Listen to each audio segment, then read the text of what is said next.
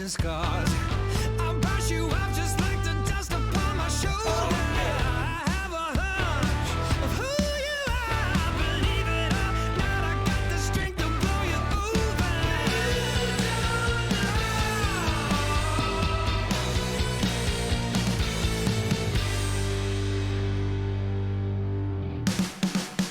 I'm a hurricane, I'm bringing thunder and rain.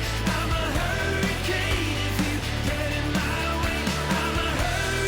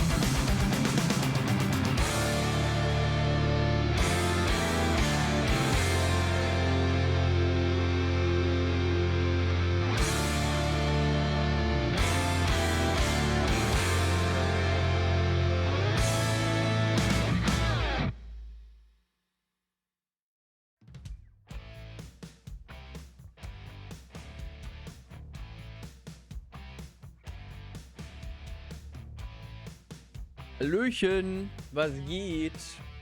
Hallo Seku, hallo Bronkel, dass man dich auch mal wieder hier sieht. Hast du dich verklickt oder warum bist du wieder da? Wie geht's? Hi. Ah.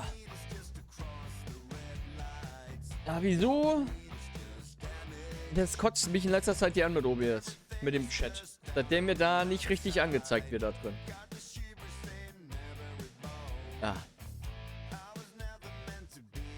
Zeit und Antriebslosigkeit ein großes Thema derzeit. Das kann ich bestätigen. Ich habe das komplette Wochenende zum Beispiel auch überlegt, was ich jetzt anfangen könnte zu streamen, nachdem Star Wars ja durch ist.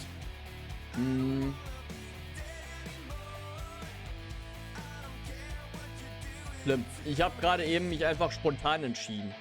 Dachte eigentlich, ich muss heute streamen, sonst vergessen mich die Leute. Und dann habe ich einfach Deus Ex runtergeladen. Irgendwas, weil Fallout kann ich, hätte ich auch runterladen können, aber das will ich modden, will ich das dann im Stream mal anfange. Und da muss dann erstmal viel gemoddet und getestet werden. Denn ich spiele Fallout 3 immer mit massig Mods. Und das muss ja erstmal vorbereitet werden und das geht nicht so spontan. Aber ich hoffe, bei euch geht es soweit gut. Die Kapuze nervt mich. Ich weiß ja nicht, wie das bei euch ist aktuell, aber hier ist es ja bei mir zumindest in der Gegend scheiße kalt. Also bis zu circa 13 Uhr hatten wir Minusgrade. Ich musste heute Morgen wann war das? Um 9:30 musste ich draußen Zeug erledigen. Ich habe mir den Arsch abgefroren. Und ich war nur 5 Minuten draußen. Aber es war so arschenkalt. Eines meiner Lieblingsspiele. Oh. Dann, freut es mich einerseits sehr. Ich mag Deus Ex auch sehr gerne. Also vor allem die modernen Teile. Die alten habe ich zugegeben nie gespielt. Aber hier Human Revolution und Mankind Divided mag ich beide sehr gerne auch. Wobei ich zugeben muss, dass Mankind Divided seine Schwächen hat. Aber auch dafür echt gute Stärken. Und Deus Ex ist einer der Gründe, warum ich Square Enix hasse. Mit Fallout 3 bin ich nie warm geworden, hab's durchgespielt, aber Liebe ist nie entfacht. Das gleiche kenne ich mit Fallout 4 zum Beispiel. Oder so andere Spiele. Ich hatte ja zum Beispiel, am Freitag war das, glaube ich, ne? Okami im Stream gezockt. Wollte ihm ja nochmal eine Chance geben. Und er hatte durchaus Spaß damit mit Okami HD. Aber ich glaube nicht, dass das ein Spiel ist.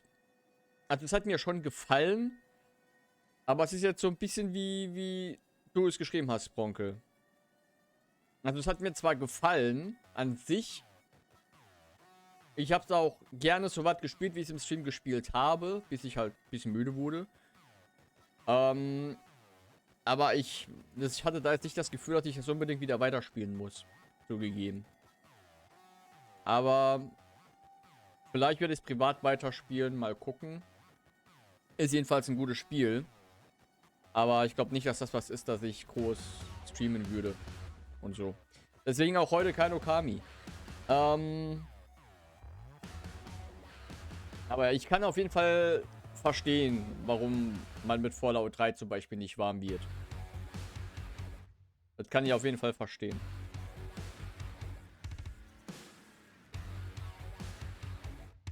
Aber ich will auch, wenn ich das angehe, peile ich, denke ich, doch lieber sowas wie ein Sommerloch an. Wenn halt nichts an interessanten Games auf dem Plan steht, die veröffentlicht werden oder so.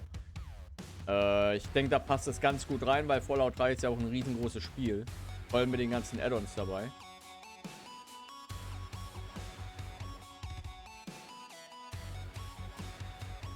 Und bezüglich ganze Zeit im T-Shirt rumrennen, ich kenne, oder was heißt ich kenne, ich kannte. Der Großvater von einem ehemaligen Kollegen von mir, der auch hier bei mir in der Gegend gewohnt hat. Also der Großvater, der in der Gegend gewohnt hat. Der hat auch im Winter ganz, eigentlich, war es eigentlich normal bei ihm, in kurzen Hosen und im T-Shirt Schnee geschippt, zum Beispiel. Und Salz gestreut. Dem war es auch nie kalt. Der war so scheiße, kalt es auch war, mit kurzen Sachen immer noch draußen unterwegs gewesen, hat im Garten gearbeitet oder so ein Scheiß. Aber ja, ich dachte mir heute mal, ich will mal wieder Human Revolution spielen. Das letzte Mal, dass ich das gespielt hatte, war... Boah, lass mich mal überlegen. Das war auf jeden Fall auf der PS3 damals. Da kam Human Revolution nochmal genau raus. 2011 oder so? Ja, 2011. Ich glaube, ich hatte es 2012 oder 2013. Ne, 2012 hatte ich das erste Mal gespielt, importiert aus England, weil es irgendwie mega günstig war, habe ich mir geholt. Kenne daher auch nur die englische Synchro, die deutsche kenne ich gar nicht. Die werde ich mal dann nachher hören, weil ich habe gemerkt, ich habe nur die deutsche Version hier bei Steam runtergeladen. Und ich glaube, zuletzt gespielt hatte ich es 2014. Also schon Ewigkeiten her. Habe es, glaube ich, nur ein einziges Mal durchgespielt. Und wird mal wieder Zeit, würde ich sagen. Und das erste, was ich auch gemacht hatte vor dem Stream und nachdem ich Human Revolution runtergeladen hatte, war mal nach Mods zu gucken. Nach Grafikmods und sowas. Aber ich habe da auf die Schnelle nichts gefunden, wo ich sagen würde, das installiere ich jetzt mal, dann haben wir auch einen geilen, eine schicke Optik. Denn ich war am Ende dann doch durchaus überrascht, wie Human Revolution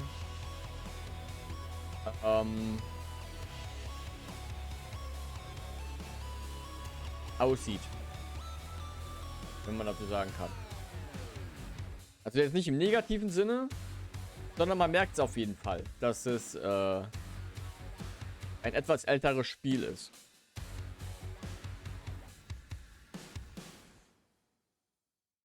Aber es sieht halt immer noch an sich schick aus. I guess.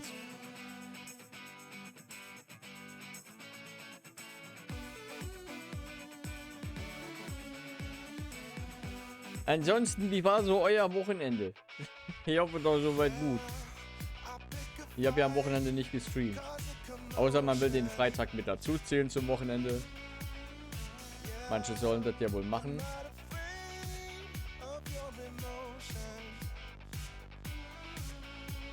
Ich gehöre nicht dazu, weil Wochenende ist für mich Samstag, Sonntag. So.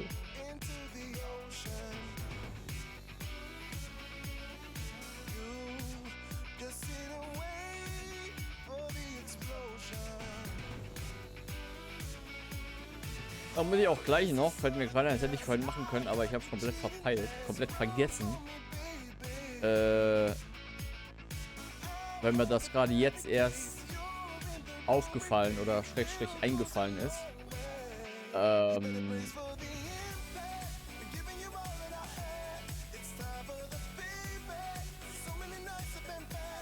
Ton einstellen.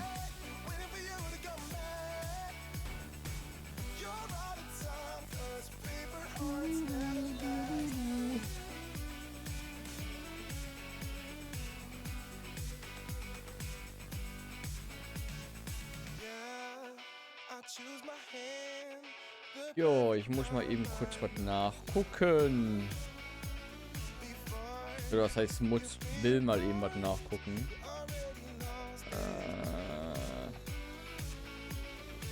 Kommt diesen Monat irgendwas Geiles an Games raus? Das ist die Frage, die ich mir gerade stelle. Und die ich gerade überprüfen möchte.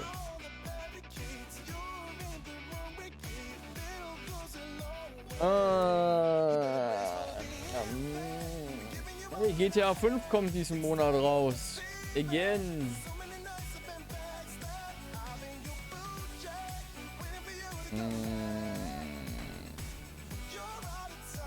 Nicht sonderlich großartig etwas, das mich interessieren würde tatsächlich. Erst nächsten Monat wieder im April.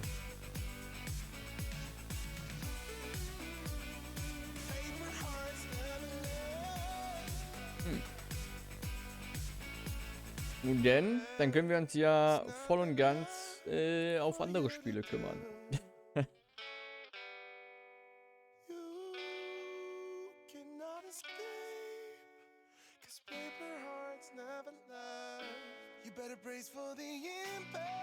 Dann nehme ich auch einfach mal an, Bronkel, dass du ein Experte bist in Human Revolution oder so.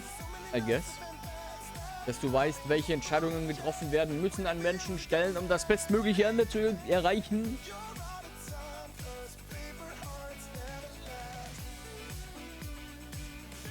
Ja, nein, vielleicht. Ich kann mich, glaube ich, nur an die erste Mission noch richtig erinnern. Mehr aber auch nicht mehr. Wobei, nee. Ich glaube, ans Ende kann ich mich auch noch so ein bisschen erinnern. Ans Ende kann ich mich, glaube ich, auch noch so ein bisschen erinnern.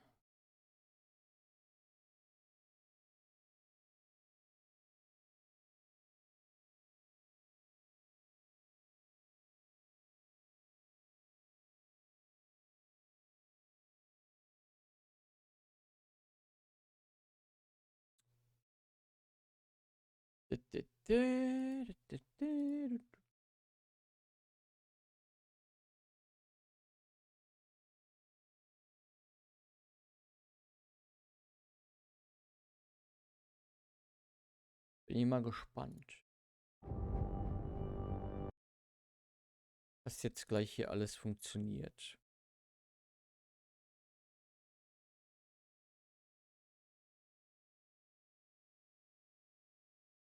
Ach so, warte mal, ja, Spiel, das kann weg. Da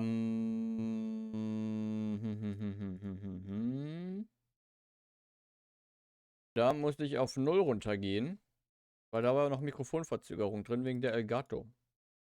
Wegen der Elgato.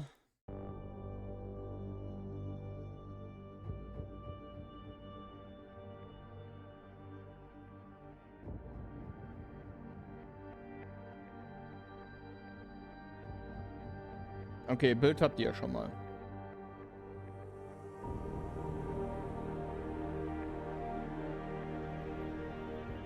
Dann ist nur die Frage mit dem Ton.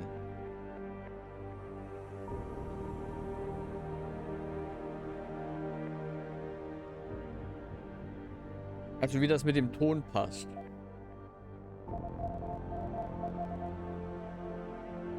Mit der Lautstärke. Ich meine, ich könnte es sicherlich, wenn ich hingehe und das Spiel im Fenstermodus kurz laufen lasse. Klingt gut bis jetzt, dann bin ich zufrieden erstmal.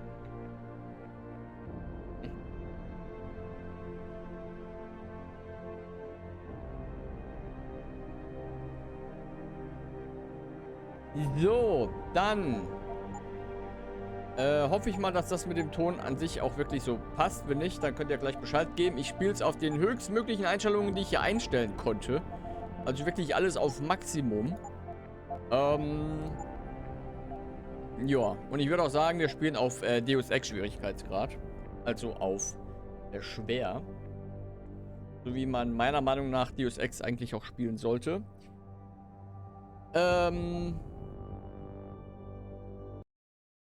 Ich will es jetzt aber auch nicht zu leise haben, schon so, dass es auch in den Cutscenes gut klingt alles.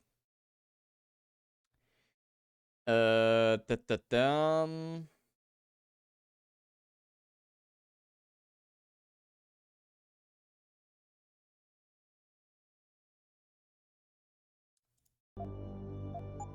Wenn ich jetzt einfach die Auflösung kurz für diesen Moment ändern würde.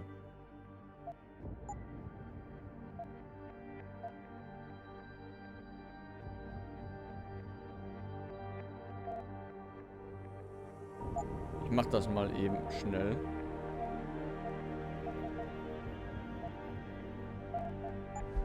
Ach du Scheiße. Das war mega dumm. Das war mega dumm.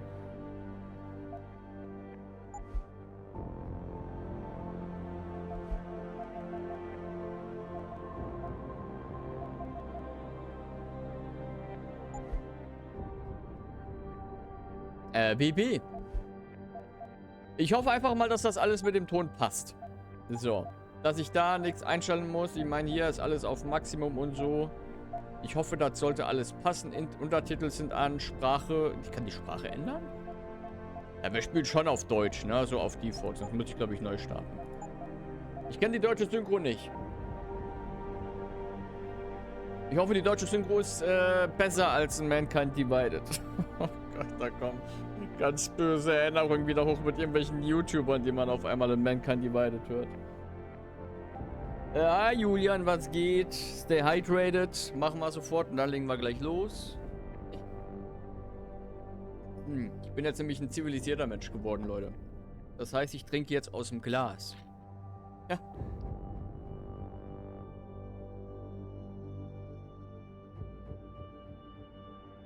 Ja, ich kenne auch nur die englische Synchro tatsächlich. Ich lasse einfach euch im Chat entscheiden. Was wäre euch lieber, Deutsch oder Englisch? Was die Synchro betrifft. Die Untertitel bleiben auf jeden Fall Deutsch. Aber was die Sprache betrifft, Deutsch oder Englisch? Englisch, okay, ist ja gut. Mankind Divided fand ich relativ gut. Vor allem die englische Synchro auch, weil die deutsche, die konntest du sowas von in die Tonne treten. Also wirklich in die Tonne treten. Muss ich das Spiel neu starten? Da dachte ich mir, muss ich nämlich vorhin auch, als ich den deutschen Text eingestellt habe. Dann starten wir eben nochmal neu. Klick. Zum Wohl.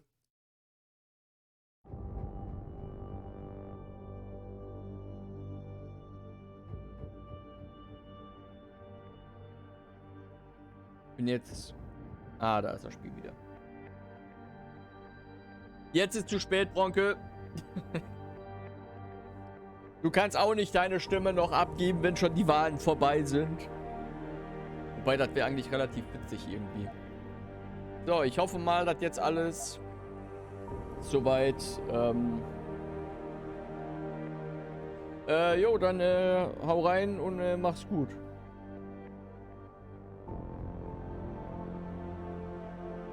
Also ich werde heute bis maximal 21 Uhr machen, aber nicht länger. Also könnte es sein, dass ich dann noch live bin, aber dann auch nicht mehr sonderlich lange mache.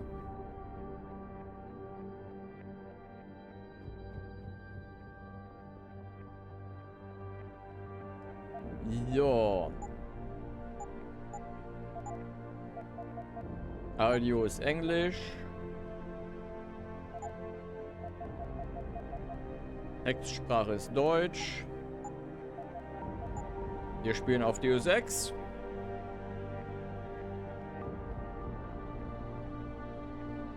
Und ich hoffe, dass das mit dem Ton soweit passt.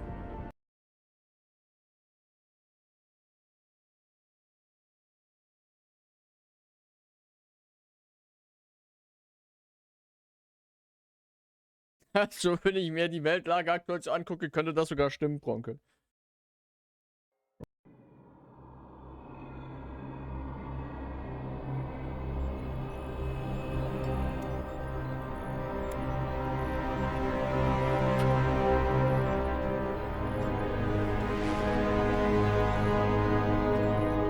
Is everything in place? Almost. What do you mean, almost? I have spoken with Montreal. The broadcast satellites are ours when we need them. A few weeks of discomfort, and the public will be primed for our recall. And the clinics? We control their birth rate. They will do as we say. I still think we should wait for the referendum. We can't afford to wait. America's Science Board convenes next month. But the mood among the delegates is shifting. I'm positive that given more time... No. By going public with this discovery, Sarif is forcing our hand. The world will not change overnight just because David Sarif willed it. Besides, we can do nothing until our biochip is ready. I thought you said you were close. Finding the correct nerve interface has proven more challenging than anticipated. Fortunately, thanks to David, I now know where to look.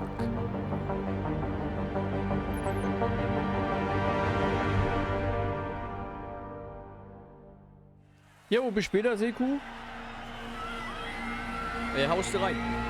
And in Washington tonight, crowds continue to gather in front of the Capitol. Most are demanding that Congress severely restrict efforts to alter the human body's abilities. This in response to claims made by biotechnology expert David Sarif that his firm may have discovered a way to make human-controlled evolution available to all. Sarif Industries researchers are set to arrive in Washington tomorrow to defend their claim. But for tonight, this is Eliza Kassan reporting to you live from Vegas. With all due respect, Major, I'll expect 2 security details waiting for us on the tarmac. No, we won't be going through the terminal. It's too exposed. Yes. I'm glad you understand. Good night, idiot.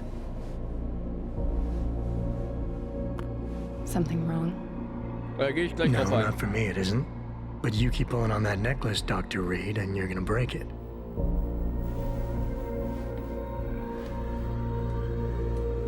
Come on, Meg. You've defended your research before. That was different. Then it was all just theories. But this discovery, Adam, it's big. Kepler big. Rosetta Stone big. So, what's the problem? They'll want to know how I found it. Megan, we're leaving for DC and Adam, you're there. Good, good. You need something, boss? Yeah, I want to go over your security plans for Washington before we leave. You and your team ready to go, Megan? Almost, David. We're just rechecking data. Well, make it snappy. We have to actually be in Washington before you can dazzle all those federally appointed know-it-alls. I hate it when he does that. Come on, I'll walk you part way.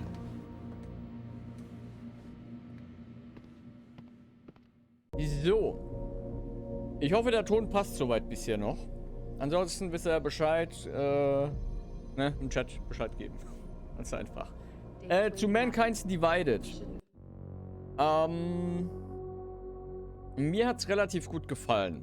Allerdings hat Mankind Divided leider ein Problem. Das größte Problem an dem Ganzen ist die deutsche Synchro. Über die reden wir nicht. Da gibt es auch ganz verrückte Geschichten, wie die deutsche Synchro zustande gekommen ist. Deswegen streichen wir die deutsche Synchro einfach mal weg. Mankind Divided hat eine unfassbar starke Atmosphäre. Also, die ist richtig, richtig, richtig gut. Also ich finde ihn nochmal um Weiten besser als die in Human Revolution. Die Stimmung, die Atmosphäre da drin. Da ist ja so ein bisschen der Konflikt zwischen normalen Menschen, nenne ich jetzt mal, und augmentierten Menschen.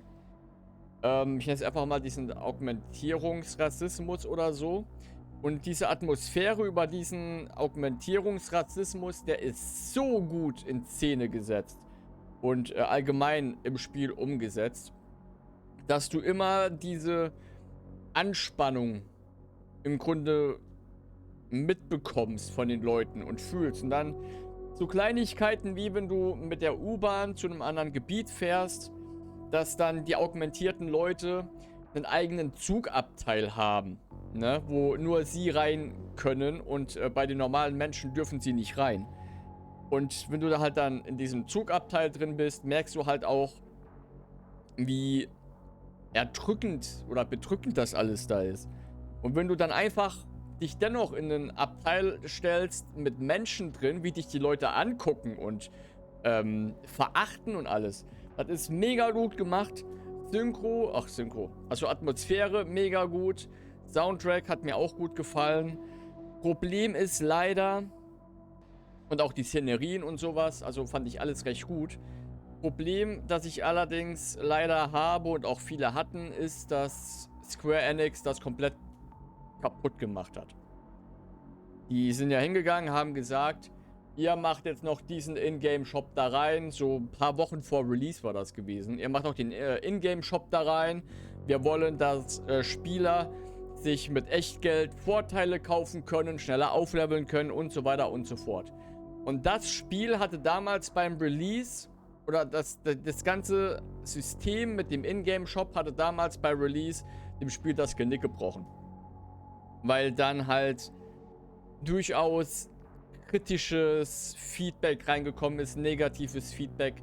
Deswegen, wegen diesem Ingame-Shop. Und dafür hat das Spiel dann leider büßen müssen. Dementsprechend wurde dann Mankind Divided leider eher so als ne abgestempelt. Und dementsprechend hat das Spiel dann auch den Erwartungen vor Square Enix, die sowieso immer unrealistisch hoch sind. Siehe, ne, sobald das Spiel nicht 20 Millionen Mal verkauft wurde, ist es ein Flop. Ja, Mankind Divided endet mit einem Cliffhanger. Die wollten ja die Story auf 3 Spiele aufteilen. Also Human Revolution, Mankind Divided, dann das Finale. Und der zweite Teil endet halt mit dem Cliffhanger. Wenn du gerade denkst, jetzt geht's richtig los, wie bei Mass Effect 2 fast schon. Wenn du denkst, jetzt geht's richtig los, ist es vorbei. Es gibt ja dann nochmal so eine kleine After-Credit-Scene im Grunde, die dann auch nochmal, ne, dir zeigt, was im dritten Teil so zu erwarten wäre. Aber den dritten Teil werden wir wahrscheinlich niemals kriegen. Und das kotzt mich an. Deswegen ist Square Enix absoluter Schmutz für mich. Square Enix kann mich mal. Kreuzweise. Ungefähr wie die Rassentrennung 1930, genau. Nur halt mit augmentierten Menschen und normalen Menschen. Also an sich, Mankind Divided kann ich empfehlen, hat mir sehr gut gefallen. Ich hatte sehr viel Spaß damit. Aber wie Square Enix mit dem Spiel umgegangen ist, hat Deus Ex halt leider das Genick gebrochen. Und das kotzt mich an. Naja. So haben wir jetzt leider nur 2 gute Square Enix Spiele. Ach, Deus Ex Spiele. Und werden wohl nie erfahren, wie es wirklich zu Ende geht. Mit der Reihe. Was ich sehr traurig finde. You know, you really should get in the habit of locking your computer, Meg. I know. Frank gets on me about it too. Ich hoffe, der Ton, der passt so gesagt. Passt, wie gesagt, soweit. Und was für ein Ende? Hey, stop reading my emails. Okay, ich lese halt nicht deine E-Mails. Are you coming? In a second. Was das Ende betrifft, weiß ich noch nicht. Das sehen wir dann. Wie gesagt, letztes habe ich es gespielt. Please, Adam. I'm nervous enough. Ja, jetzt lass mich doch mal hier in Ruhe mal lernen mit den Leuten, Mensch. Weib. Frau. Ich habe zuletzt Human Revolution 2014 oder 15 gespielt. Das ist lange her. Ich weiß so gut wie kaum noch irgendwas. Washington bereitet sich auf historische Anhörungen vor. Die Polizeikräfte rechnen morgen mit massiven Demonstrationen auf der Nation Mall. Bereits heute reisten zahllose Demonstranten in Bussen an, die dem Aufruhr der Humanitätsfront gefolgt waren. Zur Debatte steht ein angeblicher Durchbruch in der Humanaugmentierung. Die von Dr. Megan Reed und ihrem Forscherteam bei Seraph Industries gemachte Entdeckung deutet darauf hin, dass die Verbindung zwischen menschlichen Gewebe und mechanischen Elektroden durch adaptive DNS-Verschmelzung gestärkt werden kann. Diese Entwicklung könnte den Einsatz des Neuropozyns, eines äußerst kostspieligen Medikaments, das exklusiv von Versalif hergestellt wird, unnötig machen. Sollte diese Entdeckung bestätigt werden, könnte dies die Kosten für Augmentierungen beträchtlich senken, deren gesundheitliche Risiken minimieren und damit zu einer weitgehenden Liberalisierung der umstrittenen Technologie führen. Die Augmentierungsgegner wollen den Einsatz der Technologie hingegen aus ethischen und moralischen Gründen verbieten lassen.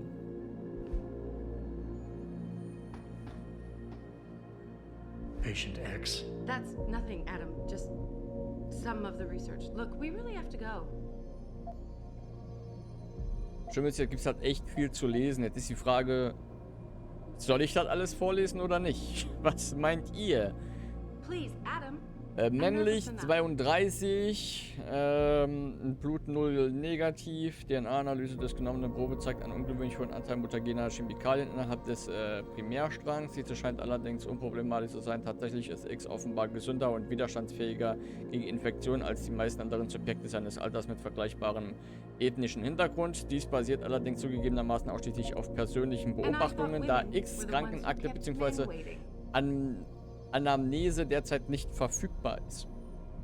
Weitaus bemerkenswerter ist jedoch die Reaktion der isolierten, in den PEDOT-Cluster indizierten Chemikalien. Nach weniger als 24 Stunden hatte sich sämtliche künstliche Materialien innerhalb des Clusters mit einer robusten, permeablen Membran aus körpereigenem Neuralgewebe des Subjekts verkapselt. Faktisch wurden die Eindringlinge also als Teil des Nervensystems des Subjekts getarnt. Die Tests sind zwar noch nicht abgeschlossen, aber ich denke, dass diese einzigartige DNA-gebildete PEDOT-Cluster wären für das menschliche Immunsystem nicht wahrnehmbar. Die Grenzen zwischen Nervensystem und externem Gerät würde so weit verschwimmen, dass keinerlei Gliagewebe gebildet würde. Dann wären kein Neuropozyten mehr nötig. Ich verstehe nur die Hälfte von dem, was da steht. Warning. This lab is for authorized personnel only. What did you mean back there, Meg? About how you found it? Nothing. It's just my nerves talking. There's something I should know about this place, about Sarif. Megan, Hold on. we're still getting biochemical fluctuations across the artificial flow cells. Okay. But the increased neural peptides coming from the PDOT cluster could be throwing off. Passt das denn so mit dem Ton? Right, I'll double check that. I can't believe you were asking about David. You've been here long Würde ja enough fast to schon know. behaupten, dass Eric, es you wouldn't be ein bisschen avoiding. zu leise ist. I wouldn't dream of it, Dr. Reed. I think I know why Declan's readings are off. Too many peptides?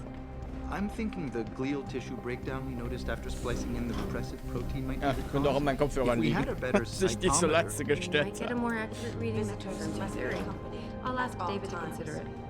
Well, if he orders one from Page Industries, maybe they'll throw in another cappuccino maker. You overthink everything, Adam. The work we're doing is good. We're helping people overcome their physical limitations.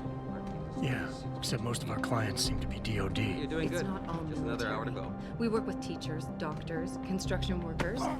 Damn it! Watch it, Eddie. Those boxes are worth more than your salary. Sorry. Nia, you almost ready? For Washington? Huh. Was ist ein Ja oder Nein? Ah, Dr. Reed.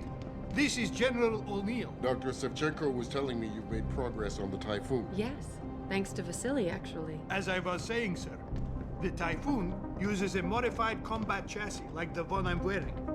But I've improved its design using shaped microcharges to propel the steel balls. And the backblast problem? Solved through kinetic bleeders in the augment. Here, watch. Go ahead.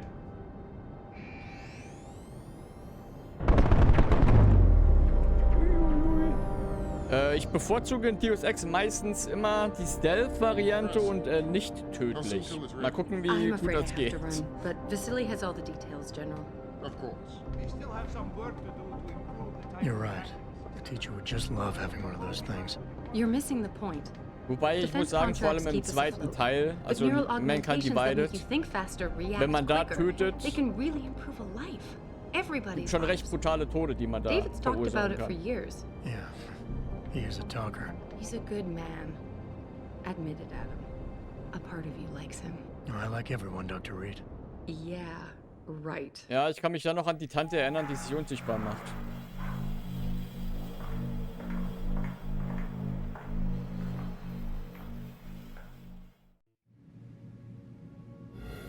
How far are you going? Diane's office. I forgot to leave her a key so she can walk Kubrick. He's gotten big, you know. Keeps knocking over all my plants. Did you destroy that vase yet? I moved it. And I fenced in the yard. Like you always said you were going to. Yeah, never got around to that. Sorry. Me too. About a lot of things. Adam, there's something Good evening. Pritchard.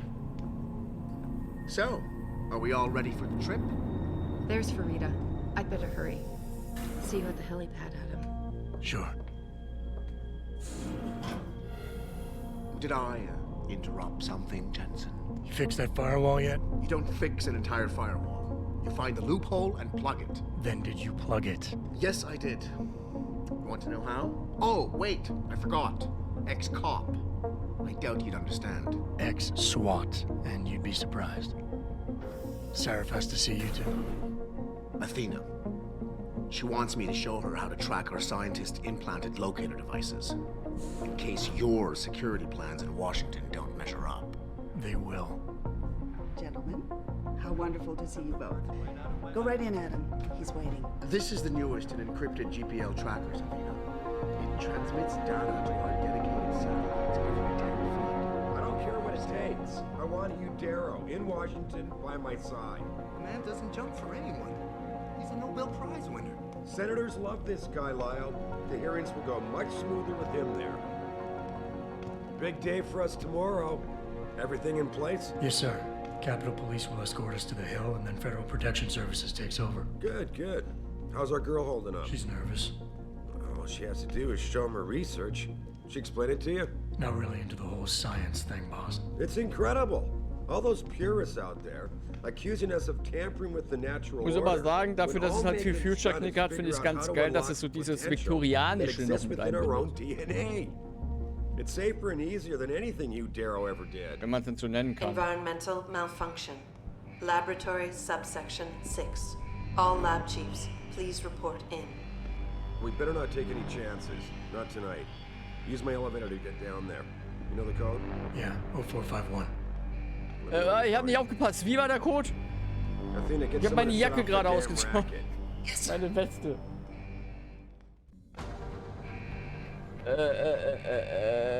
Zack.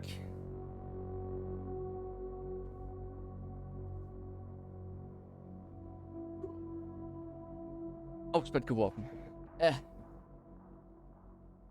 Ganz vergessen, wie schön sie doch die Welt am Anfang aufbauen. Irgendwas mit O1 habe ich auch noch mitgekriegt.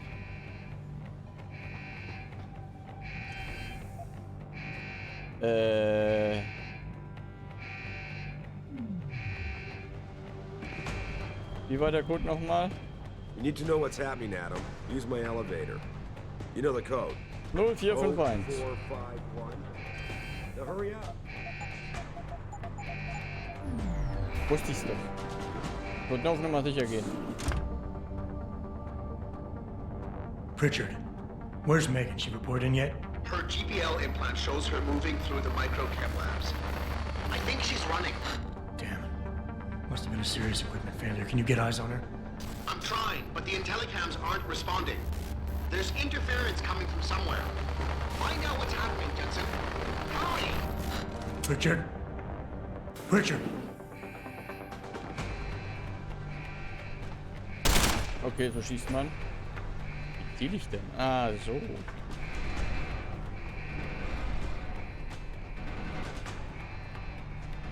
Und das Spiel wieder lernen.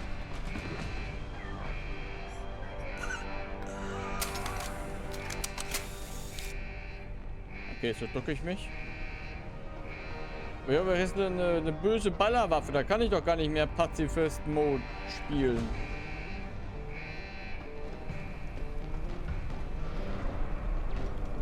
Weil ich damit doch Leute töte.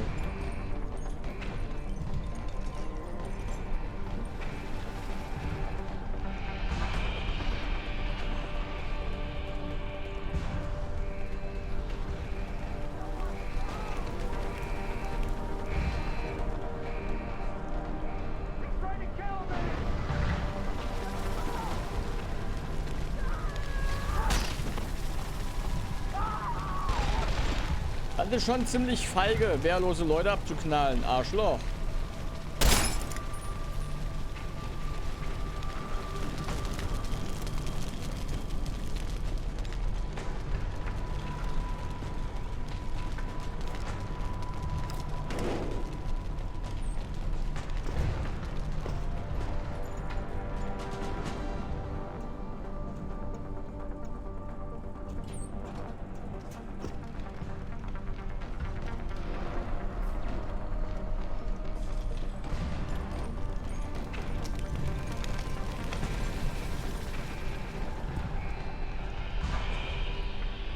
Würde mich vielleicht noch nicht so sonderlich umgucken, weil ich glaube, noch kann ich hier nicht viel finden oder so.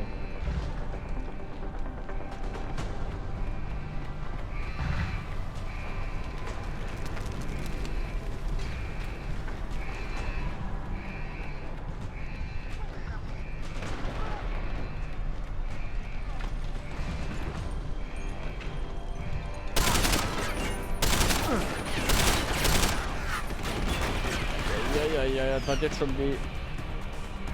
Ich glaube, das Ballern ist ein bisschen laut, oder?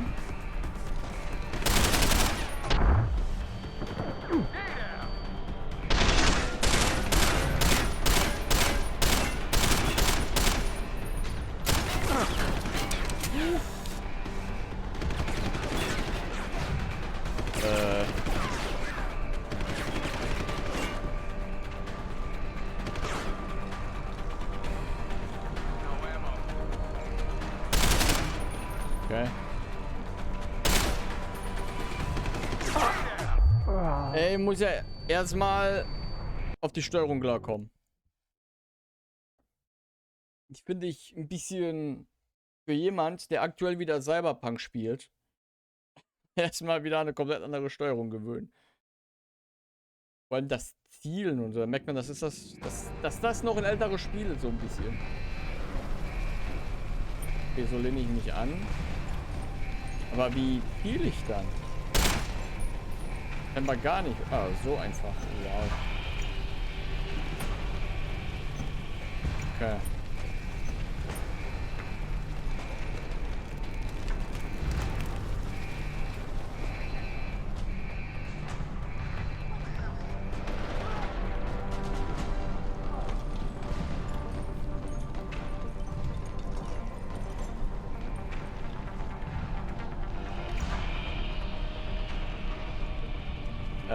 Aktuell noch, ja. Mal gucken für wie lange.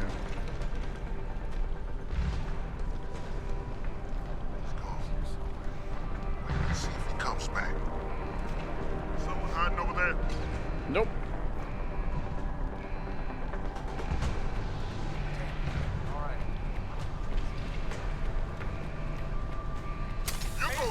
Ich kann nicht. Ich dachte, ich kann ihm dann eine reinhauen oder so. So stealth-mäßig ausschalten. Deswegen habe ich gerade nichts gemacht und ihn kommen lassen. Weil ich, was ich halt ganz gerne mag mit Controller, das kann ich halt mit meiner Tastatur nicht, die ich habe. Da kann ich halt mit dem Analogstick ganz einfach so schnell nach vorne oder langsam nach vorne. Ne? Kann ich halt für mich besser regulieren. Aber vielleicht wechsle ich auch auf Maus und Tastatur nachher rüber. Mal gucken.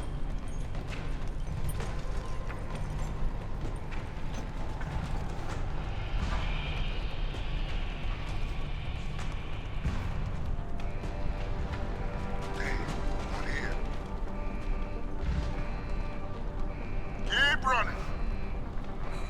Watch your case.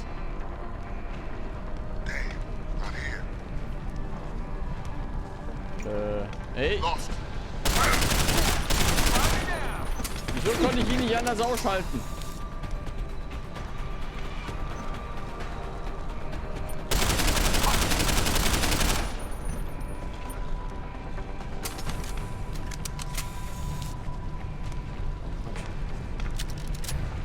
Ich will mich erstmal an die Steuerung gewöhnen.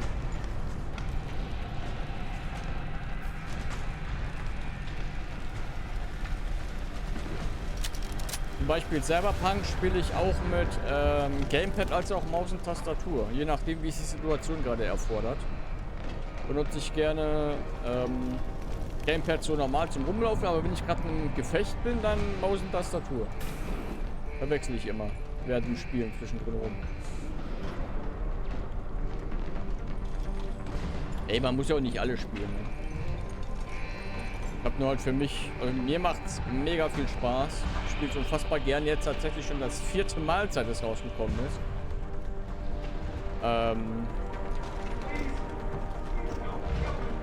Ich habe durchaus Spaß damit. Das sind ein paar mehr Leute.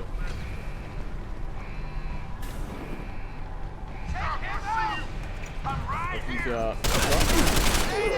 Ey, ich stirb ja unfassbar schnell auf schwer.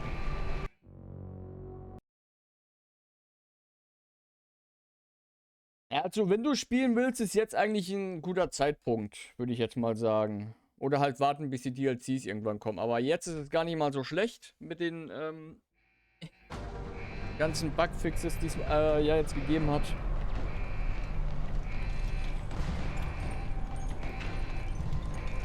Also es ist auf jeden Fall deutlich besser spielbar als damals.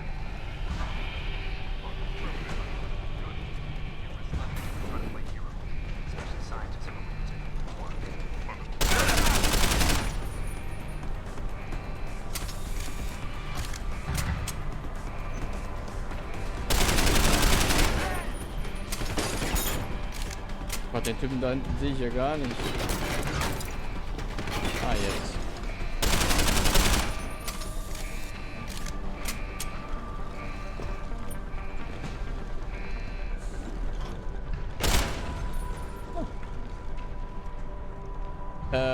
Ja, aber ich glaube, die Anforderungen haben sie auch ein klein bisschen höher geschraubt mittlerweile. Kann mich aber auch irren. Aber ja, allgemein ist es auf jeden Fall seit Release deutlich besser geworden.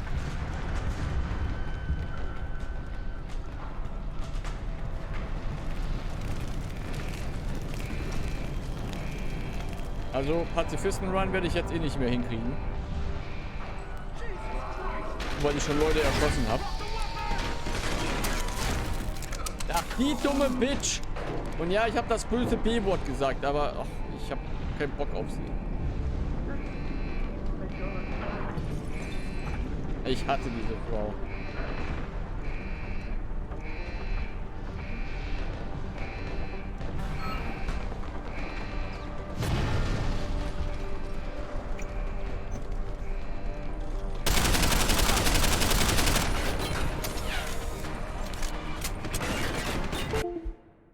Ja.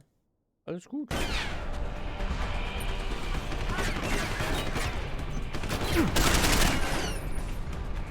Aber wir sind mit Maus und Tastatur spielen.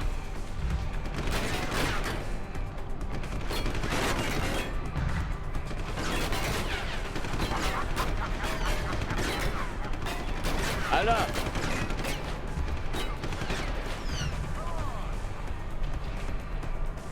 Wie komme ich denn da jetzt wieder weg?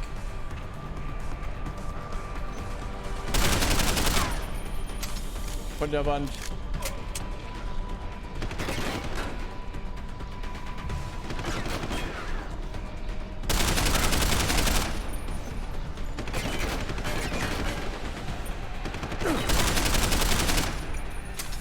Leertaste. Nee, auch nicht. Leertaste macht nichts.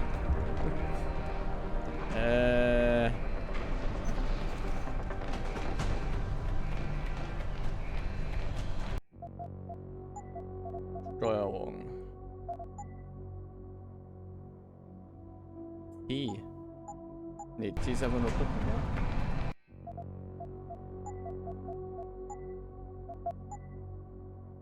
Deckung gegen rechte Maustaste? What?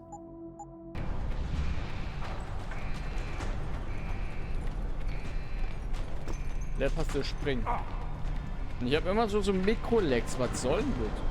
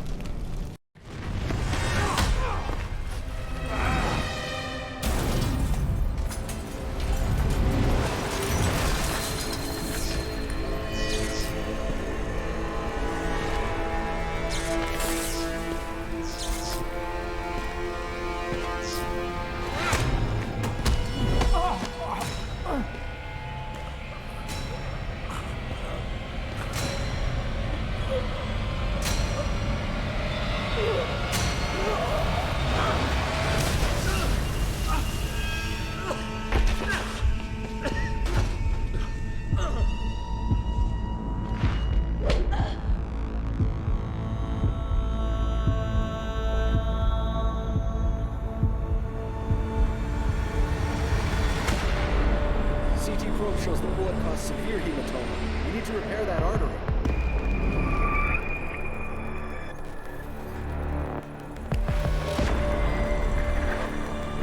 My God, how thick was the glass?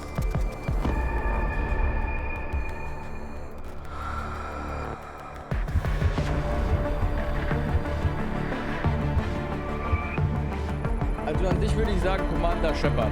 Aber einfach nur, weil er die fucking Galaxis rettet.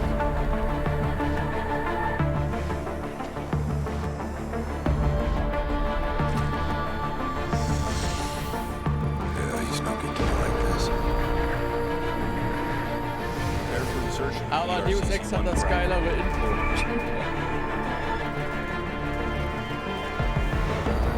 Jetzt Mass Effect 2 zum Beispiel.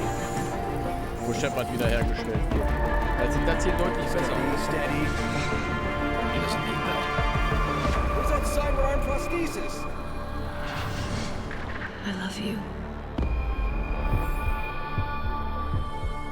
Haven't you lost enough people today?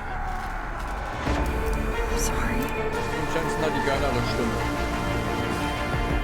We're seconds away.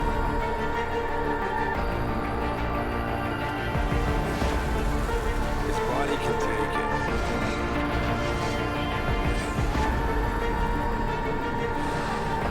Miraculous.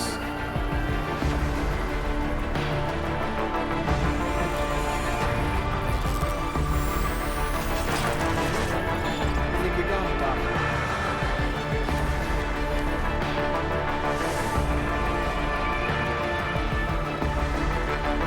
Give him the info link. Give me the telecom package.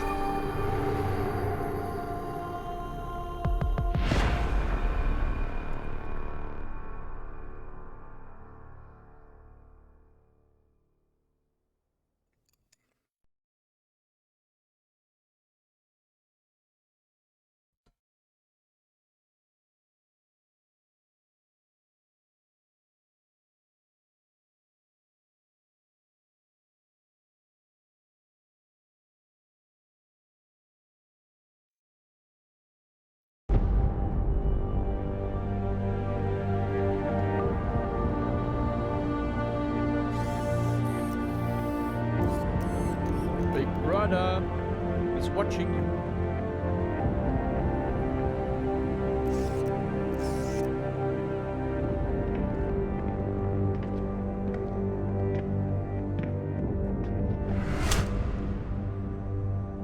Und Jensen hat die geilere Brille. Sonnenbrille. Adam, it's David. You in the building? Just entered the lobby. Sorry to pull you out of sick leave so soon, but we've got a situation.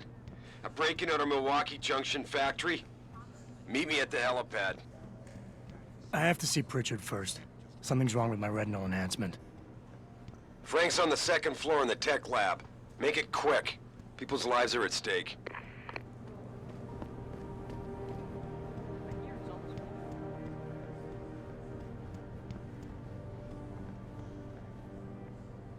Ja, es ist mein Büro. Aus Versehen mein Büro gefunden. Da ich noch nicht mal gesucht habe. Auch hier schon Staubsaugerroboter, ne? Die Zukunft. Und so.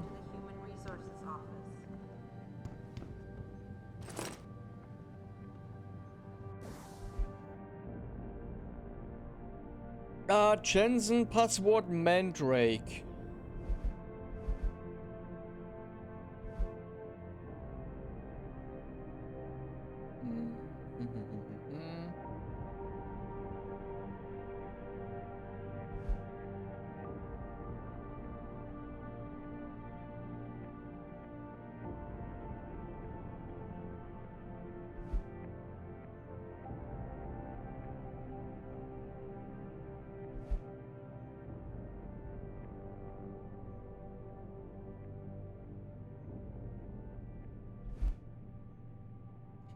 Das ist unsere Karte, das sind unsere Argumentation. Oh, wir können sogar schon direkt was machen. Ne, können wir nicht.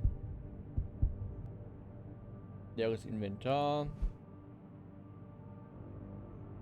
James Osterberg, please report to the Central Testing Center. James Osterberg to the Central Testing Center.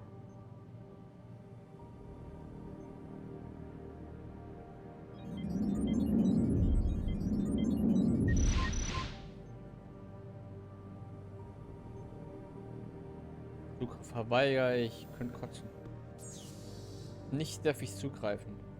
Oh shit, was war das Passwort wieder? Mandrake.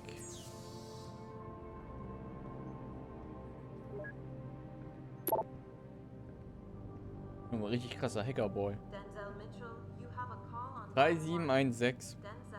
Frank wollte sofort Wills Büro durchsuchen und hat mir sogar den Zugangscode gegeben.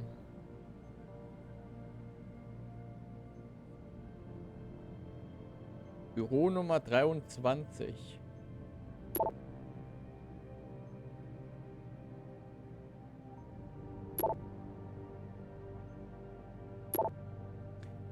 Büro Nummer 23, 3716. Wo ist denn Büro Nummer 23?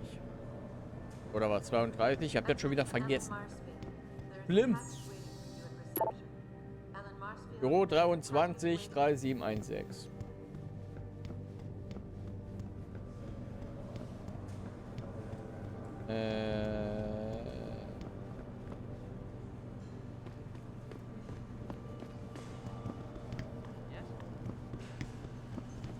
Why is David keeping the SWAT team from going in right away?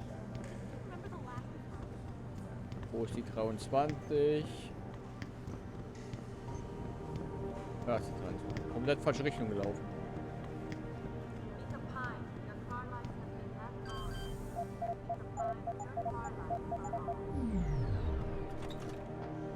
Was haben wir denn da Schönes, hä?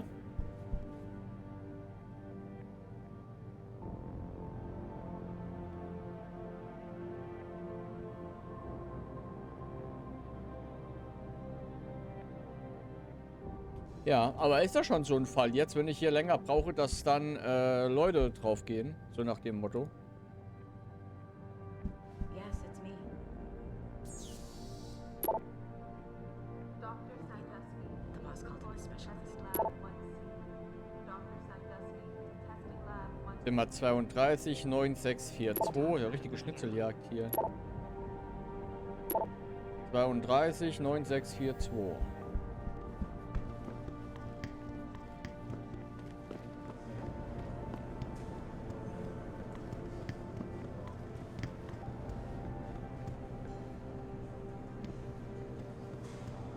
Wo ist die 32? Auf der anderen Seite wieder.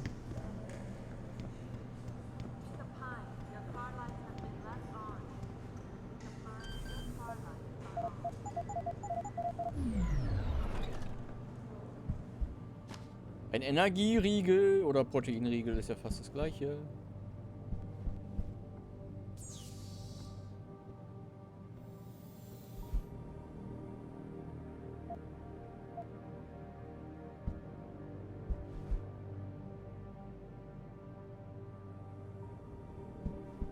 Sein Zugangspasswort habe ich jetzt natürlich nicht, ne?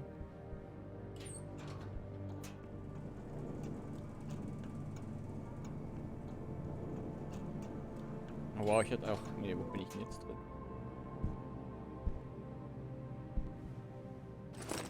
Geld ist jetzt meins. Oder Bell Tower.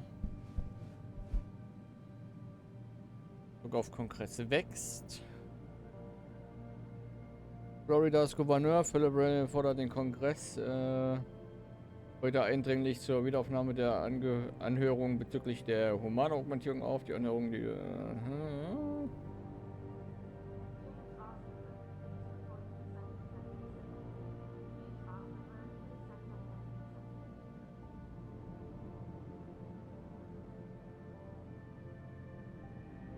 F in Chat für unsere Freundin. Lass mich raten, nicht. Oh, ich kann doch drauf.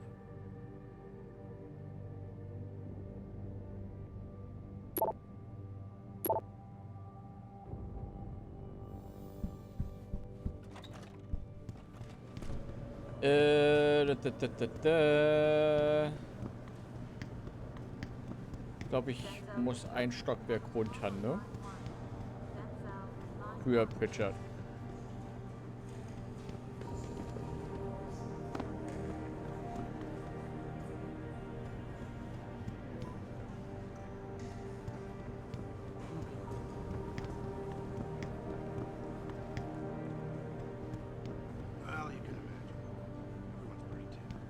Oder auch nicht. Der war doch hier irgendwo. Ah, da ist er doch. Hey, Pretty Boy. Final Fantasy 27.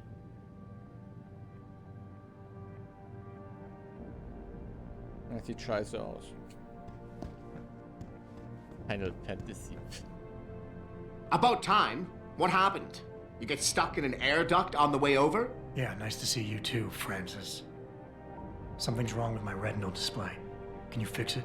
If it's what I think it is, probably. Of course, it might seem. Looks like your left and right imaging processors weren't completely in sync. But don't worry, your Sentinel health implant will kick in soon, repairing any damage that might have caused. Your retinal display should be fine now. Its recognition software won't be picking up hostiles yet, but you should be seeing radar and targeting reticules. Biomedical data too, if you're in pain. Right. We done here? Because Sarif is waiting for me at the helipad. I know. Radicals have broken into our manufacturing plant and taken hostages. Maybe this time you'll actually save people.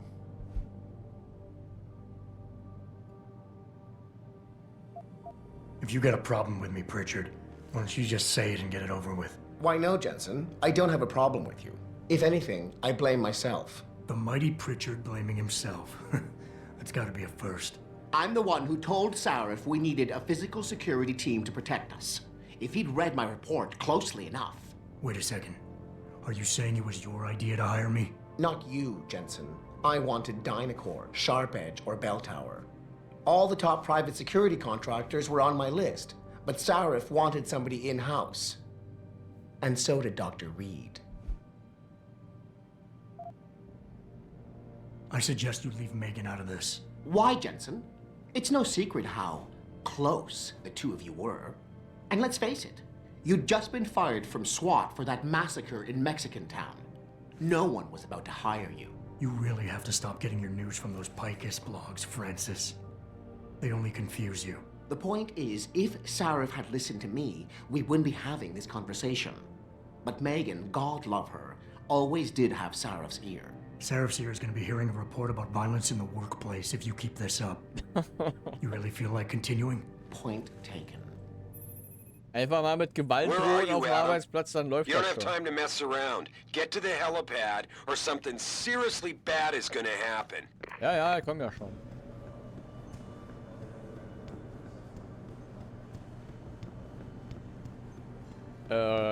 Salat. Ich habe noch von gestern, wir hatten gestern gegrillt, noch griechischen Salat über. Also mit Tomaten, Paprika und Feta-Käse. Habe ich noch aufgefuttert.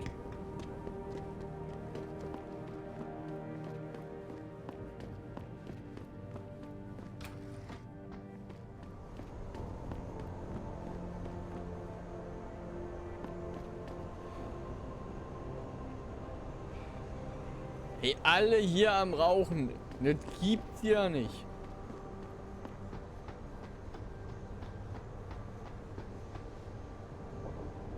Welcome back, Jensen. Didn't think we'd see you around here for a while yet. You know how it goes, Malik. Duty calls. Don't I know it? I was in my wingsuit halfway to the top of the Renaissance Center when I got the 911. But you? 6 months is a hell of a short time to come back from the dead. You sure you're ready for this? Are you suggesting I'm not? Just asking the question. I was one of the ones who pulled you out of that mess. Not a memory I want to relive, and I don't have to wake up to the reminder of it every day. I'm fine. If you say so.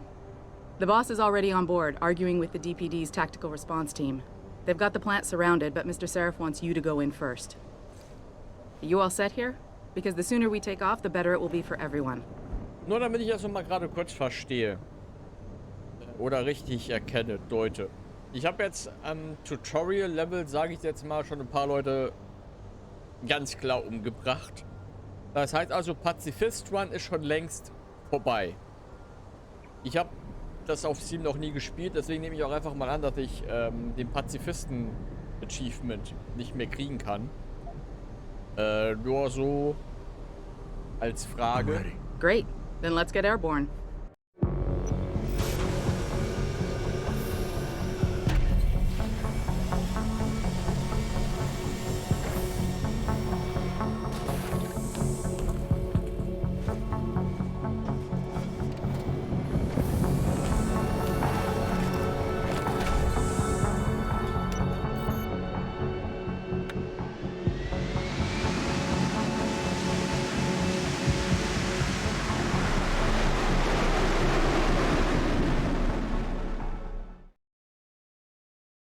sieht aus wie ich? Wer sieht aus wie ich?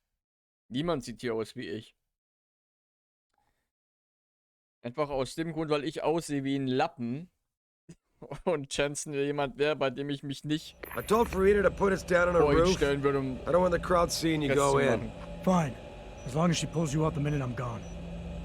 So what am I looking at here? Who are these guys? Pro-human purists, or so they say. The same purists who've been firebombing limb clinics all over the country. You buy that? No, I don't think it's a coincidence they hit us today, only hours after we moved the Typhoon in for assembly line factory. The Typhoon? Megan's team was testing it the day that bastard... Who's on point for these guys? Adam. I know you and Megan were once... Who is on point for these guys? Goes by the name of Sanders. That's him, there. He's an augmented Adam, so he can't be one of the mercs who attacked us, but he did know exactly how to get inside our plant. All right. So how do you want me to handle this? First priority is the Typhoon. I'm keeping SWAT out until you've secured it.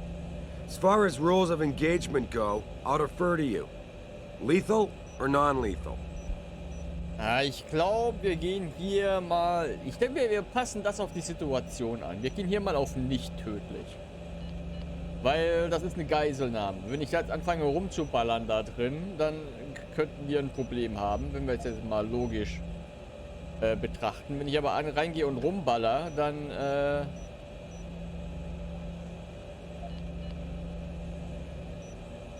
Nee, wir gehen erstmal auf nicht tödlich. I'm not looking to start a firefight in there, just neutralize them. Okay, but just make sure those bastards don't wake up and warn their friends. You remember what it's like in there?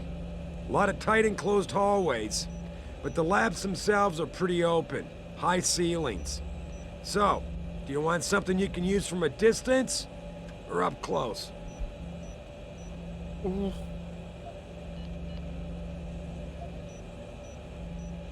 Ich glaube, ich gehe lieber mit der Pistole. The closer the better, I think. That way I'll be sure they stay down. You got it. The Typhoon should be in the factoring labs, but Pritchard will tell you more as you go in. I've got him running comms. Terrific. Anything else? Keep your eyes open for hostages. Free them if you can, but the Typhoon is your #1 priority. We developed it for the Alphabet agencies, and if we don't deliver it to them intact and still a secret, well, I'm sure you'll get the job done right.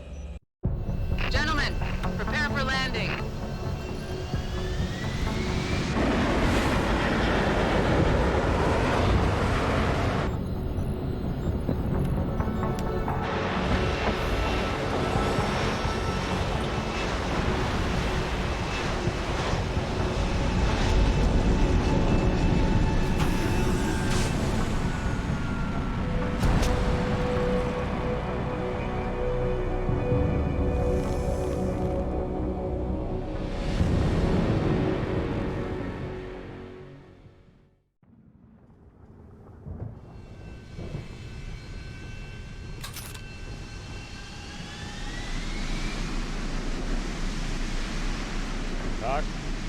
Got the weapon, sir. Got the weapon, sir. Put it away, sir. Wie mache ich das denn? Wie packe ich denn die Waffe weg? Nee, schon nicht. Also auch nicht. Auch nicht. Auch nicht. Ah, so. You ready to go in? Good. Seen a few of them coming out for a smoke every now and again, so be careful. Had a beat on one in the alley for a while. Didn't want to risk alerting his friends, though. Good luck. Had a beat on one in the alley for a while. Jesus, finally. What's your boss hiding in that plant that's worth putting your own people's lives at stake, huh? You gonna stand there like a coat rack, or are you gonna do something? You gonna stand there like a coat rack, or are you gonna do something?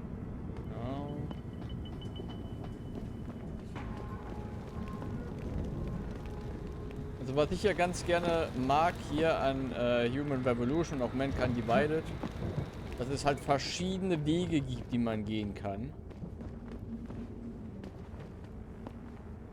Neben den Entscheidungen, die man hier und da natürlich auch trifft. gucke mich deswegen gerade hier nochmal schnell um, ob es eine Möglichkeit gibt für einen alternativen Eingang, den ich mir beschaffen könnte, aber sieht aktuell nicht danach aus.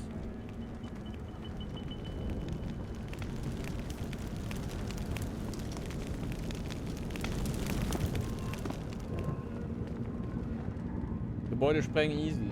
Dann es ist aber wiederum nicht so gut gelaufen, was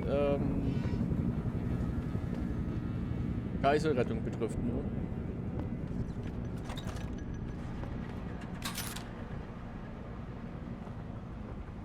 Fuck, Seraph. Schlimm. Oh, ein Proteinriegel.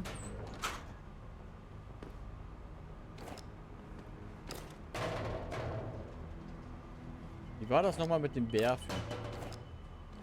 Ah, linke Maustaste. Ergibt Sinn. Point. Point. Tell me you're the guy we've been twiddling our thumbs waiting for. SI Security. Name's Jensen. Jensen. Yeah. I thought I recognized you. Used to be on Team 2 till that Mexican town thing went down. I gotta say, you're the last person I pictured taking orders from a CEO. Things change. Not always for the better. Feel like getting in there and doing whatever it is your boss wants you to do? Because maybe then we can do our job. We've got people inside. Any idea where I should look for them? Yeah. Your plant manager, Josie Thorpe, managed to slip a call out before someone snatched her cell. She said the hostages are being held in an office near the assembly labs. Makes sense. The workers were setting up for a production run, so they'd have been concentrated there. You know more about that than I would. Anything else?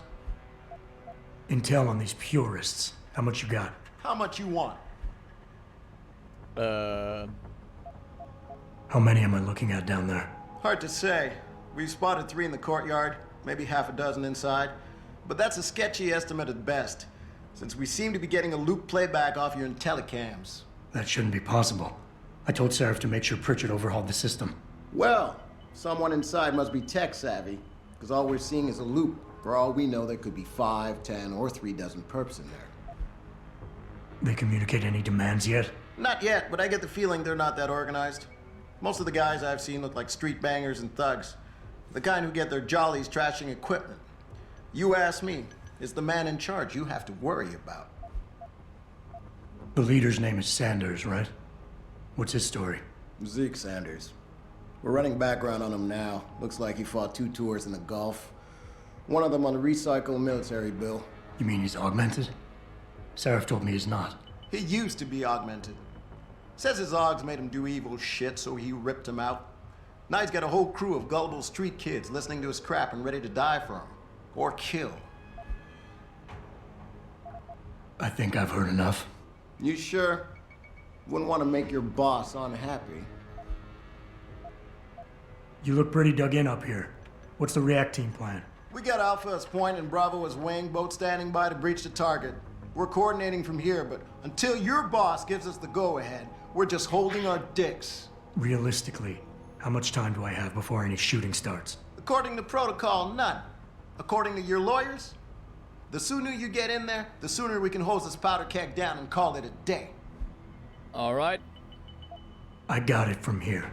Sit tight. Wait for Seraph's signal. Like we got a choice. Me. About fucking time. You know there are hostages in there, right? Maybe you should talk to your boss about his goddamn priorities. He's put them in danger delaying us like this. About time you got here. This door will take you to another roof overlooking the loading docks. Best way in. Now hurry! Yeah. No time to chat. We've been waiting too long already. Märzmittel. Was haben wir hier noch? Nix. Alright. Let's go.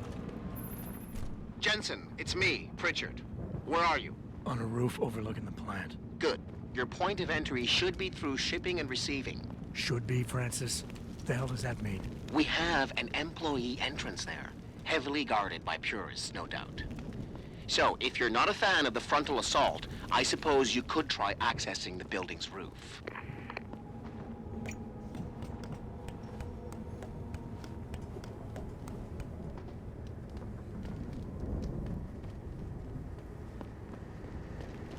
Yo, anyone there? Nope.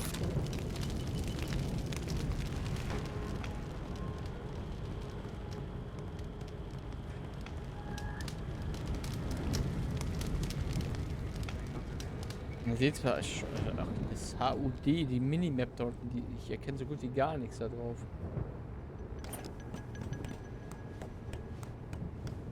Was ist mit dem Taser? Ist er nicht niedlich genug für dich?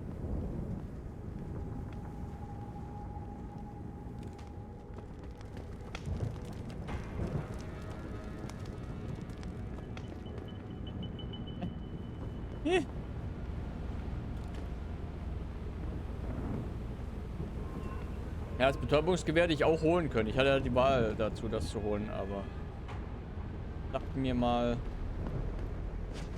lasse das noch.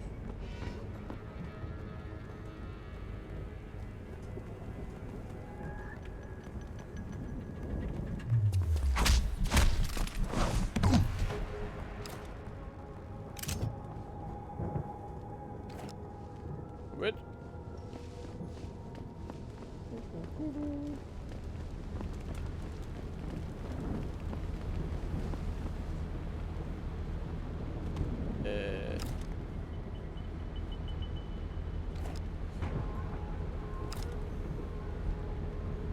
Nehmen wir alles.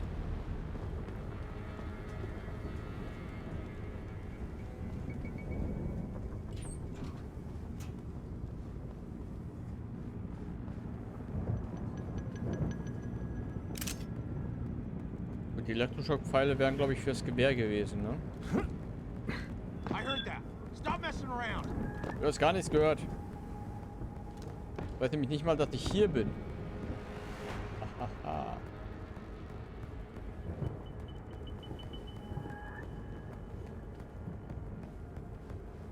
Someone over there?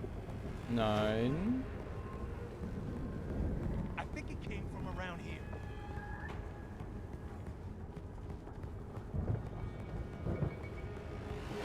What the Das hat keiner mitgekriegt.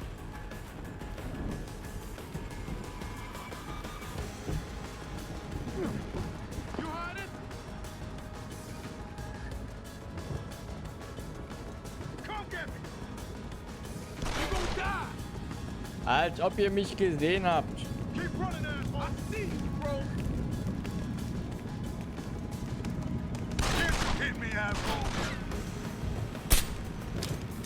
Habt ihr mich echt gesehen, die Schweine?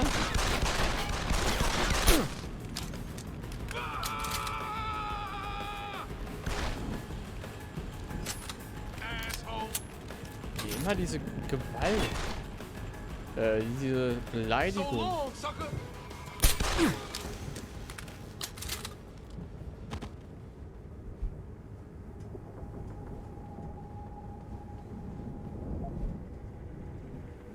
Also, die wissen bestimmt doch nicht alle, dass ich da bin. Das waren nur da draußen die. Ansonsten weiß es aber niemand, dass ich hier bin. Bin ich mir hundertprozentig sicher. Wie ein Geist, der mich gar nicht erst bemerkt.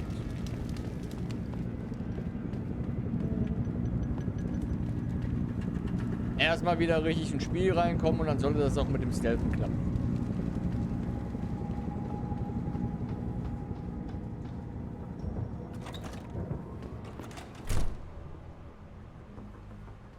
Richard, I'm in.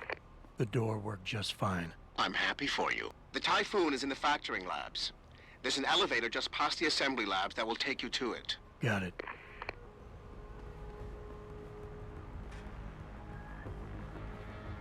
Oh, das sind ein paar Leute. Laut der Minimap da unten zumindest.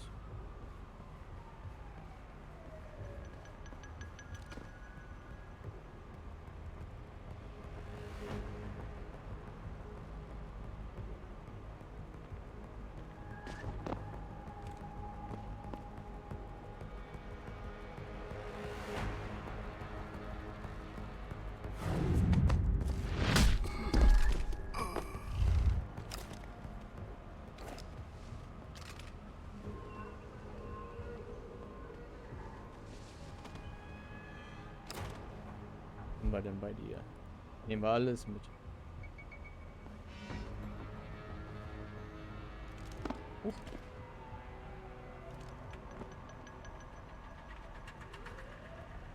Ja klar. Denke ich da dran. Ich mache ja auch nur meinen Job.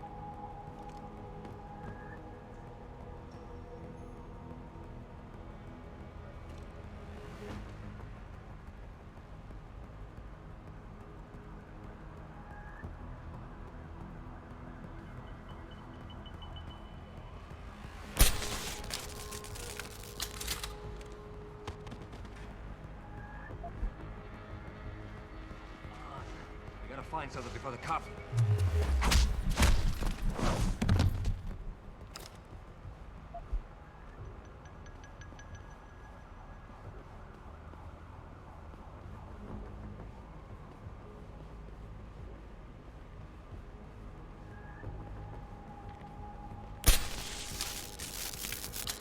Got me in hands of rubbers and they're no babble. Oh nein, ich muss dich erstmal aufladen.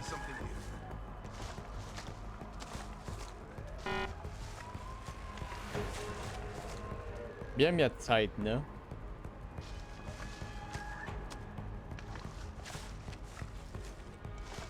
What's this? Nothing important. I hope Zeke's having better luck. Switch!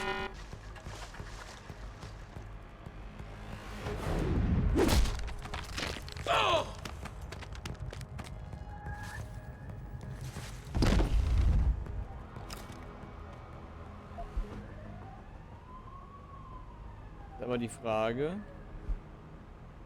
wieso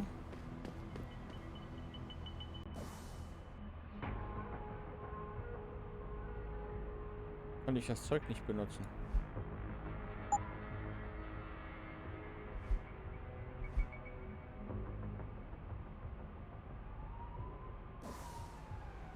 Weil ich davon keins mehr habe.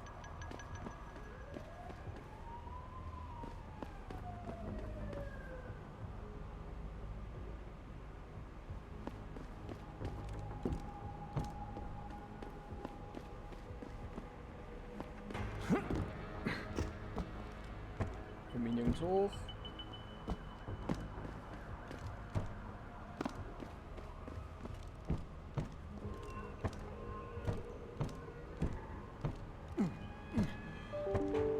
Da kann ich ja nicht hochklettern.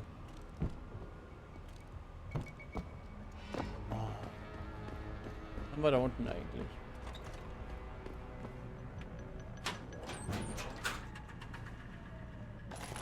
Gewehrmunition, Revolvermunition.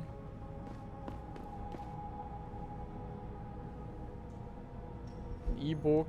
Nieder mit den Maschinen.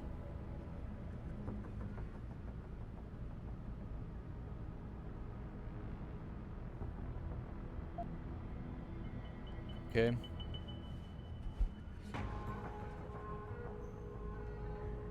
Hat Detroit keine Zukunft? Wenn ich mir Detroit aktuell so angucke, definitiv nicht.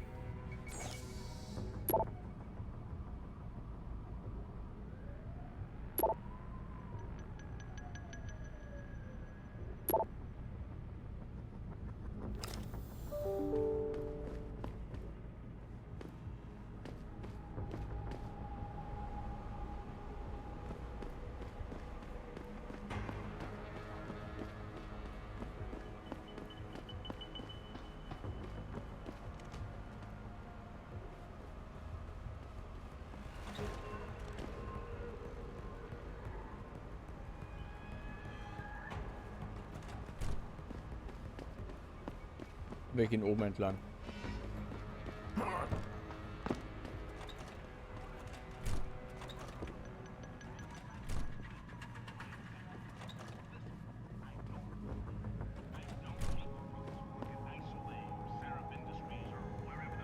Jemand Lust auf ein Bierchen hier? Blue Grail, der blaue Gral. Wer kennt ihn nicht? Der Nachfahre vom Heiligen Gral. Hat die Motor City eine Zukunft? Nein, hat sie immer noch nicht.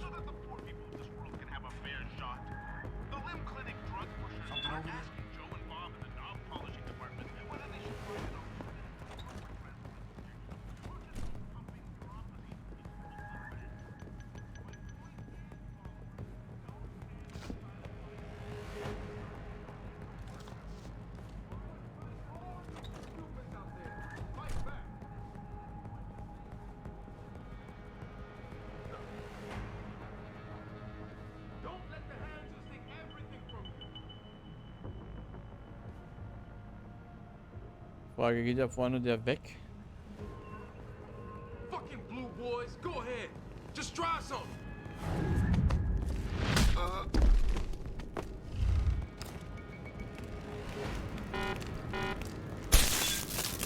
Halt eben so.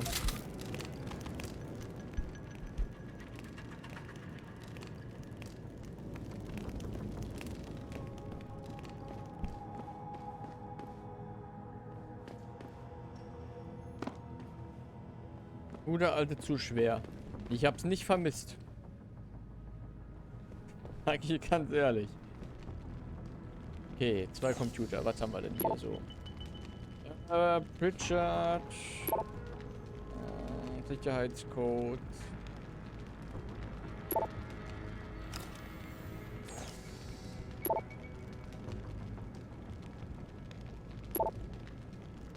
Hier war das doch, glaube ich, auch schon so, ne? Dass, da kannst du mir wahrscheinlich weiterhelfen. Bronke. Dass manchmal Passwörter zu den Computern so als Aufkleber irgendwo auch geklebt haben. Oder war das nur ein Mankind Divided? Da bin ich mir gerade nicht sicher. Mankind Divided gab es das, glaube ich, wenn ich mich jetzt nicht irre, auf jeden Fall. Dass Passwörter manchmal einfach an so einem Anklebzettel drauf gestanden haben.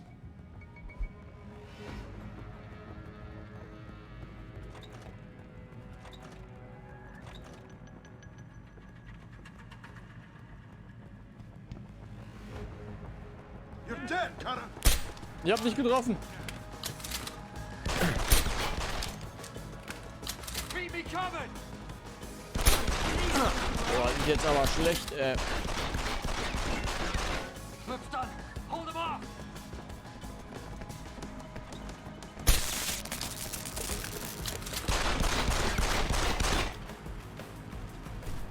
You gonna die.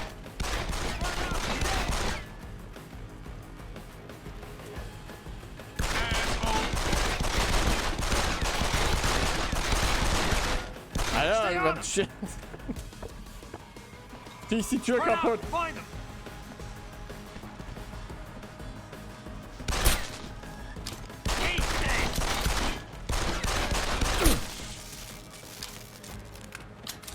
Irgendeiner muss ja die Tür beschützen. Oh, da hat Whisky dabei. Ja, hat keiner mitgekriegt.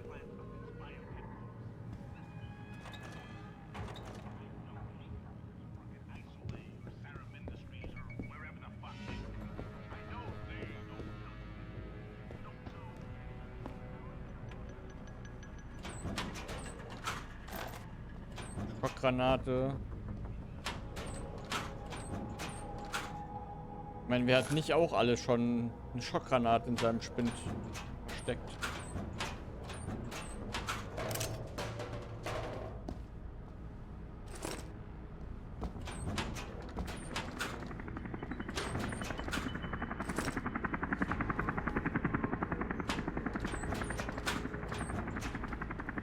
Nix hier drin.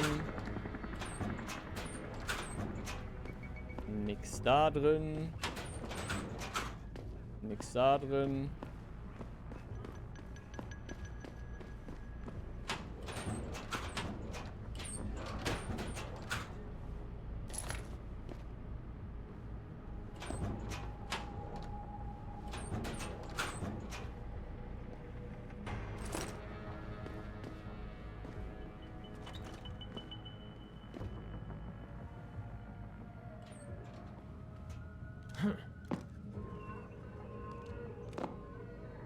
Da komme ich jetzt eh nicht rein.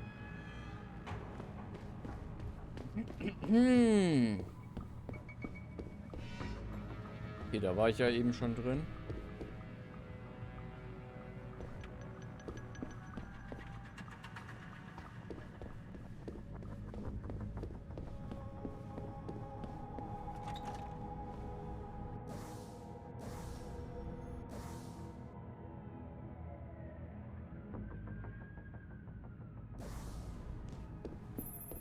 Jensen, I just tried to unlock the assembly lab door, but my override codes aren't working. Someone's changed the protocols. What? Didn't you plug the... I'm on it. But until I find this particular breach and fix it, you'll have to hack the door manually. Pritchard out.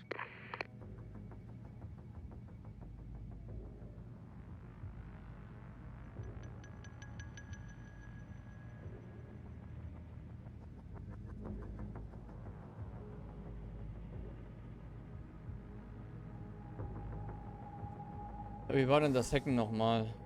Okay. So viel zum Thema abdrücken.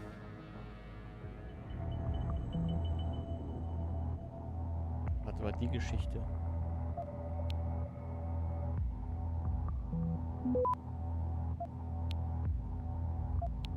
Access granted. Ich hab keine Axt.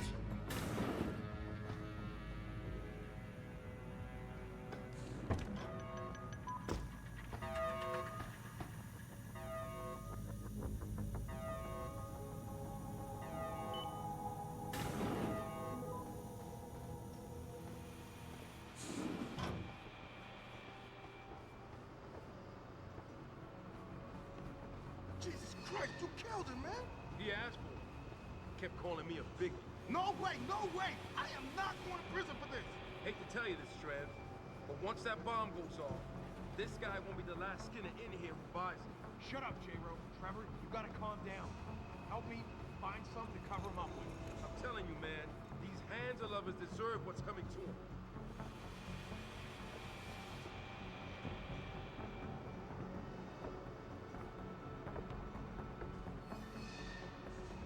Ja, glaube ich, die Chance gewesen für die Schockgranate gerade war.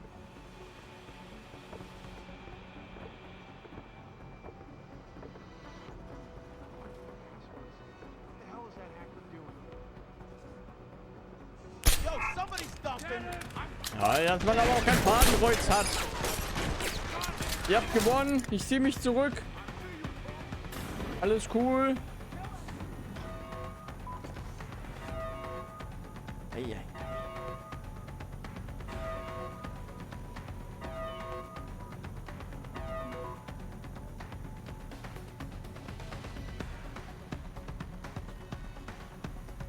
Wie ziele ich denn eigentlich überhaupt? Und ich glaube, mit der Waffe kann ich das jetzt gerade eh nicht.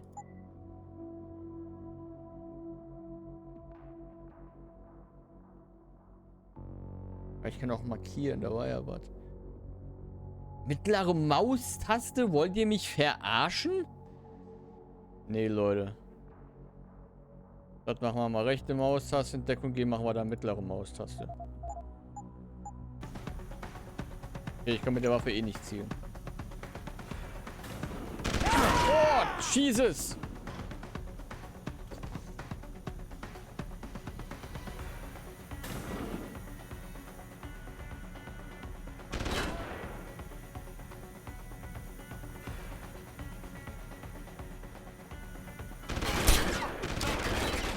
Okay.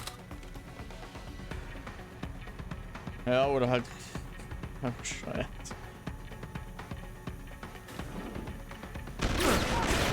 Oh, wie sehr mal die Granate wirft. Ist ja Wochenende.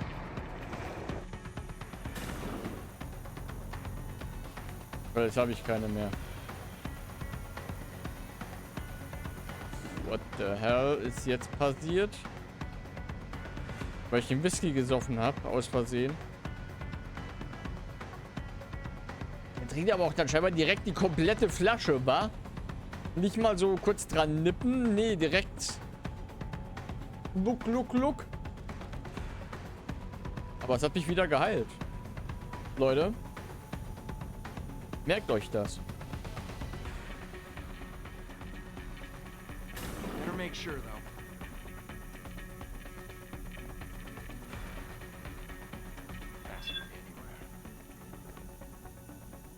Where you hiding, asshole? Ihr hört auf hier mit Beleidigung, das ist nicht nett.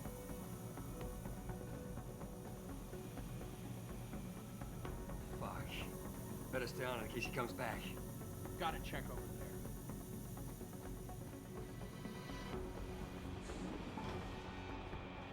Schnell die aber auch scheinbar gehen.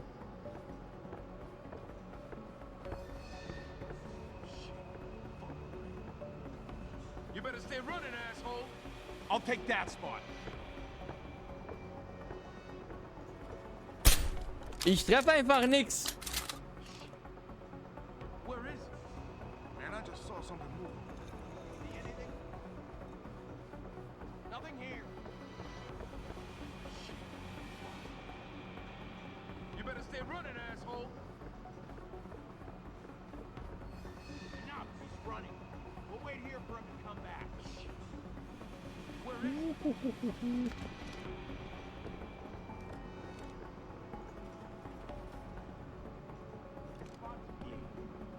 I'll be waiting, yo. If someone's messing around, there's gonna be hell to pay. Where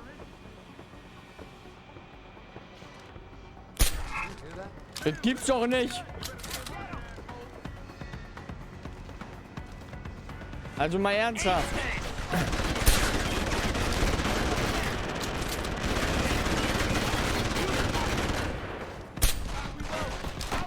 Ich hab ihn getroffen.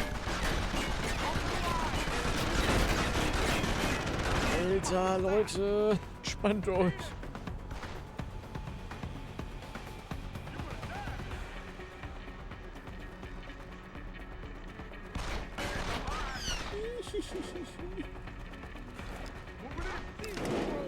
So, und da bleibe ich jetzt. In Sicherheit.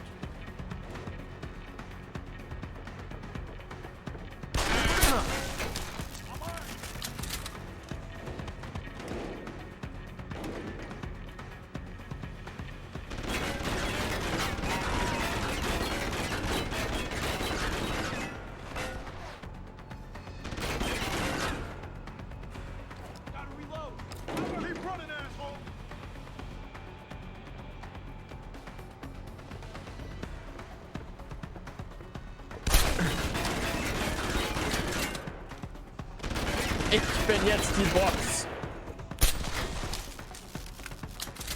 Ich mach sie alle mit der mächtigen Box fertig. Traut euch! Shit, where is he?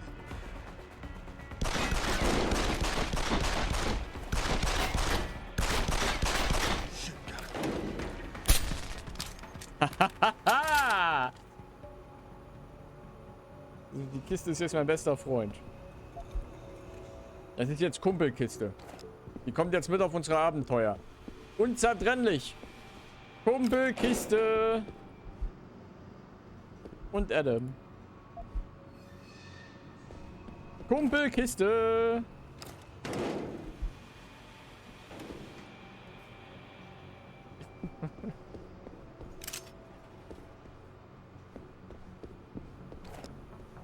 Wo führt uns das Abenteuer als nächstes hin? Die Abenteuer von Kumpelkiste und Adam.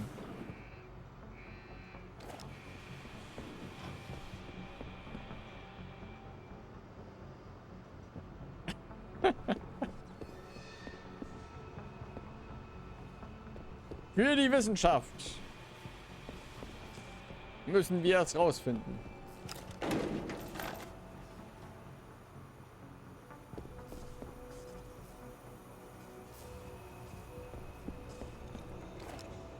Habe ich ihn schon gelootet? Ja. Jetzt bleibt da, ich komme gleich wieder.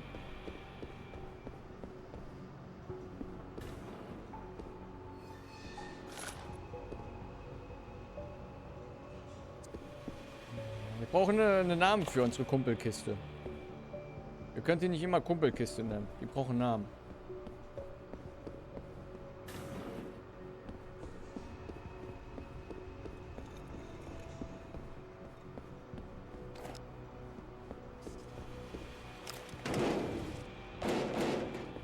Ne, ich habe Kumpelkiste umgeschubst. Tut mir leid. Ah, guck mal. Ist nie was gewesen mehr. Revolver-Muni.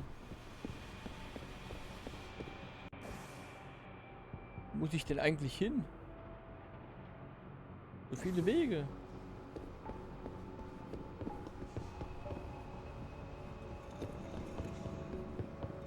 Assembly und Serverraum. Da will ich ja erstmal noch nicht hin. Was sagt denn das Schild hier drüben? Assembly und Meetingraum. Was sagt denn unser Missionslog? Geiselsicher. Mehrere Mitarbeiter werden irgendwo in der Anlage als Geisel festgehalten. Ich soll die Augen offen halten, vielleicht kann ich sie ja retten. Der Taifun.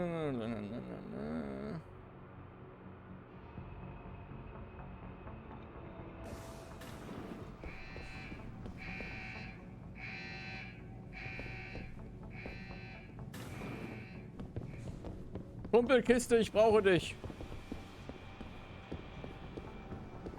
Nenn die Kiste jetzt einfach mal vorläufig Martin. Wenn ihr bessere Namensvorschläge habt für Kumpelkiste, dann haut raus. Aber solange das nicht der Fall ist, heißt Kumpelkiste Martin. Ey!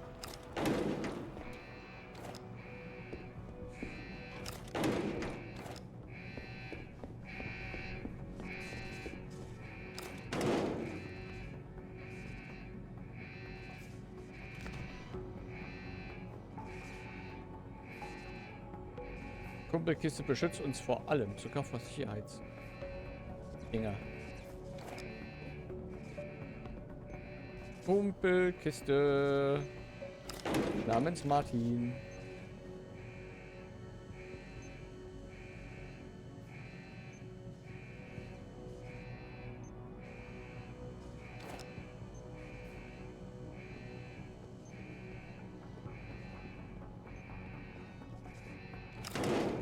Who's that?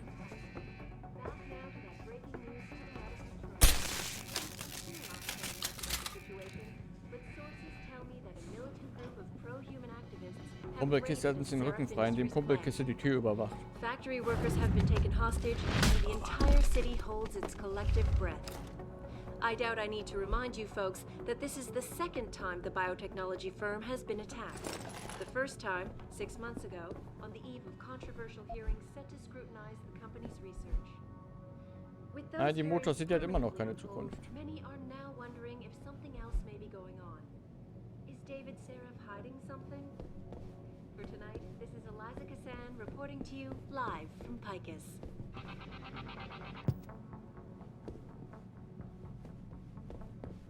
Okay, Kumpelkiste. Ist die Luft rein?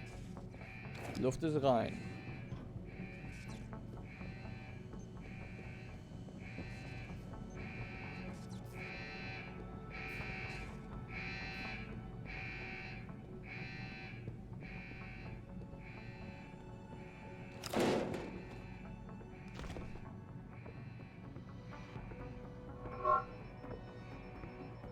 Shit!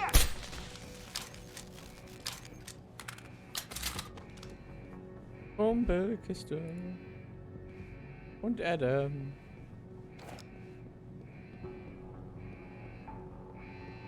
Wer braucht schon Freunde, wenn man Kumpelkiste Martin hat?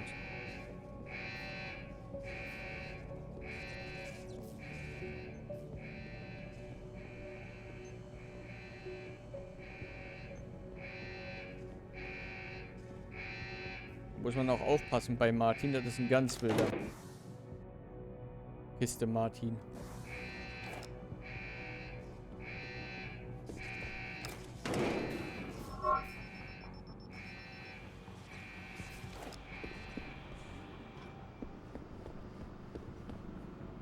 So, aber ich muss jetzt mal ganz kurz weg, bin sofort wieder da. In einer Minute geht's weiter. Also dranbleiben und denkt dran, wir brauchen einen Namen für Kumpelkiste.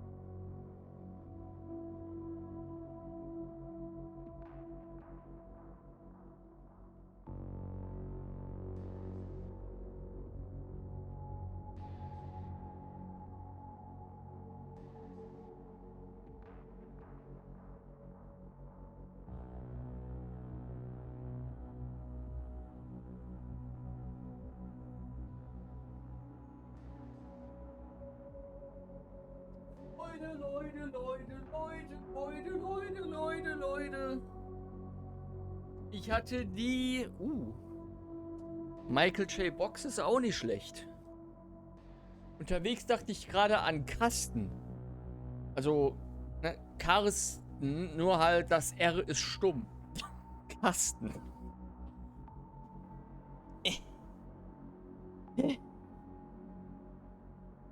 Sorry. Also ich bin dafür, dass wir Kumpelkiste Kasten nennen. Oder Kasten. Weil das R ist stumm. Hab die Geisel gefunden. Oh shit, da ist eine... Ja, ich merke schon, nicht durch die Tür gehen. Okay. Kasten. Kasten. Ja, wir müssen...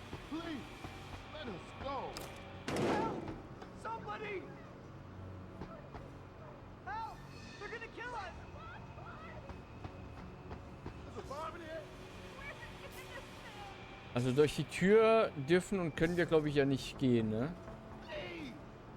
At least tell me if my wife is okay. There's a bomb in here!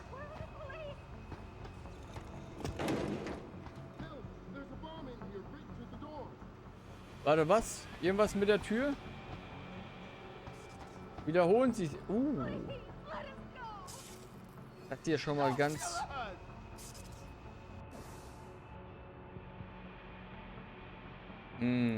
What's going on out there? Carsten, du pass auf die Leute auf. Ich suche einen Alternativweg. Dann den Kasten rein. Ey, Tab halten. Ach so. After guards, security systems will be your prime area. Ja.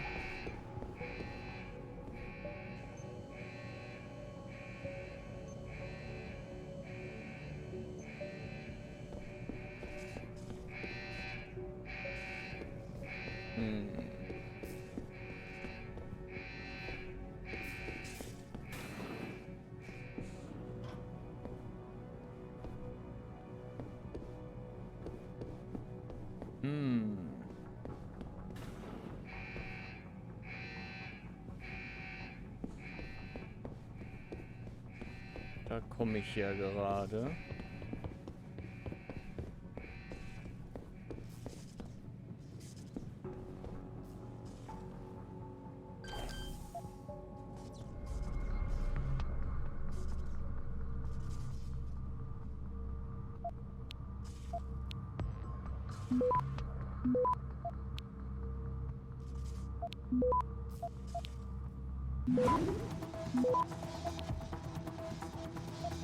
Access granted.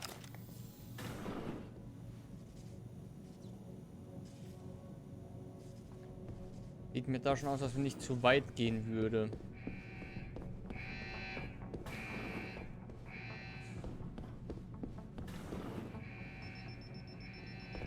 Hä? Wir haben mich nie gesehen. Ich war nie da.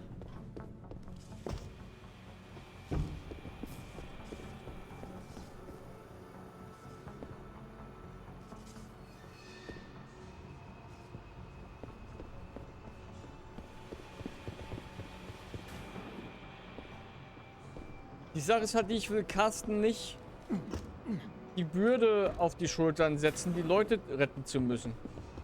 Was ist, wenn er scheitert? Dann ist Carsten gebrochen. Dann geht's ihm nicht mehr gut.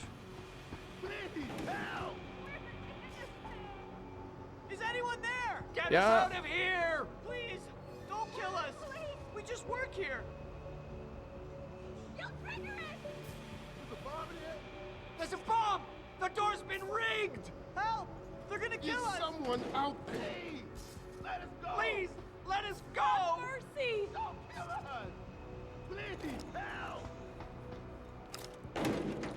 Ah. Somebody! Komme ich auch nirgends irgendwo scheinbar ran. Und doch. Ich habe da was gesehen. Komme ich aber da hoch?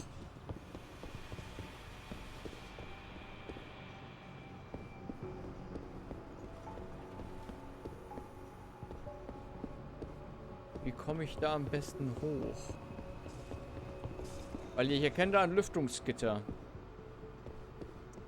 Ey, überall steht Zeug im Weg. Genau da. Wie komme ich da hoch? Ey, hier steht überall Zeugs rum.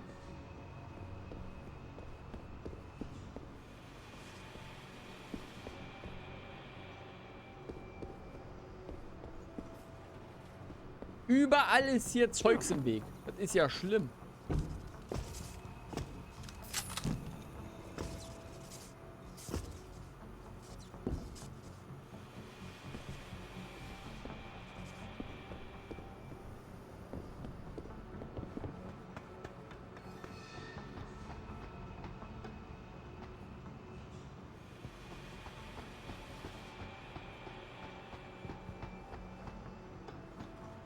Kasten steht noch bei den Leuten, der beruhigt die.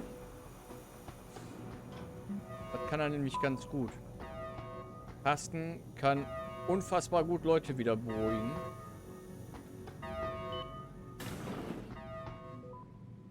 Ja, ja, Tutorial nervt nicht.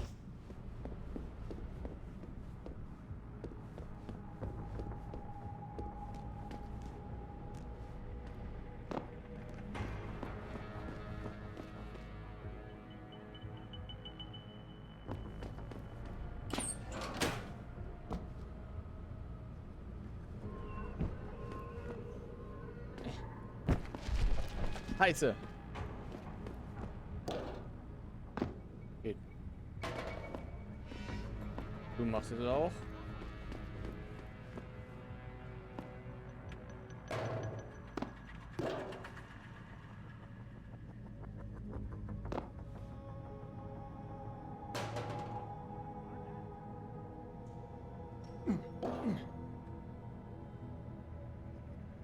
Eimer der Eimer.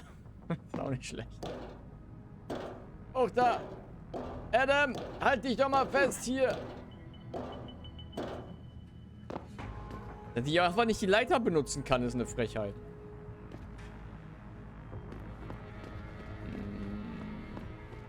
Oh.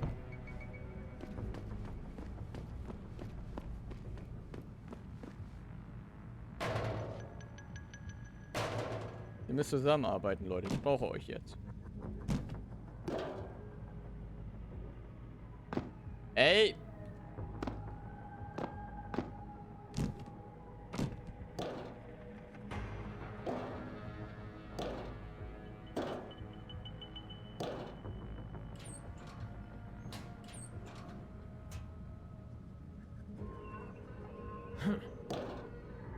Wieso nicht?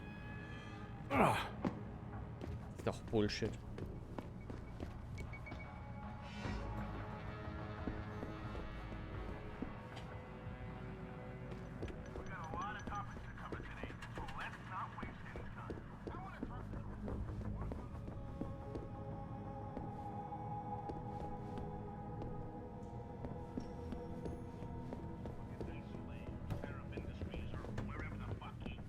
Was ist denn hier passiert?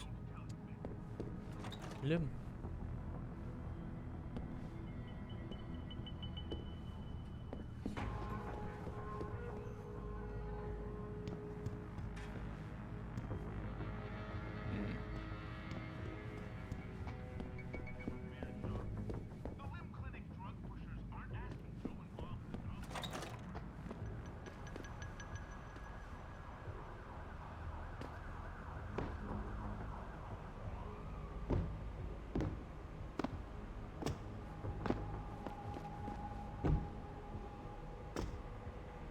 Wie komme ich darüber? Mit der Leiter hier.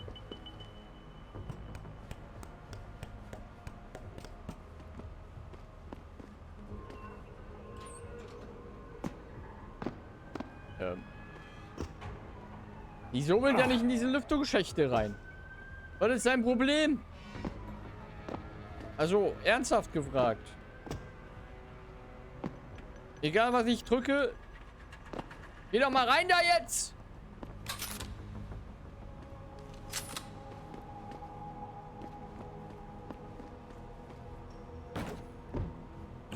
Geht doch.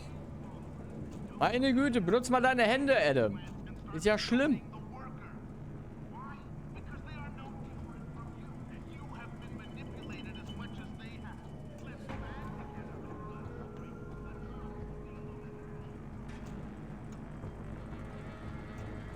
Ja, nee, da will ich nicht hin.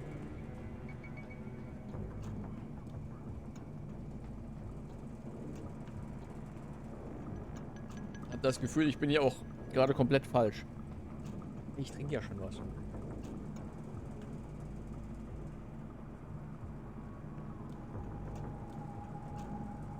Jetzt will ich auch nicht mehr runter zu euch. Ja, ich glaube, ich bin ja komplett falsch. Ich bin zu weit zurückgegangen.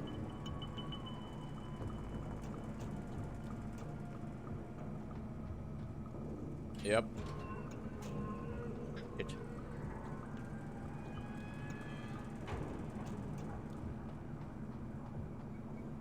Wäre mein einziger... Wie komme ich denn da...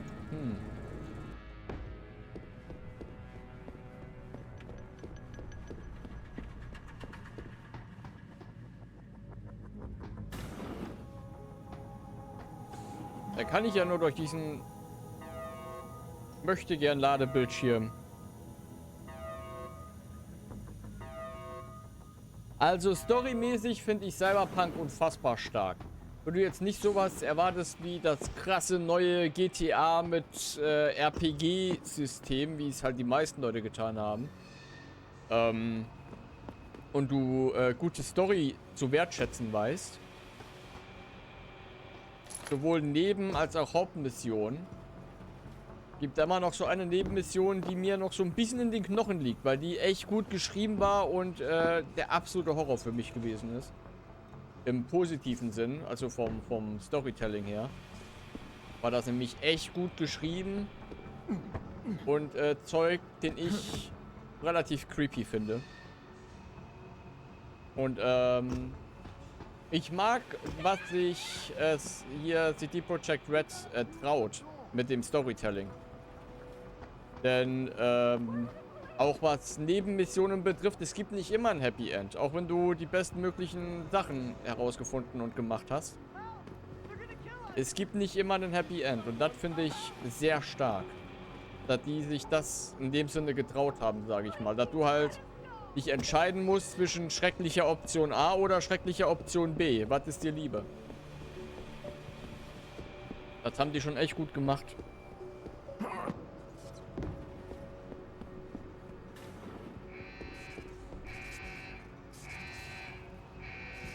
F5 ist doch schnell speichern, oder? Schnell speichern, F5. Wir haben neu... Ja, ist F5.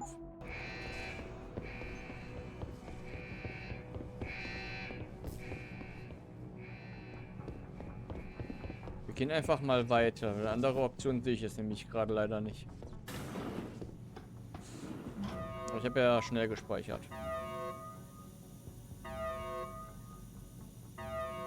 Mit der habe ich mich nie wirklich lange befasst, ganz ehrlich. Oh, Kasten. Ohne Kasten komme ich hier nicht weit. Aber Kasten muss sich um die Geisel kümmern. Ah, scheiß drauf. Wir brauchen Kasten. Kasten!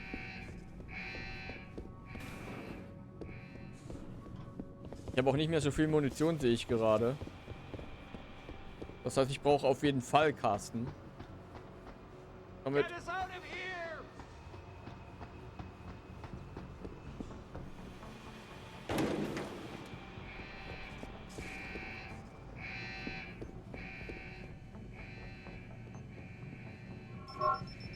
Ja, okay.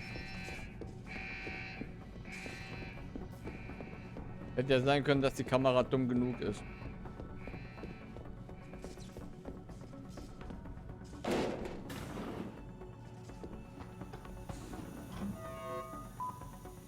Kumpelkasten.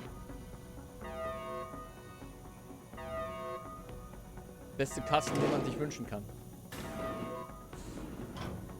Die Tür einfach sofort wieder zugeht.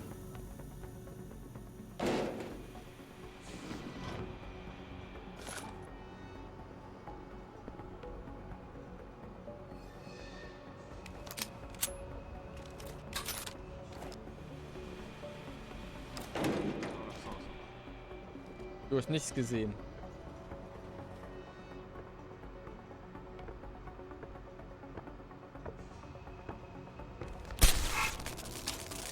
Son of a bitch! We need help here!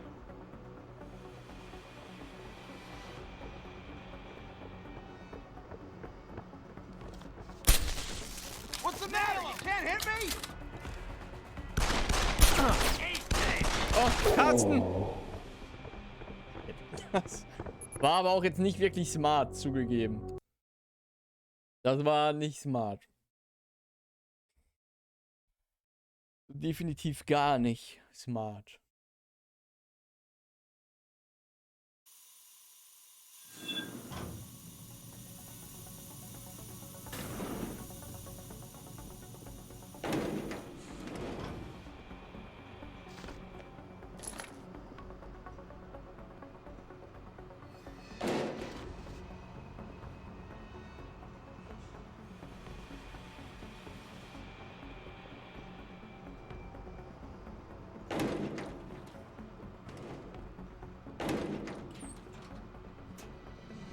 Carsten ist der an der Treppe steht. Merkt euch das, Leute.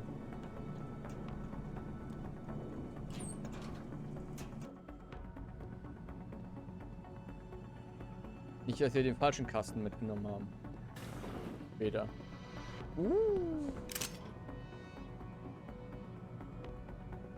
Wieder Munition für unsere Piu-Piu. Und mehr ist hier nicht. Ernsthaft?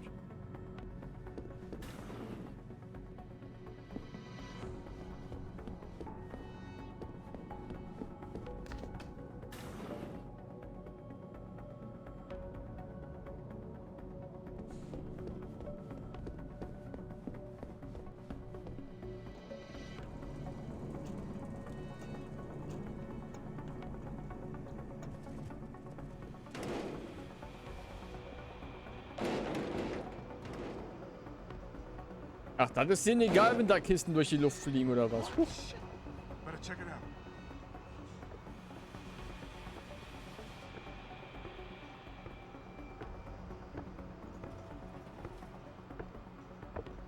What the fuck is that?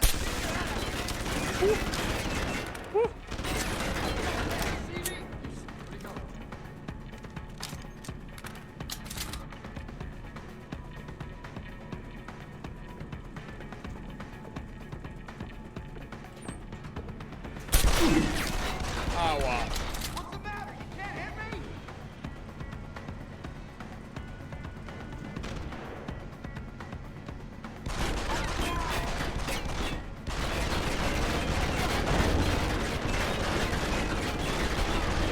Alter, ich glaube, die mögen mich nicht sonderlich.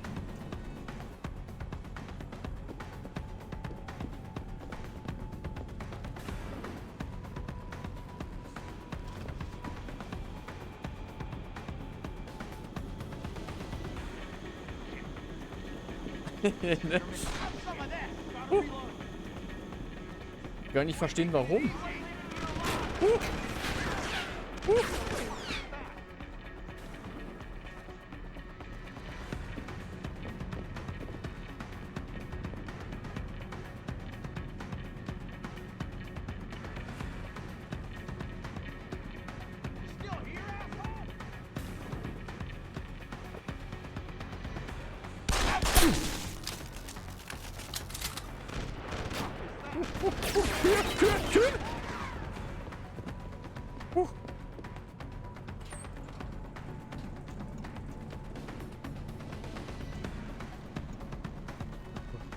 Kasten geht's auch noch gut.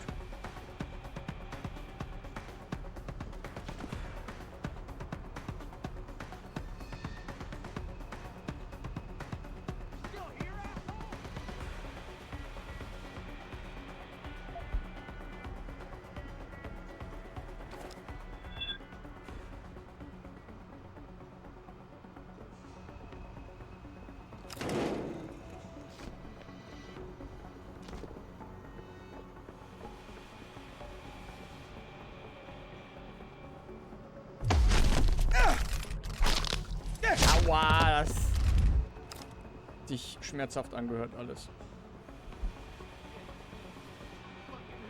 Where you hiding, Noch 2 Leute. Ich dachte, wir wären nur noch 3.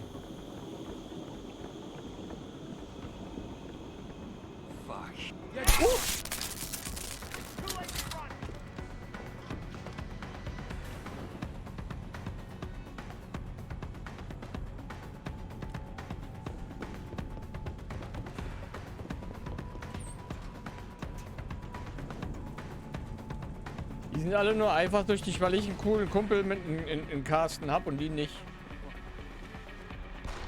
Wo ist Carsten hin? Ach, da hinten ist er. Was ist denn mit Carsten los?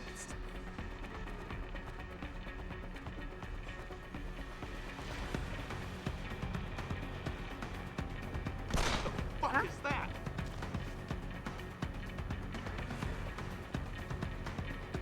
Carsten! It's too late to run.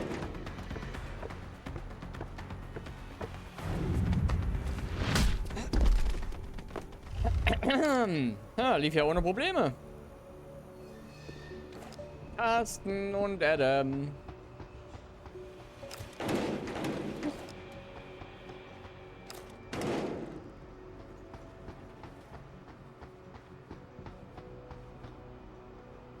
Fuck.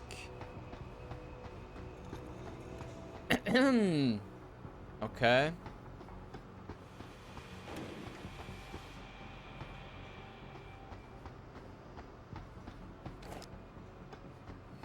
Ja, drücken! Das schafft selbst Carsten nicht. Und der ist ein starker und guter.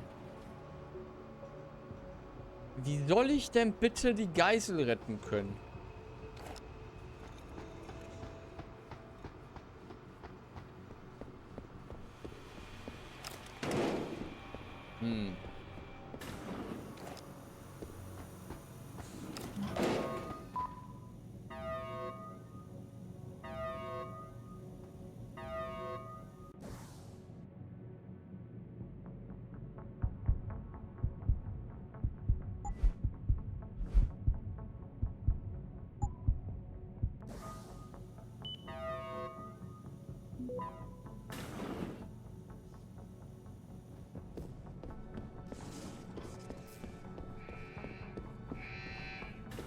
Wie komme ich an die Geisel ran?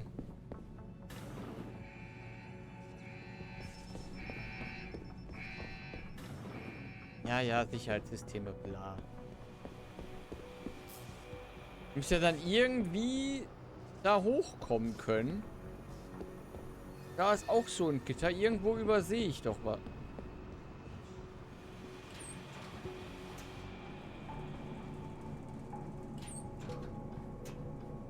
Ernsthaft? Wieso sagt Carsten denn die ganze Zeit nichts? Dass da ein Lüftungsschacht ist. Wir müssen nachher mal ein ernstes Wort mit Carsten reden, Leute.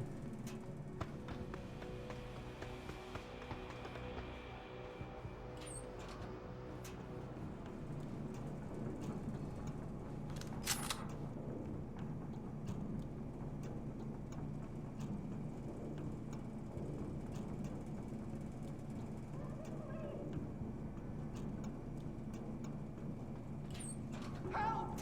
Somebody! Don't kill us! Get us out of here! Do something! Don't just stand there! Where's the bomb squad? Hurry! Don't just stand there! Save us! Where's the bomb squad? Get us out of here! Do something! I don't want to die! Save us! Hurry! Leute, entspannt euch. Save us! Don't just stand there! Access granted. Where's the bomb Automated squad? dispersal device deactivated. Countdown terminated. Have a nice day. Have a nice day. Richard, get word to Seraph. I found the hostages. I'm relaying good news, I hope. They're safe, and they're staying put. SWAT will have to exfil them as soon as I've got the prototype. I'll tell Sarif, but don't take too long. Listen up. I need you all to stay calm, keep your voices down, and wait here for SWAT. The plant's not clear yet. Not clear, but those terrorists, they've got my wife. Your wife? She's the manager here. Josie Thorpe. They said they needed her to open the administration building. They were looking for evidence of some kind. Please, I haven't seen her since. You have to find her. I'll do my best. But right now, I need you all to stay here and wait for the police. Can you do that? Yes, of course. But please, hurry. You said they were looking for evidence? What kind of evidence? I don't know. They're purists. They think the body is sacred and shouldn't be tampered with. They probably want something that will implicate us in moral wrongdoings. Did they know about the typhoon? It's a top secret contract. How could they? And we only moved it in a few hours ago. Please, I don't think they expected anyone would be working today. And now that they're backed into a corner, you have to find my wife, please. Das machen wir schon. Mhm.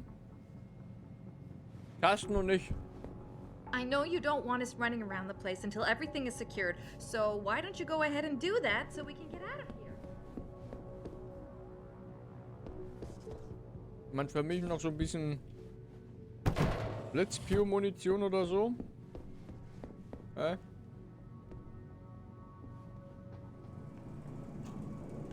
Sehr gut. Geisel gerettet.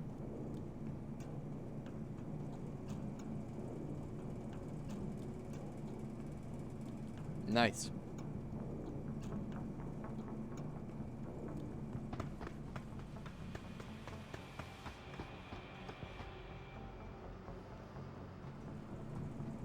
Euch ist jetzt aber auch klar, dass wir ein Katzen-Emote brauchen, ne?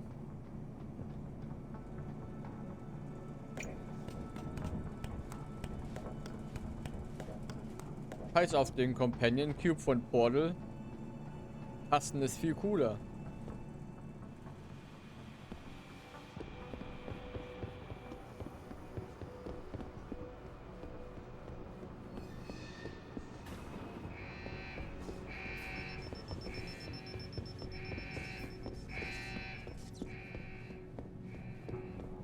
Carsten ist der Größte. Carsten, wir haben sie gerettet. Und wieso hast du mir nicht von dem Luftschutzschacht erzählt? Hätte ich wissen müssen. Aber ich vergebe dir. Ist sowieso nicht der Gesprächigste. Und ich will dich nicht dazu zwingen, viel zu reden. Das vielleicht bist du damit nicht... Ne? Nicht in der komfortabelsten Position. Ich will auch, dass es Carsten gut geht.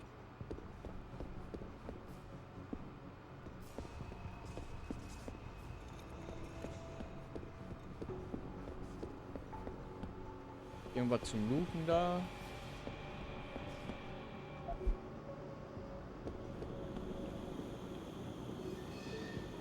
Ja, echt mal. Aber da ich nicht weder singen noch Lieder schreiben kann, falle ich schon mal raus.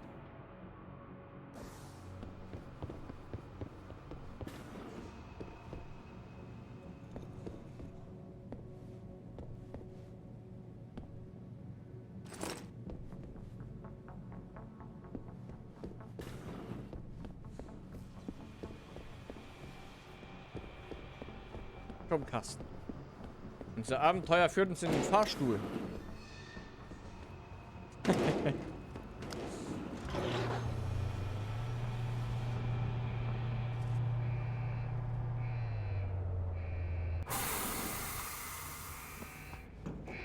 Okay, Carsten. Guck, ob da jemand ist. Ich glaube, die Luft ist rein. Oh, ey. Alles nur wegen Carsten. Wo wären wir nur ohne Carsten?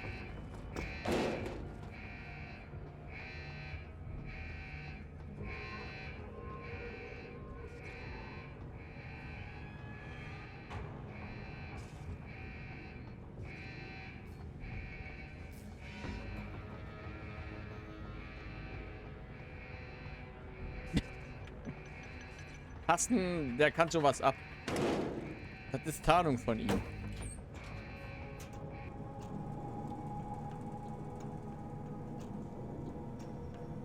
Der ist kein Karton, der sofort zerfleddert, wenn man ihn wirft.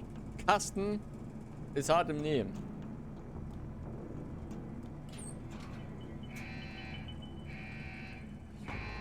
Er heißt immerhin Carsten und nicht Pappkarton.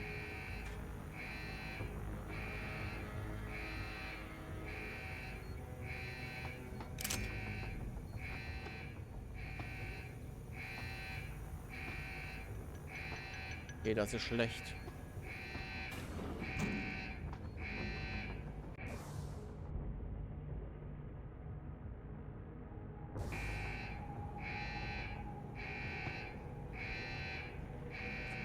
Kasten muss da drüben erstmal alleine klarkommen.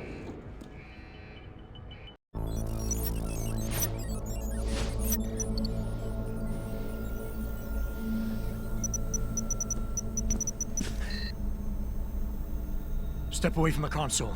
Now!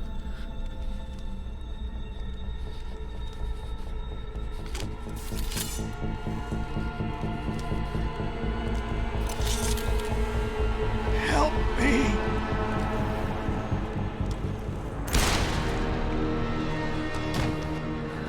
Son of a bitch! Hätten wir Kasten dabei gehabt, hätte er ihn retten können. Kasten kann ja nicht gut mit Leuten. Where else would I be?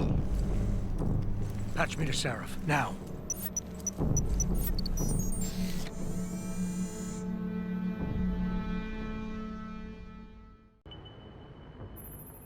Adam, it's David. Erstmal looten. You got the Typhoon? Yeah, but you were right about there being something more behind this. Because I've also got a dead purist in here with some pretty interesting cerebral implants. Don't touch him. We'll need an expert to recover his neural hub, in case it's booby-trapped. Ich habe ihn aber schon gelootet. What about Sanders? SWAT's pressure me to let them off the leash. Find them before they do, and deal with them. Der falsche Weg.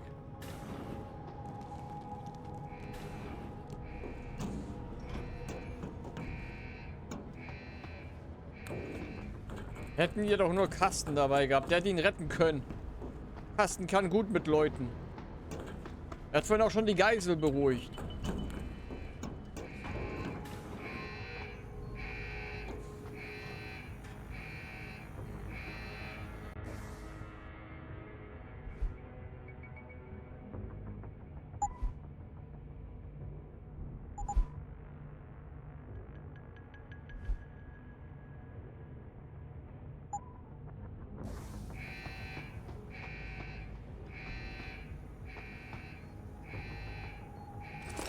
Da lag einfach mal Geld rum.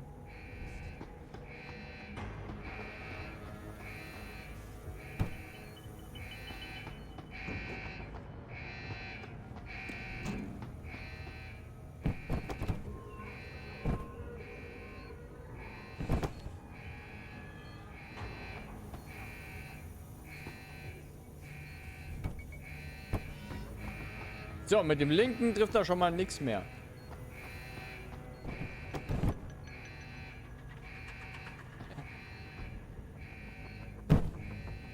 Sieht er mich jetzt noch?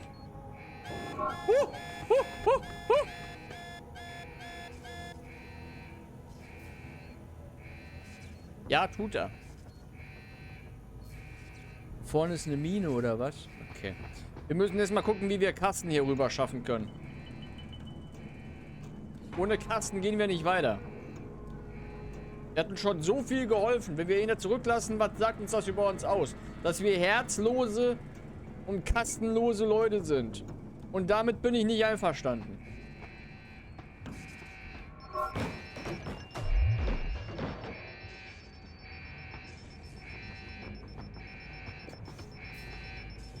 Okay. Die Mine ist schon mal weg. Wie es scheint. Konnten wir eh nicht leiden. War eine Arschloch. Kiste, die wir da hatten.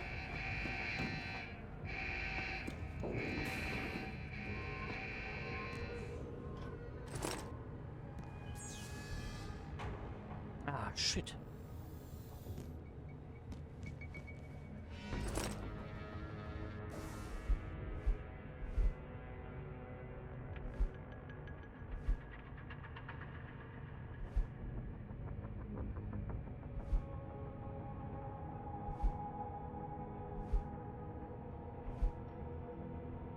Den Scheiß haben wir ja schon alle schon mal gelesen.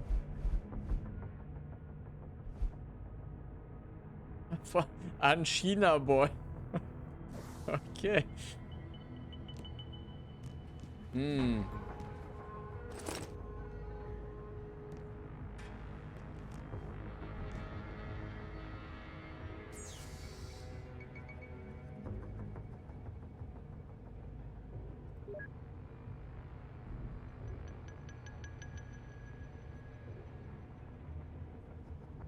Wieso willst du verhungern?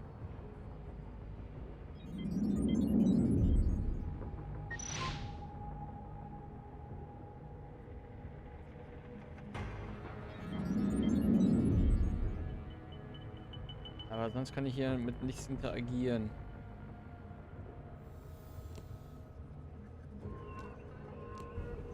Die Kamera hat denn jetzt komplett aus? Ja.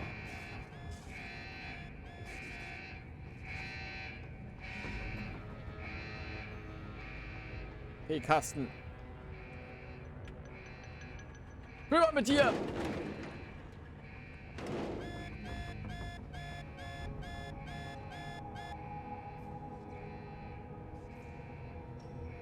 Was für eine Entscheidung? Ach so, Sauerkrautsuppe oder Pasta mit Mozzarella-Soße? Oh, Mozzarella-Soße klingt geil. Ich bin für die Mozzarella-Soße, für die Pasta. Aber erstmal müssen wir jetzt Pasten wieder umdrehen.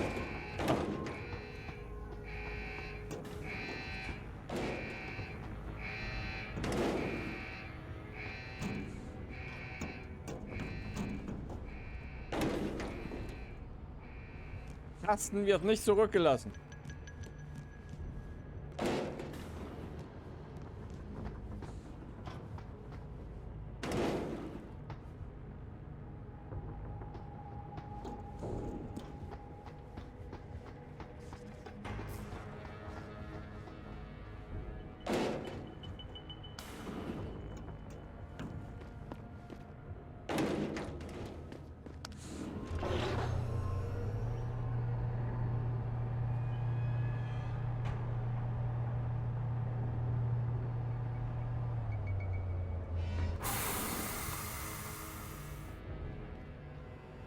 Okay, Carsten, die Luft ist rein.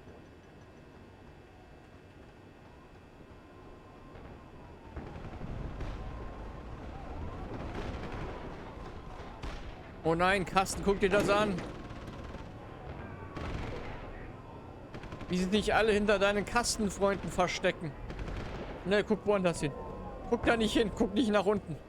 Ich trag dich rüber. Hey, wie geht's dir? Sehr gut.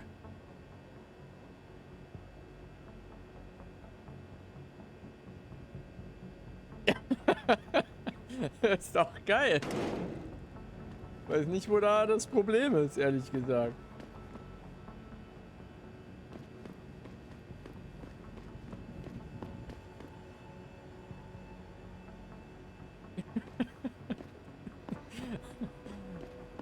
Der Hausmeister kann aber nicht so gut mit Kasten umgehen. Oh.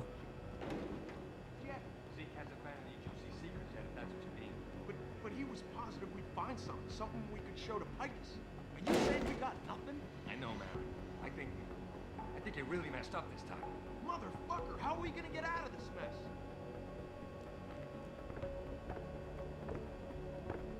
Kasten, pass du auf den auf. Ich kümmere mich um ihn.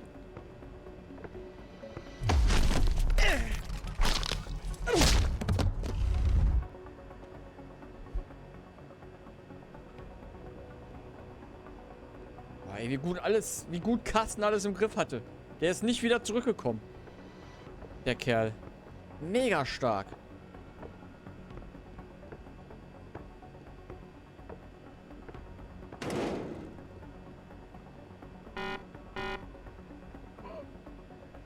Carsten, ich trau mich nicht. Beschütze mich. Ich bin zu schwach.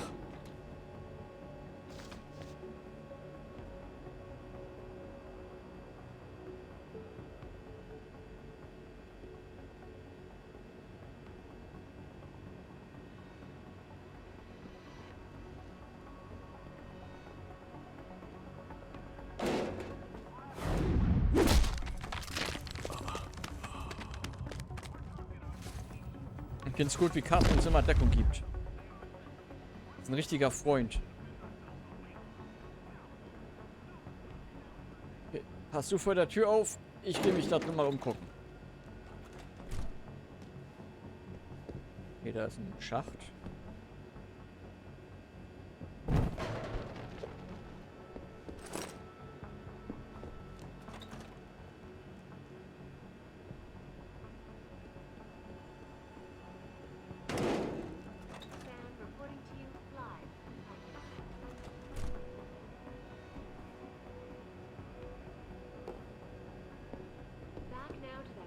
Hey Leute, was wären wir noch ohne Kasten, ey? Wieso lese ich immer wieder die gleiche Zeitung? Bin ich dumm? Keiner Fernsehen guckt, machen wir auch das Fernsehen aus.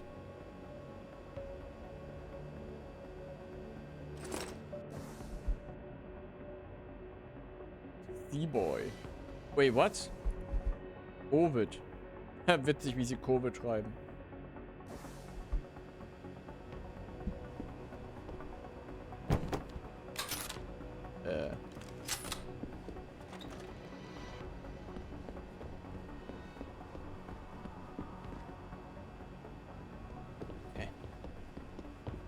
Carsten, komm mit. Auch dich. Du stellst dich jetzt nämlich hier hin und sagst mir über alle Bewegungen, gibst du mir Bescheid, wo die Leute sind.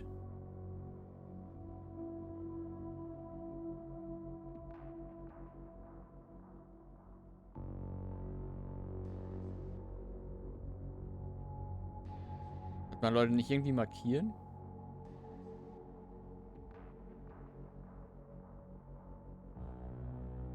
Scheinbar nicht.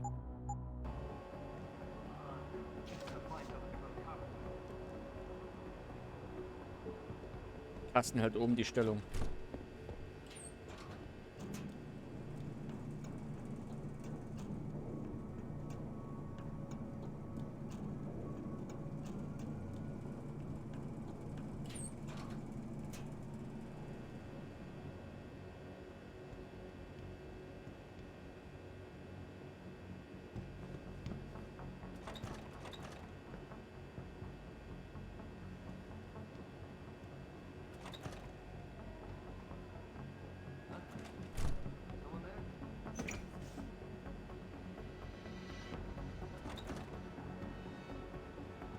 Sehr gut. Alles nur dank Carsten.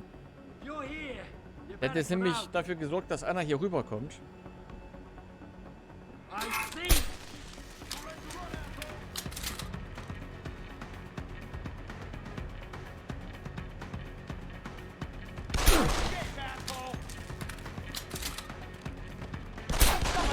Aua. Carsten, ich hab ein Problem.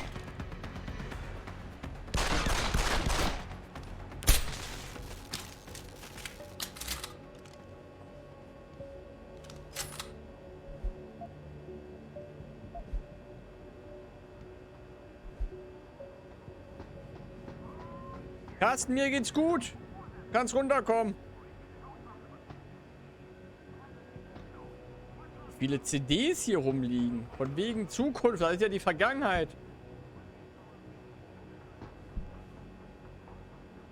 About Charles Darwin and the Origin of Species. Hat denn der Darwin Award jetzt damit zu tun? Den Carsten holen.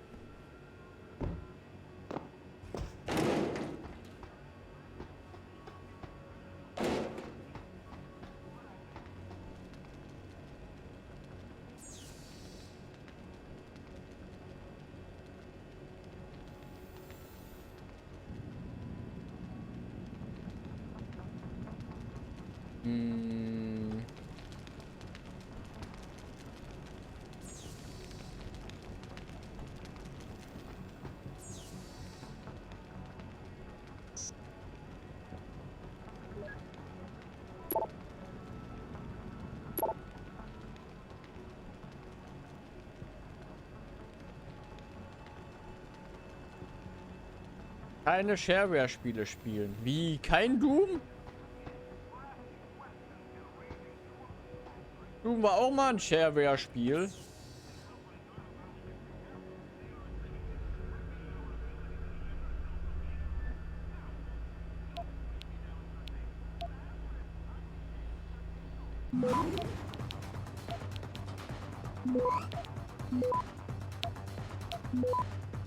Access granted. Easy.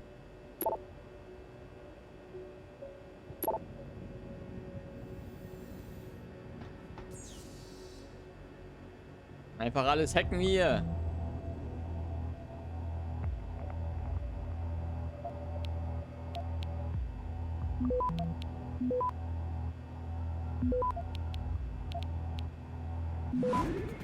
Access granted.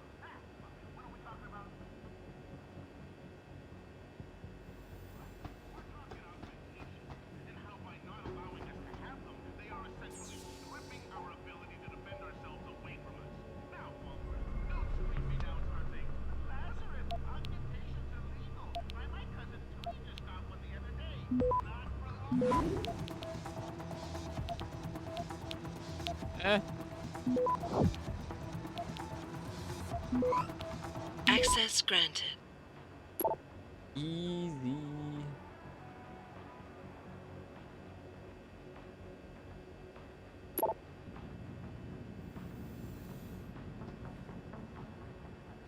War ich da schon dran? Nee, war ich noch nicht.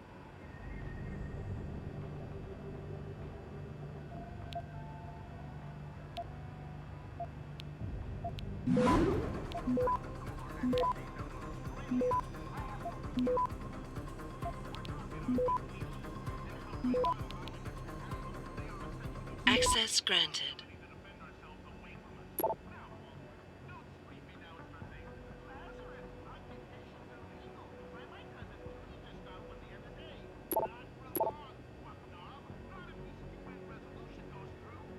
Jährliches Barbecue, wieder ein Jahr nüchtern. GG.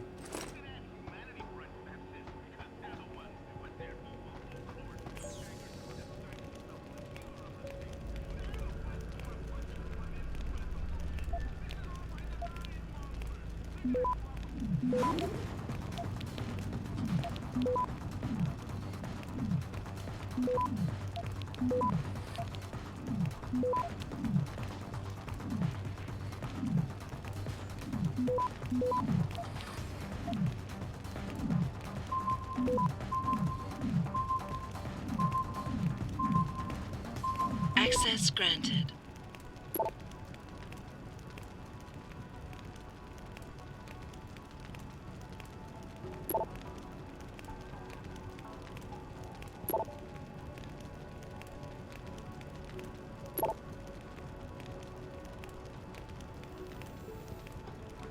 Muss ich mal ein bisschen mehr interessantere Sachen schreiben, Leute.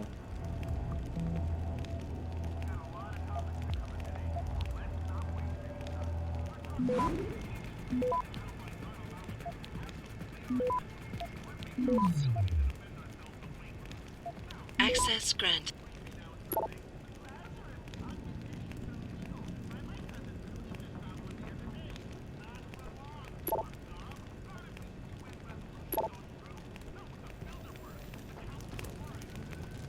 Da haben wir aber alle, wa? Habe ich die auch gehackt? Nee, habe ich auch nicht. Ah.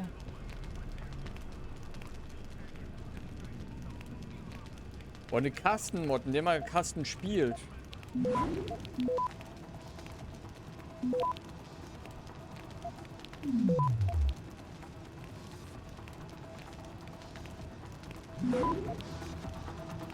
Oder eine Kastenerweiterung.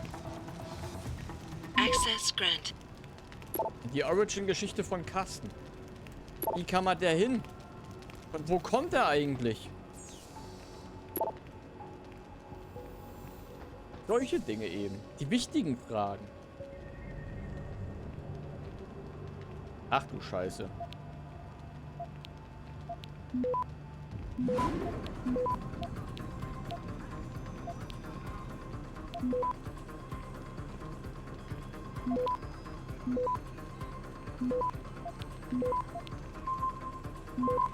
Access granted.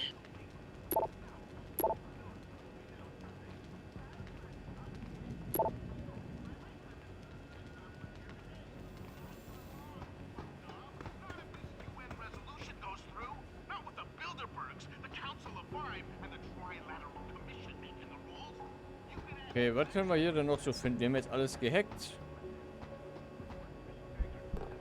Bisschen Erfahrungspunkte dadurch gekrallt.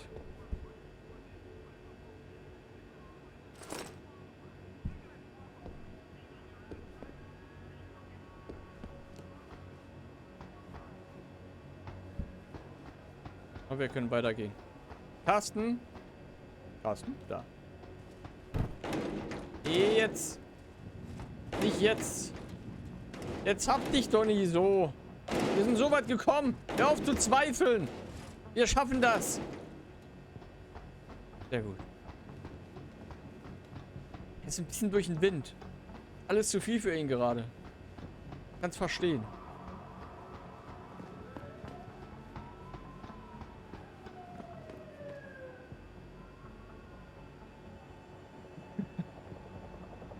Koop-Mode, einer Kasten, ja Mann. Wäre ich sofort dabei.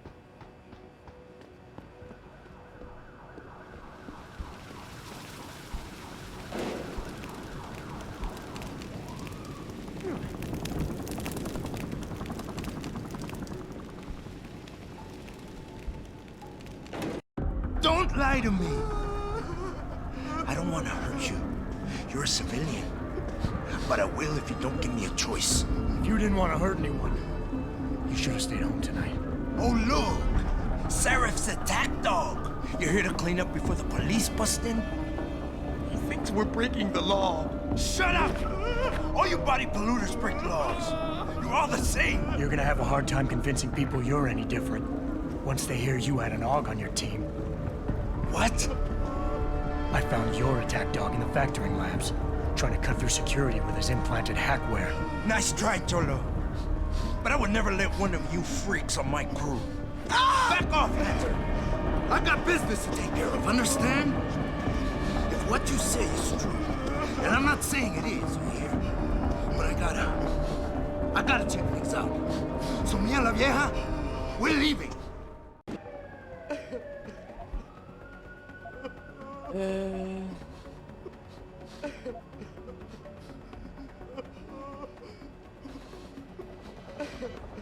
Was würde Carsten hier machen?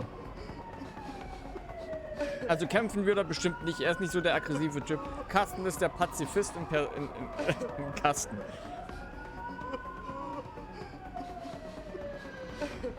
Er würde sie auf jeden Fall befreien wollen.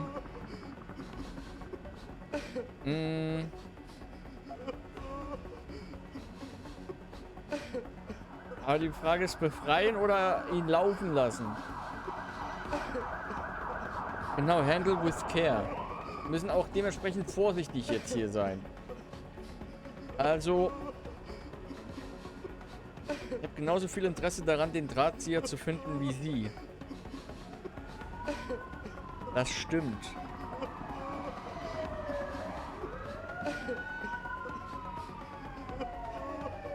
Ich weiß jetzt aber auch nicht, was Josie befreien genau bedeutet. Es könnte ja genauso gut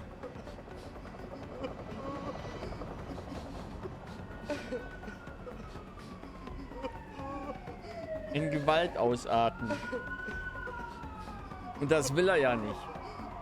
Und wir haben gerade gemerkt, dass Carsten das alles schon ein bisschen zu viel wurde. Der hat sich ja gerade gesträubt, weiterzugehen.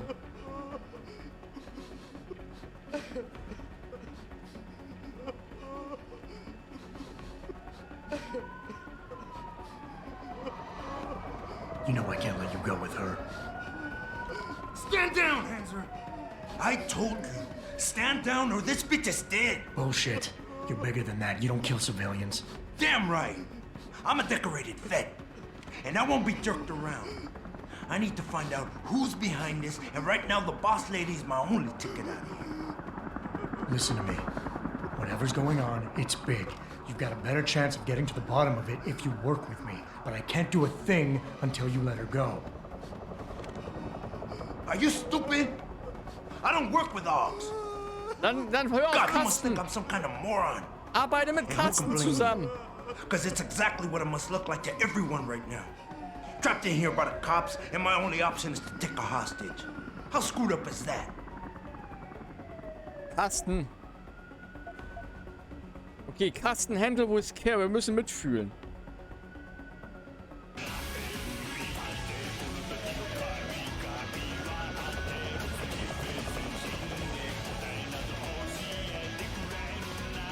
Hey Holti, was geht? Danke für dein Abo. Vielen Dank.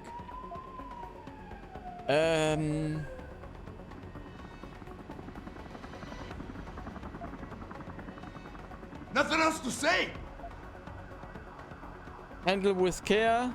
Wir machen es, wie Kasten es machen würde. Mitfühlend. You're doing better than you think. You're still standing, and that's more than the hacker was expecting. You said you're a vet, so I know you've got the balls to handle this. You don't need the civilian to get you out of here. Wie geht's? You got a good point there. But still, I've got to exploit my advantage. And as long as I hold on to this lady here, you and the cops will be way too scared to come near me. Face it, you got outmaneuvered.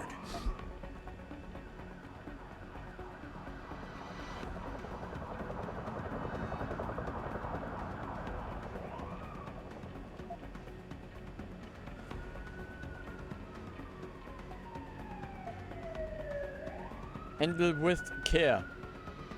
We do it the Kasten way. The only thing the cops are focused on right now is the safety of the civilians. Same as you. You've risked your life to do what's best for other people. You're not some drive-by banger. Right. Like I need the approval of somebody who sold his soul to the biomod industry. You've wasted enough of my time. That chink wirehead freak used my brother and screwed us over. Just like your kind always does. I gotta find out why, so shove off, Gearbox! Oh.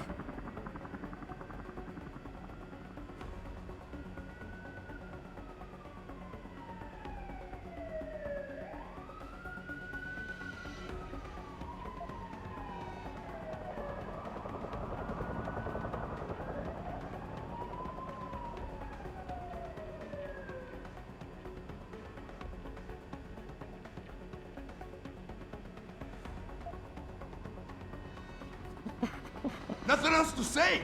Ja, wie nachdenken!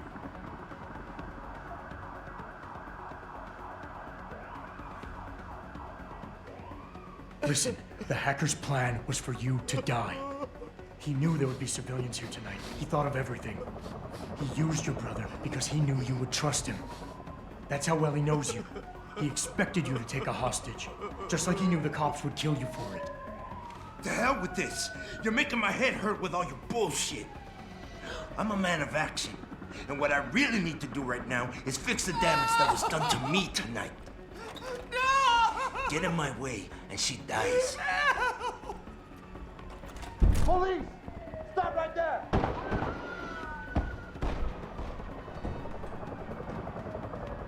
Keep looking. Adam! He's here somewhere. Adam, what's happening? What's your situation? Ey, come on!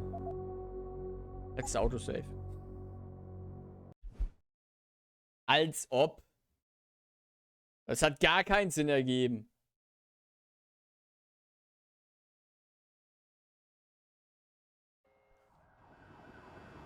Kasten. Ich höre jetzt einfach die ganze Zeit auf dich, okay? Handle with care. Die ganze Zeit. Gib mir Deckung. Und wenn es schief geht, spring ihm ins Gesicht. Don't lie to me!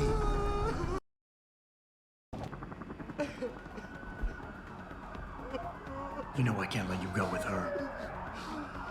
Stand down, Hanser! I told you, stand down or this bitch is dead! Bullshit. You're bigger than that. You don't kill civilians. Damn right! I'm a decorated vet, and I won't be jerked around. I need to find out who's behind this, and right now the boss lady's my only ticket out of here. Listen to me. Whatever's going on, it's big. You've got a better chance of getting to the bottom of it if you work with me. but I can't do a thing until you let her go. Are you stupid? I don't work with dogs. God, you must think I'm some kind of moron. And who can blame you? Because it's exactly what it must look like to everyone right now. Trapped in here by the cops, and my only option is to take a hostage. How screwed up is that?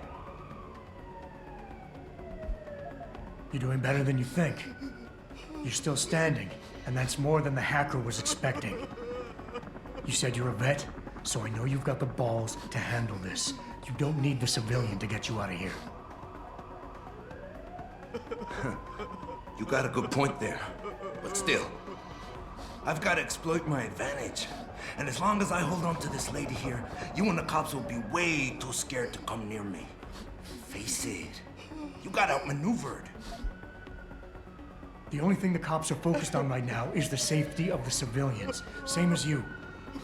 You've risked your life to do what's best for other people. You're not some drive-by banger. Right. Like I need the approval of somebody who sold his soul to the biomod industry. You've wasted enough of my time. That chink wirehead freak used my brother and screwed us over. Just like your kind always does. I gotta find out why, so shove off, Gearbox! You've got more honor than the man who betrayed you.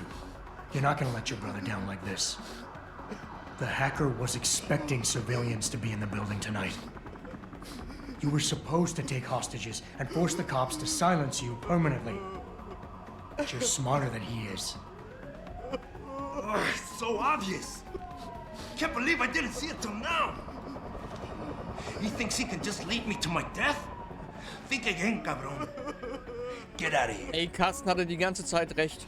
Wir müssen auf Carsten immer hören. So let me go. I got Blade here too, I say.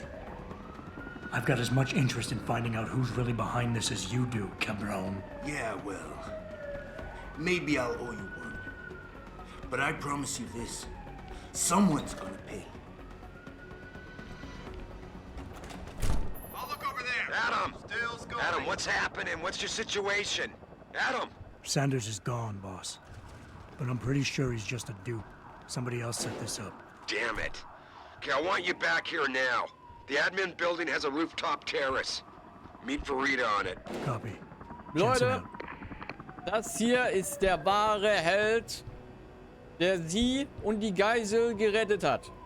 Carsten hat uns alle in unfassbar wertvollen Dienst erwiesen. Er hat den Geheimgang versteckt zum Sprengsatz, den wir entschärfen mussten. Aber er ist leider noch ein bisschen schüchtern gewesen, deswegen hat er uns nichts davon verraten. Aber er wusste, wo er ist, deswegen stand er davor, damit die Terroristen das nicht mitbekommen haben. Nur deswegen konnten wir diesen Sprengstoff bei den Geiseln entschärfen. Weil es eben diese Alternative gab, die die Geiselnehmer nicht kannten, weil Carsten das Ganze verheimlicht hat vor denen. Carsten ist übrigens auch unfassbar hilfreich gewesen. Beim Ausschalten diverser Gegner hat mir unfassbar gute und viel Deckung gegeben. Und wie gesagt, wo Gegner sind. Ebenso hat Carstens Handle with Care Einstellung, da unten steht nämlich nochmal, dafür gesorgt, dass Josie gerettet wurde.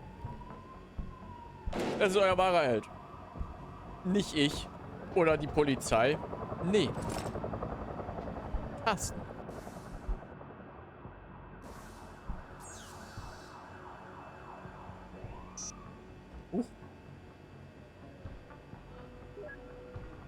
Englische Tastatur.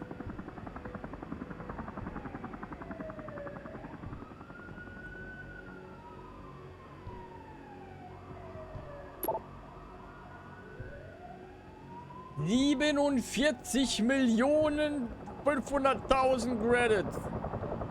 Da steht's auch nochmal.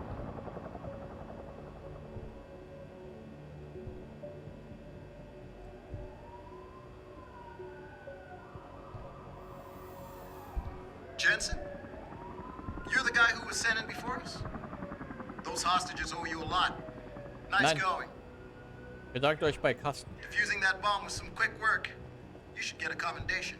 Danke, aber ohne Carsten wäre ich nicht so weit gekommen. Are you all right? I'm fine. I'm fine. Just a little shaken up, but what about the other hostages? My husband was with them in one of the assembly labs, and I overheard talk about a bomb. Don't worry, they're safe. Oh, thank God. When those men surprised us. Mr. Jensen, they should not have been able to get in. With the typhoon being moved in and all, I double-checked the protocols myself. Yeah, I expect Pritchard's doing the same thing right now. Stay here. DPD will want to question you. But you and your husband should be reunited soon. Thank you, Mr. Jensen. You're a hero. Danke. Aber bedankt euch bitte auch bei Carsten. Way to secure the terrorist leader, Jensen. Now the bastard's free to spread his lies and cause more trouble. On a good note, maybe it'll teach the higher-ups not to interfere. Sending one man in on a job like this never turns out good.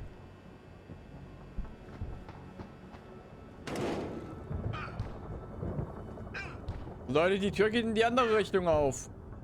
Andere Richtung. Nach innen. Innen. Ja, dann macht doch, was ihr wollt. Way to secure the terrorist leader, Jensen. Now I can't believe they made us wait out here while the leader of these assholes got away. Who knows what he'll do now? Open up, you son of a bastard, bitch! Leute, andere Seite. You Sarah's boy? What the hell happened in there? Hoffnungslos. Komm, Carsten, wir gehen. Sorry, Mr. Thorpe. The target is on lockdown. I can't let anyone in. But my wife... My wife, is she all right? She's fine. A little shaken up, though. Swab will need to debrief her. But you'll see her soon. I don't know what to say. I think I've given up on her. You're a true hero, man. I'll find some way to repay this, I swear. There's no need for that. I was just doing my job. Don't be modest. I didn't recognize you before, but I know who you are, Mr. Jensen. And I know you weren't supposed to be back at work yet. Thank God you are. I'll be in touch. Gesundheit. Count on it. Wir niesten hier die ganze Zeit. Ist ja schlimm. Komm, Carsten, wir gehen. Runde geht auf mich. You made a lot of people happy tonight, Jensen. And not just the men in suits. It's what they pay me for. No. They pay you to put corporate interests ahead of people. You found a way to satisfy everyone. Guess Dr. Reed was telling the truth about you. Megan? What are you talking about, Malik? Before you were hired. She said the papers were lying about Mexican Town. That you weren't fired from the force. You quit when you realized Protect and Serve had become Protect and Serve the corporate interest. Nice to see she was right. You ready to go? Nee. Not quite yet, Malik. Can you wait here? Yeah, but don't take too long. Boss is expecting you. Ich würde noch sicher gehen, dass Carsten auch mitkommt.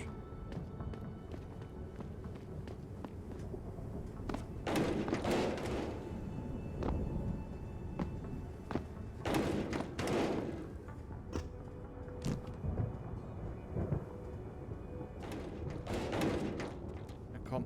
Carsten, jetzt hab dich nicht so. Ich weiß, du hast Angst vorm Fliegen, aber...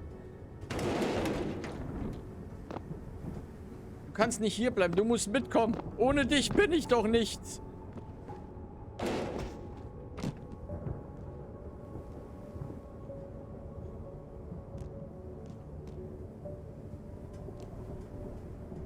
Halt dich gut fest, okay? Wird ein holpriger Flug. Wir können Ready los. to leave now, Jensen? Aber sowas von.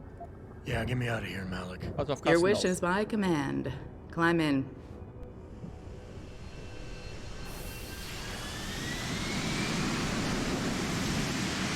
Komm, ja.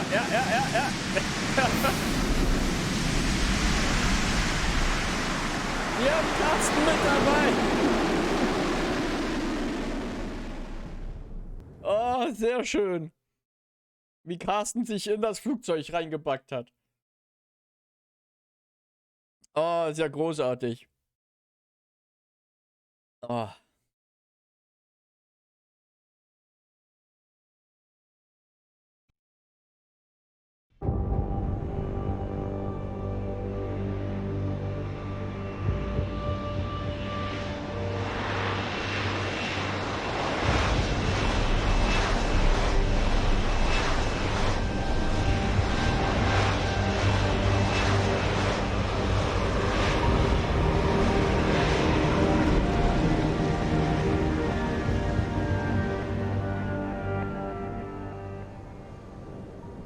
New orders just in, Jensen. The boss wants Pritchard to examine the Typhoon ASAP.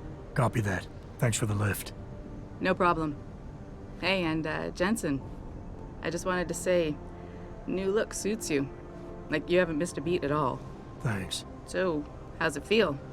Being augmented? Excuse me? Don't take it the wrong way. I mean, I've got a few neuro enhancements myself. Discreet ones to help me fly better. But I chose to get them implanted. You didn't. Now that you had a chance to try them out, what do you think?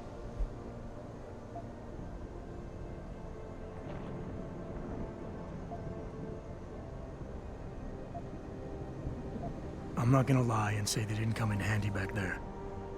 But like you said, I didn't choose to get augmented. So it'll take some getting used to. I get it. But don't be surprised if the boss keeps pushing you to get more. Why? What do you mean? You know how he is. He thinks augmentations are the be-all, end-all of everything. And he can't understand why someone wouldn't want to become more than human. Megan used to say the same thing. I'm not surprised. The research she was doing was pretty damn inspired.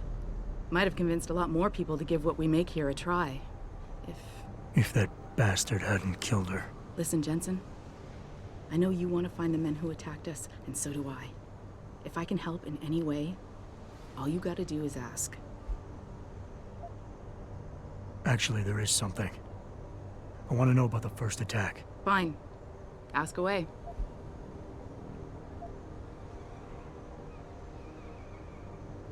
I've been thinking about why they attacked. What they were really after. Isn't it obvious? They didn't want us going to Washington. No, that was just timing. Hearings can be rescheduled. Somebody else can present Megan's findings. I don't think so, Jensen. They took out her whole team. Declan Faraday, Vasily Savchenko, Nia Colvin, even Eric Koss. The labs their bodies were found in. Were burned to a crisp. I know. The only reason you weren't caught in the fire was because that retaining wall came down. Saved your life, believe it or not. So the whole attack was just to destroy Megan's research. Sure looks that way. Mr. Seraph is hoping to reconstruct it, but it may take months. If he can keep us solvent that long. Did anyone else see them? The men who attacked? Not well enough to get a description. Pritchard got some fuzzy images off one of the Intellicams, but his tapes were all confiscated by Homeland Security. Homeland? I heard Homicide passed it over to Special Investigations. Detroit Special Investigations. They did, for the first month. After that, all I really know is the case is still pending, and Mr. Seraph is not pleased. You were there that night. What do you remember about it? That it was chaos. First, everybody figured there'd been some kind of accident, but Pritchard couldn't get a good visual and communications were haywire. Then we heard the explosions. By the time anyone knew what had hit us... They were gone. Whoever they were good, Jensen. Special training good. I'm gonna find them, Malik. One way or another. I believe you. And just so you know, when you do, I've got your back. I appreciate that, Malik, but right now... You've got to get the Typhoon into the tech lab, right. See you later, then. Oh, and Jensen, the boss wants a face-to-face debrief in his office once it's secure. Roger that. Good night, Malik. Gib Carsten einen aus. Hier in der Cafeteria oder so. Hat er sich verdient. Egal was er will, geht auf meine Rechnung.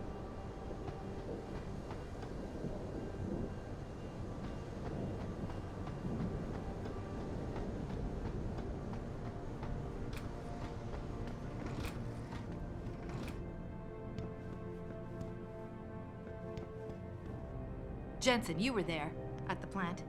What happened? How did that monster get away from you?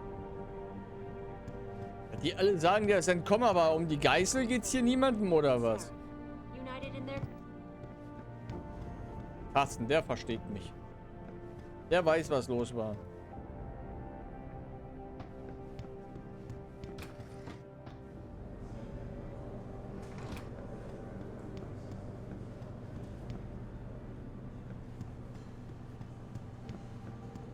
Buy for a second he was with Purity first. I think someone slipped him into Sandra's room.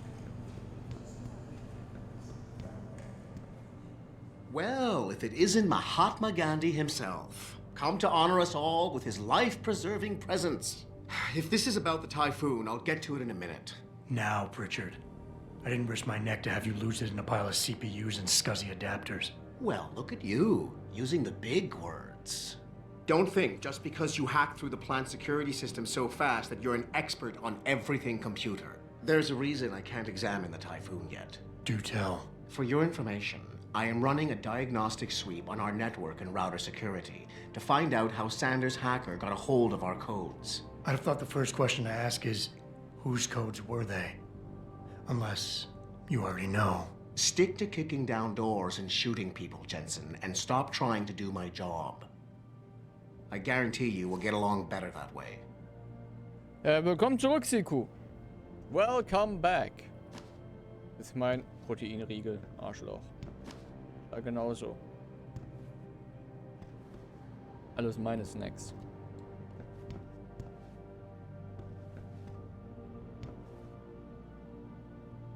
Und mein Geld.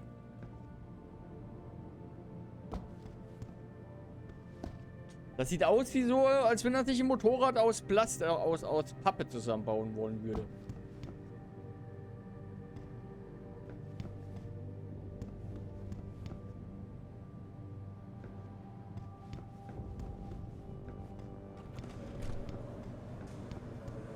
Hey, Jensen. I hear you were a real ghost tonight. Those Purity First assholes never even knew you were there.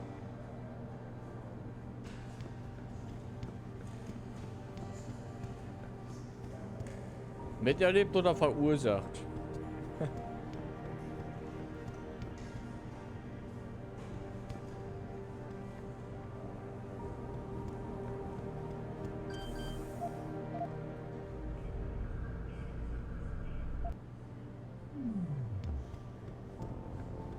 Still at the office. Things are just starting to calm down. Right. See you.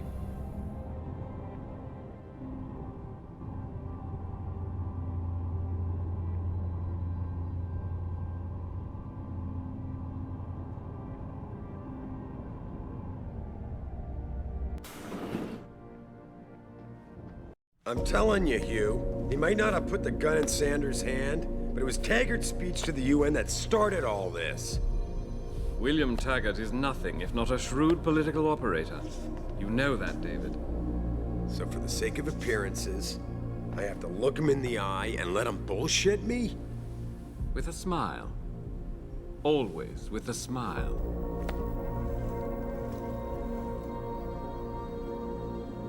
We'll talk later.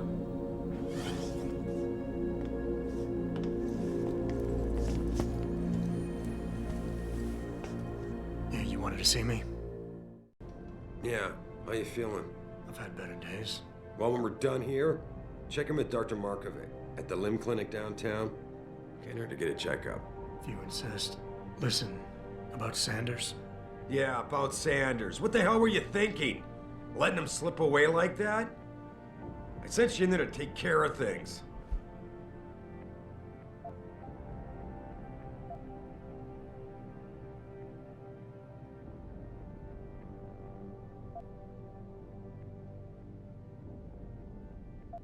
You asked me to deal with the situation, and that's what I did. I see. I'm also starting to see why your superiors in the police force decided to blame you for the Mexican town riots. Christ, Adam. I thought you were ready for this. I am. Today's attack was just a shell game being run by somebody else.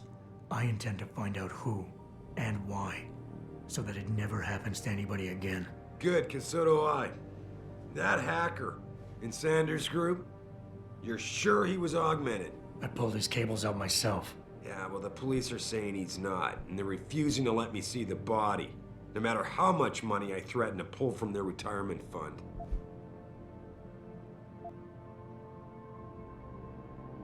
Well, maybe they didn't like being held off so long at the plant. Is that my head of security speaking? Or the ex-cop? Listen, Adam, I don't want to squabble about this. I need you to get to the bottom of it. You've still got friends on the force. You think one of them will let you into the morgue? Depends who I run into. Get over to the station and find a way inside. Because if that hacker was augmented, his neural hub might tell us who he was. Contact me when you've gotten a hold of it. You got it. Sehr gut. Mann, war das eine wilde Mission, ey. Eine richtig wilde Mission. Ohne unseren neuen besten Freund und Partner, Carsten, hätten wir das nie geschafft. Aber Carsten, der kann jetzt nicht direkt zur nächsten Mission. Das ist alles ein bisschen zu viel für ihn gewesen. Wir haben nämlich einen neuen Freund gefunden. Und den haben wir auch mitgeholt hierher. Adam, were you just speaking to David? I didn't know he'd finished his call. Is everything okay? As well as can be expected. Right, like I know what that means anymore. The phone's been ringing off the hook ever since Bill Taggart's little press conference this evening. Taggart. Sarah was speaking about him when I walked in. What's the founder of the Humanity Front saying about us now? Oh, he's all sincere this time, denouncing all the violence that's been committed against us, offering to come here in person to express his deepest sympathies. Right. No wonder the boss seems grumpy. Can you blame him? If it were up to Luddites like Taggart, you would have died on that operating table. The problem is, he knows how to play on people's fears. Tampering with human biology can be pretty scary. Tell that to all the war amps whose lives have been improved because of it. But if Taggart has his way, if he can sway popular opinion enough, then the United Nations will be forced to take a stand. Mark my words. That man is trouble.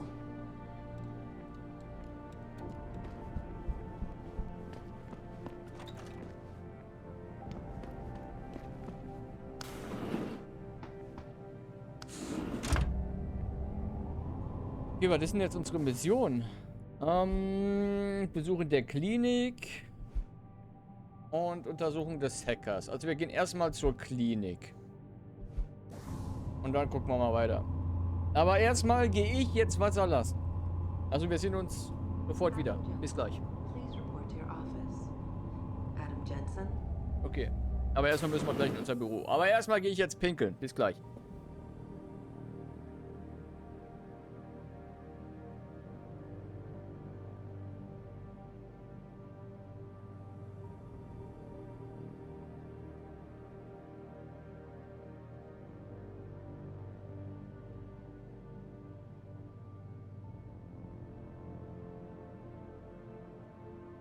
Adam Jensen, please report to your office. Adam Jensen?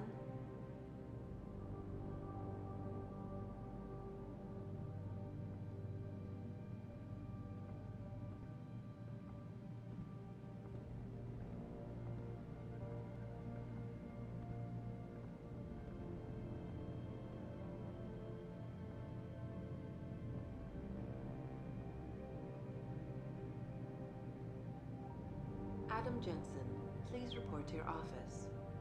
Adam Jensen?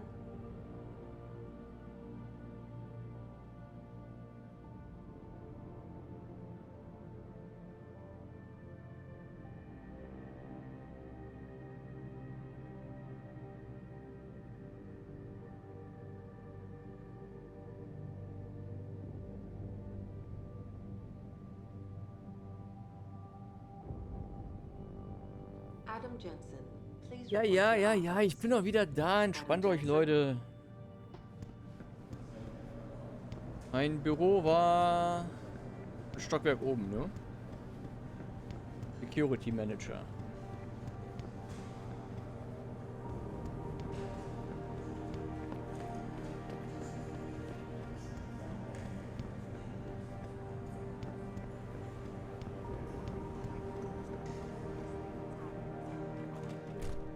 Hey, Jensen, glad to see ya.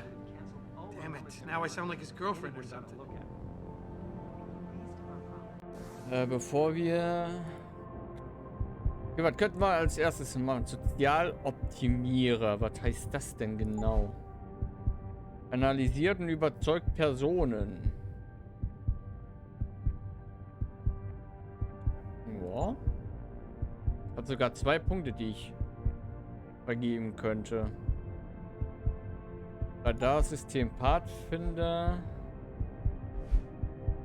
Verdoppelt die Radarreichweite. Ja, brauche ich jetzt noch nicht. Gleichoptimierer. Oh, ist aber auch recht teuer schon direkt mit 2 Sachen, ne?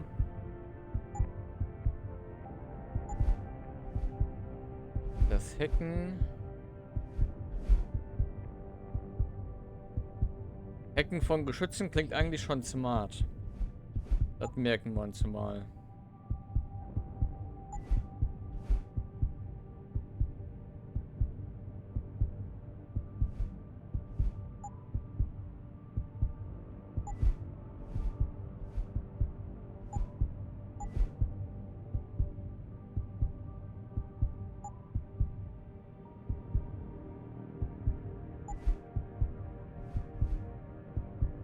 Zusätzliche Energiezelle klingt aber auch nicht schlecht.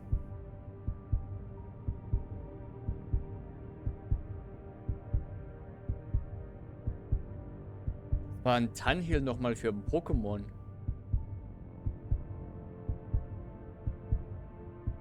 Weiß ich gerade gar nicht.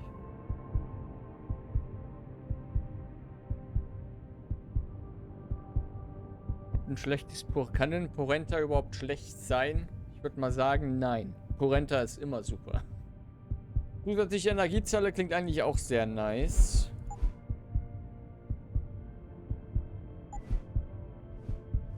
Schützt vor gefährlichen Gasen, ermöglicht längere Sprints. Ja.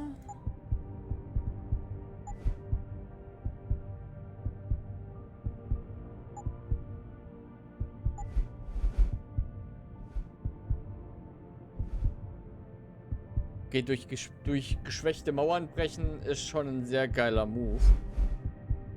Boah, so viele Sachen, die ich am liebsten jetzt schon direkt haben wollen würde. Smart Vision. Auch geil. Icarus Landessystem sowieso.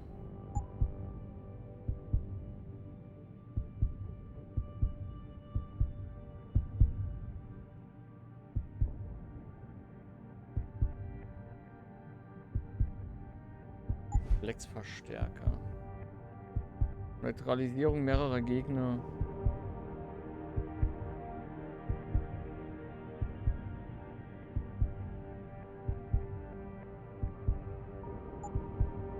Ja, Seko zum Beispiel. Jetzt vor Verletzungen. Ja. Tarnsystem, auch nicht schlecht. Aber dann, wenn wir uns tarnen können, was ist dann mit Carsten? Der kann es halt scheinbar dann nicht und das ist doof.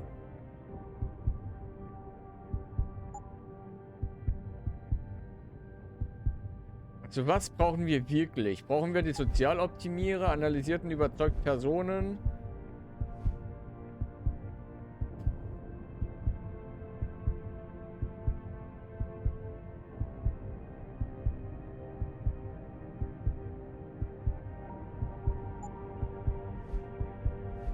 Das sind halt direkt 2 Punkte. Ja komm, scheiß drauf, kaufen wir.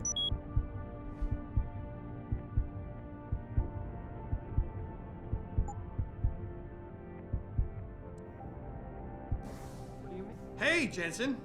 Man, it's good to see you. I'm glad you're back. How are you holding up? I manage. I'm sorry about Megan. I know it must be hard. For a while, we thought you were a goner, too. Everything's going to shit. The attack on HQ, and now this mess with the factory. Yeah, tough times all around. How about you, Corella? You okay? I don't know. I fucked up. I mean bad.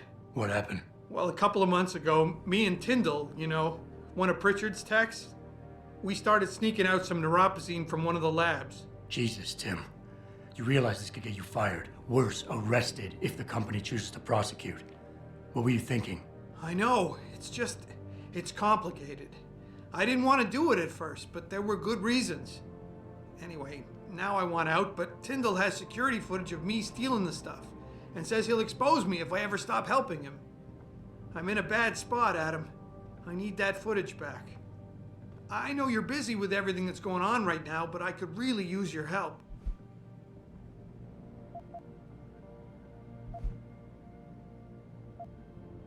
What is it exactly you need me to do? I need you to get back that security footage Tyndall has on me. It's probably in his apartment. On his computer, maybe. So what? I just look him up in the phone book? His apartment is near Brooklyn Court. It might be tough to get in because his building has a large security gate protecting it. Well, that's just great. Hacking the security gate is possible, but would require advanced hacking skills. You might have to look around for an alternate path. Maybe use the fire escape or something.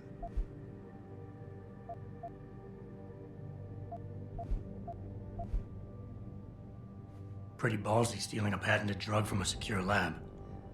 How'd you manage to do it? Both Tyndall and I worked the night shift every other week. I stashed the neuropacine in a bag while he edited the security footage. Guess he kept part of it. Neuropacine? What could you guys want with an anti-rejection drug for augmentation patients? Reselling it?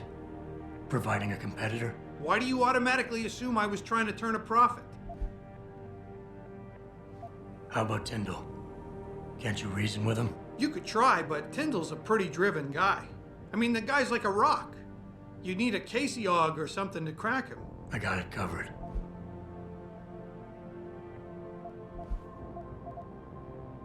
All right, tell me more. Really?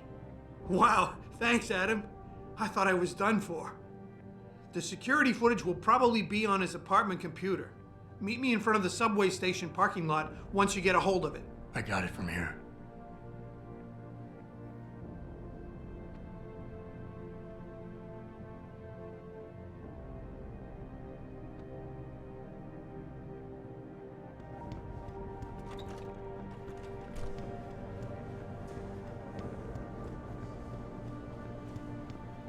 So.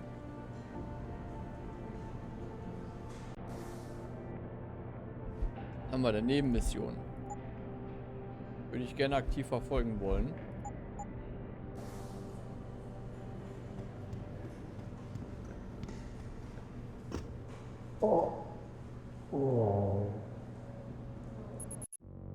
Ich dachte, ich überlebe den Sprung.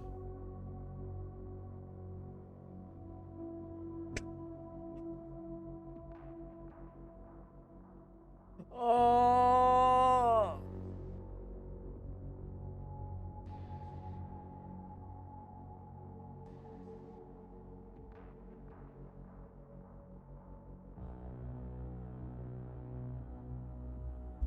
Unangenehm.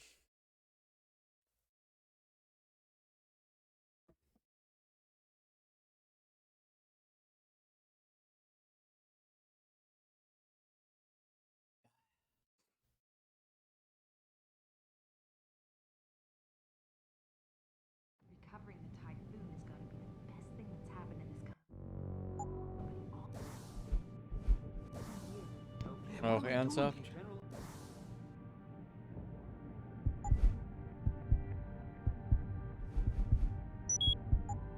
This is nuts. Hey, Jensen. Man, it's good to see you. I'm glad you're back. How are you holding up? I manage. I'm sorry about Megan. I know it must be hard. For a while, we thought you were a goner, too. Yeah. I don't... What? Well...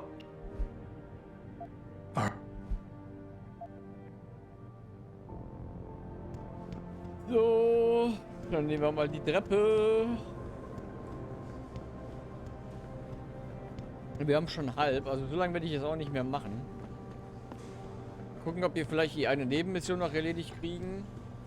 This whole thing just brings back bad memories. I love working here, but it's hard knowing that at any second... God, I can't talk about it. What if another bunch of radicals burst through the door like right now?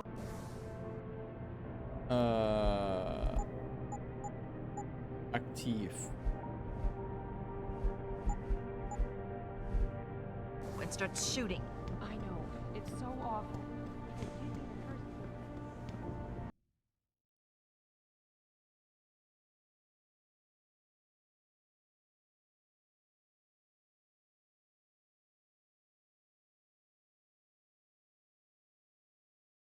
Hast ein Mewtwo? Nice. Ich hatte einen Suikoden und ich hatte ein... Ich glaube, eine Ho-Oh hatte ich noch. Mrs. Reed? Oh, Adam, I'm sorry you startled me. And please, call me Cassandra. You and Megan were together long enough.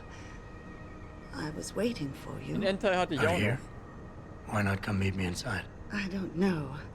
I guess I'm just not ready. This is where you work, but to me, this is also the place where I lost my daughter.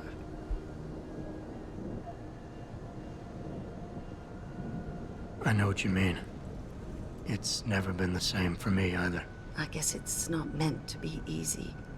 It seems there's just no right way to deal with something like this. And I can't even begin to imagine how things have been for you after all you've been through. Yeah. A lot of things changed 6 months ago. I can't get over how much they've changed you. At first, I couldn't even believe you were still alive. How do you handle all of this? I never asked for this. They say they saved me, but I'm not sure saved is the right word. I understand your anger. I wouldn't take too kindly to people making that kind of decision for me, either. But that being said, I, for one, am glad that you're still among us. Can I ask why you wanted to see me? Yes, of course. I'm sorry. I'm here about Megan. About what happened to her. Or rather, about the investigation into what happened. What about it? Well, simply put, I feel something is not quite right with the way the case was handled. You think there was some foul play involved? I do. Call it mother's intuition. But when speaking to some of the investigators, there were a lot of inconsistencies. And then I met this detective, a man called Chase. He agreed things weren't handled by the book, although he has no proof. And now you want to find out more? I'll never hear my daughter laugh again, Adam. I'll never get a call from her to ask how I've been, or have the chance to ask her about her day. She was stolen from me. However unjustified this all is, I still want to know why it happened. You're not the same, Adam. And we've yet to see if it's for better or worse. But I know you loved Megan. Please, will you help me find out what really happened to her? Nutzlocke Pokémon? Glaub nicht. Mal gucken, vielleicht irgendwann mal, aber aktuell nicht. I never got a chance to investigate the Das ist auch attack das, wo myself. man... Da komme ich gleich noch zurück. I'll look into it. Thank you. This means the world to me, Adam. Really. The first thing I'll need to do is meet with this detective, Chase. Good. He works part-time as a security guard in an apartment building on Brooklyn Court. I'll be waiting for you in your apartment lobby once you're done. Why does a detective need to work part-time as a security guard? Oh, he retired soon after the case. I don't really know the details. Maybe he'll tell you more. I'm on it. Das ist doch das, wo ich pro Route nur ein Pokémon fangen darf, glaube ich. Und wenn ich einen Kampf mit dem Pokémon verliere, also wenn es down geht bei 0, dann muss ich es freilassen, ne? Ich glaube, das war das. Und dann aber, wenn ich das machen würde, wäre halt auch erstmal die Frage, welche Edition, also welche Generation und Edition und so weiter und so fort. Das wären Fragen über Fragen.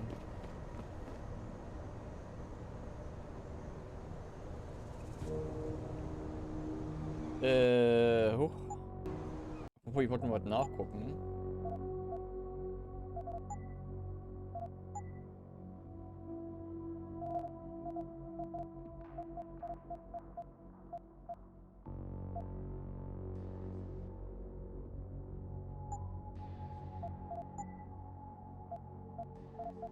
Kann man nicht vielleicht auch die Untertitel größer machen?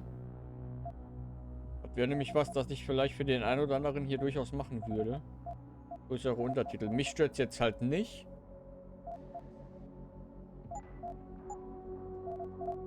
Aber ich denke, das wäre für die Leute angenehmer, für euch.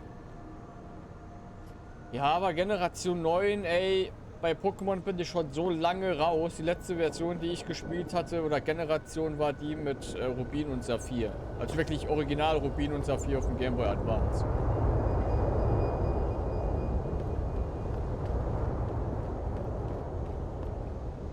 Hatte doch noch eine andere Mission.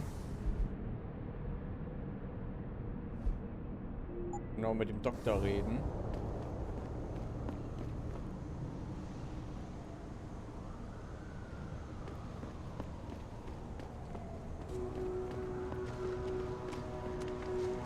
Well, shit, if it ain't the captain himself. Mr. Seraph done fixed you up good, ain't he? Give you a new set of glasses and everything. Damn. How you doing, Letitia? Didn't think I'd see you walking this boulevard anytime soon, that's for sure. Not after what happened 6 months ago. People said you's down for the count. People tend to underestimate me. You and me both, Captain. You and me both. You, got any credits you could spare?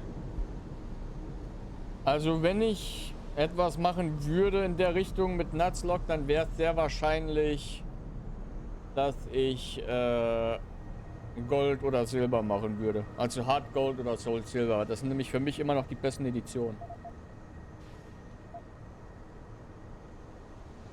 How about you give me some information, and then we'll see. Oh, damn, Captain. You ain't no cop no more. Why you gotta insist on using them rules? Because it's my money this time, not the department's. You want it, you better give me something that's worth it.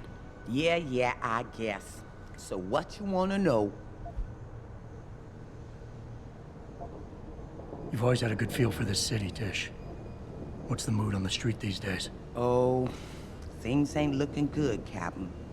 People losing their jobs, their homes, locking everything they's own into those garage door storage units around town, hoping nobody breaks in and steals stuff. Mr. Seraph gonna save us? He better do it soon. Or what? Not sure. Just feels like this whole city's waiting to explode, especially in the alleys behind the gas station.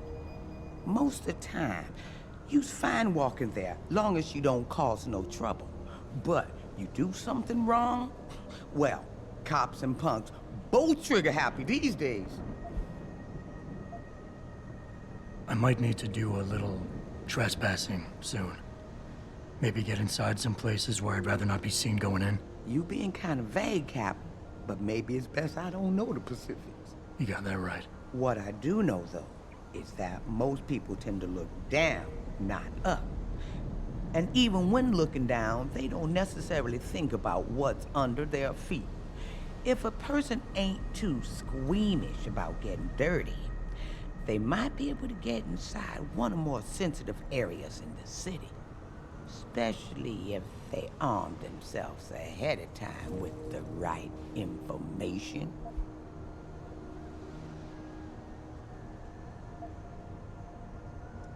Ah, wie viel wollen wir denn bezahlen?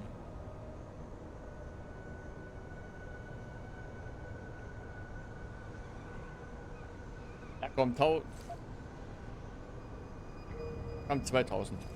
Now, I's not advising you do this. You's being an AUG and all. But if this trespassing you's needing to do happens to be inside D-Row, street gang territory, then yous definitely don't want to be seen going in. Because the ballers would sooner rip me apart than ask questions. Exactly. You being an AUG now and all. But some of them old buildings over there are real crumbly up near the top. Fire escape's still okay, though. So maybe you find a hole, get you inside if you goes up. Keeping my fingers crossed the whole time that the building doesn't fall apart on my way down. Oh, they stronger than you think. But it's true. You might want to invest in some of Mr. Seraph's falling down augmentation before you goes in. 'Cause I'm pretty sure them elevators don't work.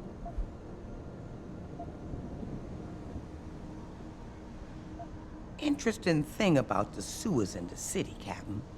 Some of them pass right under the police station, but that don't stop some people from hiding things down there. What kind of things? I was not sure, but a bunch of them walls been patched over pretty quick. Man like you might be able to find out why. Especially if he's fixed up with some of the magic eyes that sees through stuff. Mr. Seraph has to make eyes like that, don't you think?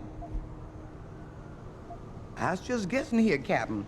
But since you ain't a policeman no more, maybe it's a bit hard to get you inside that police station some days. Especially when things are being classified. There is a door I know about, though. Connects to the sewers. Only thing is, it's usually locked. Hate to tell you this, Tish, but that information isn't worth the admission price you're charging. That's 'cause I ain't giving you the code yet. Jeez, Captain, have some patience. $25.99. $25.99. Das ist doch mal eine sehr nützliche Info gewesen gerade.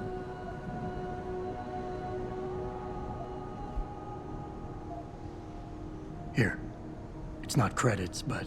Mighty kind, Captain. Mighty kind. I think I've got all the information I need right now, Tish. Maybe next time. I'll be right here waiting for you, Captain. Da waren auf jeden Fall nützliche Informationen dabei, die wir durchaus gebrauchen könnten.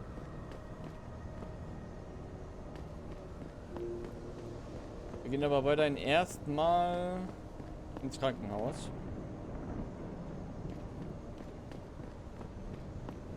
Oder eben zum Arzt. Approve of these protests. These Lim people are drug.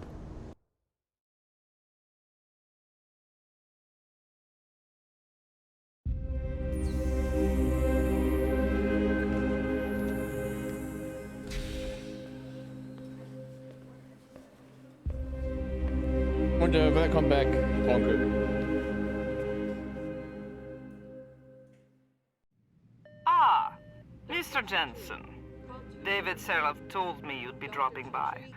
I've just been reviewing the test results we received on you last week. Should I start rolling up my sleeves? Surprisingly, no.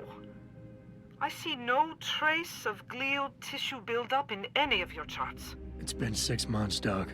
Shouldn't I be on neuropozyne shots by now? One would think, but these test results show no signs of implant rejection. If anything, the bond between tissue and electrodes seems to be getting stronger. So I'm free to go?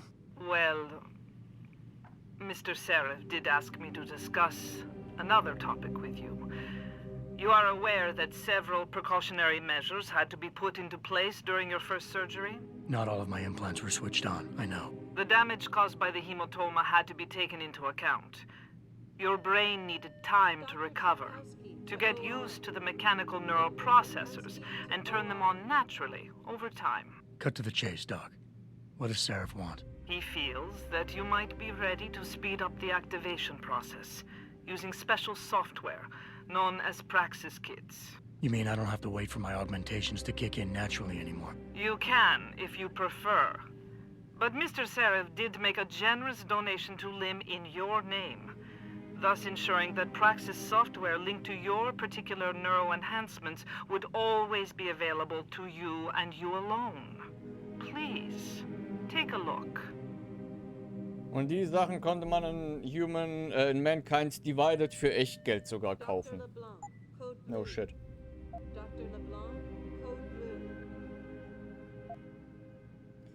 Boah, ganz schön teuer, ey.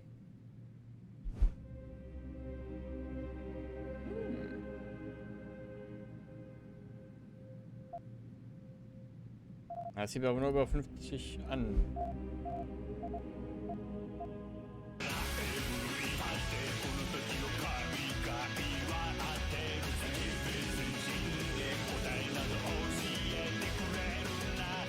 Danke für dein Abo, Julian. Vielen, vielen Dank. Und herzlich willkommen in... Ach, keine Ahnung. Danke jedenfalls für dein Abo.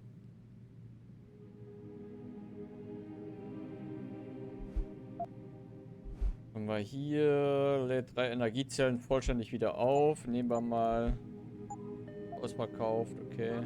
Da kann man die eigentlich auch kaufen. Typhoon-Munition kaufen wir auch einfach mal, auch wenn ich damit nichts anfangen kann. Und die restlichen 5000, bam. Very well, Mr. Jensen. Use it in good health.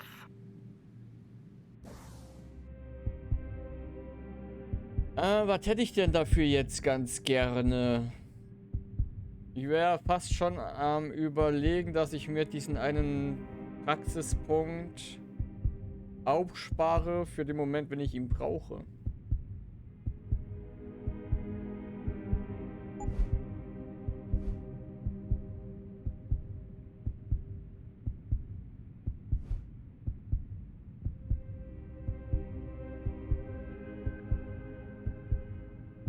Ja, stecken wir hier rein.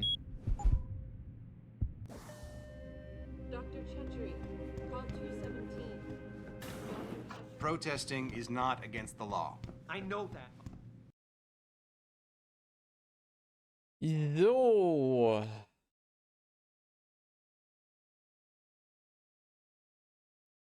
Danke. Adam, are you finished at the clinic? Yep. For now. Good. Right now I want to know who that corpse is. Head over to the police station and get his neural hub. And Adam, if you can't talk your way in, consider making a strategic retreat. There's gotta be another entrance on the side of the building. Sicherheitsstufe 4.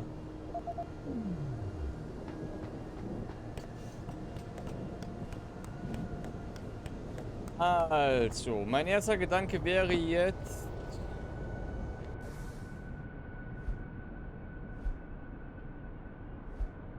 S2 eventuell anzugehen.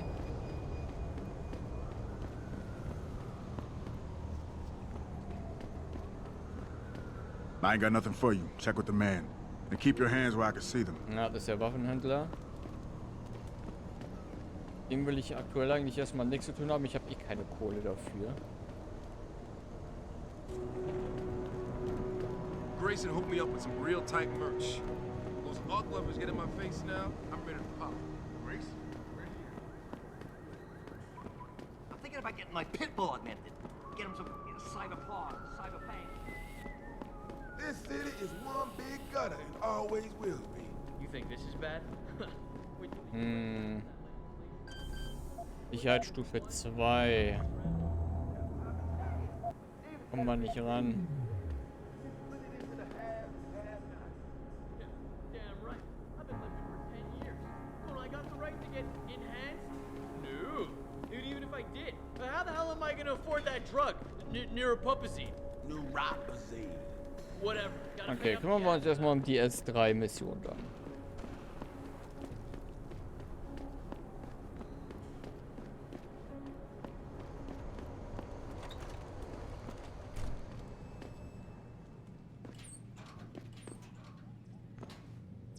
Du bist der... Ja, du bist Chase.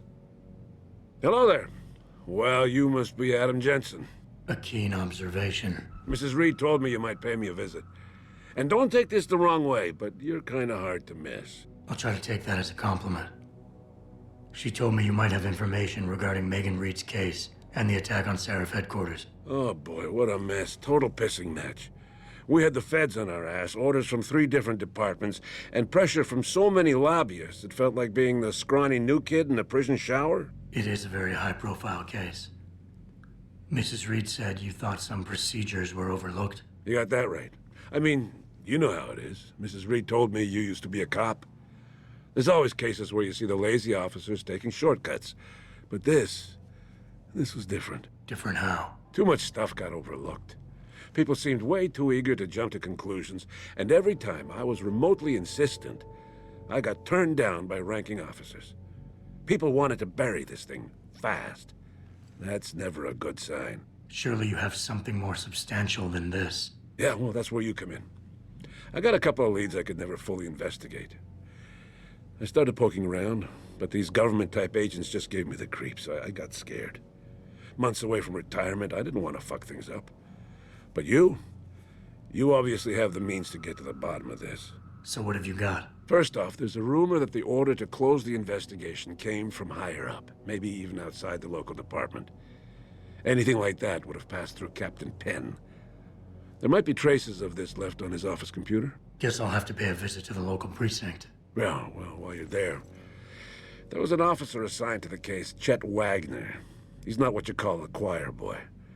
And when he suddenly got brought on the case, I got suspicious. Somebody wanted him there.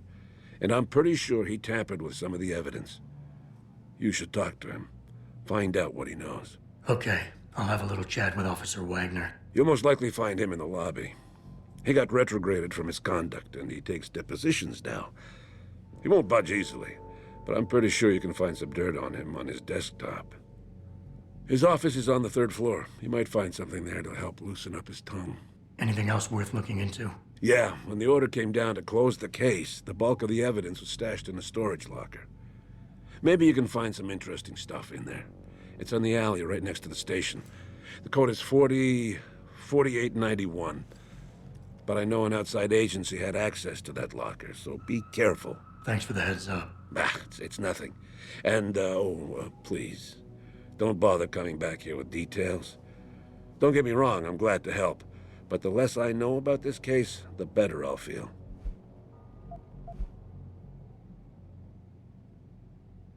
You said an outside agency may have tampered with a storage locker.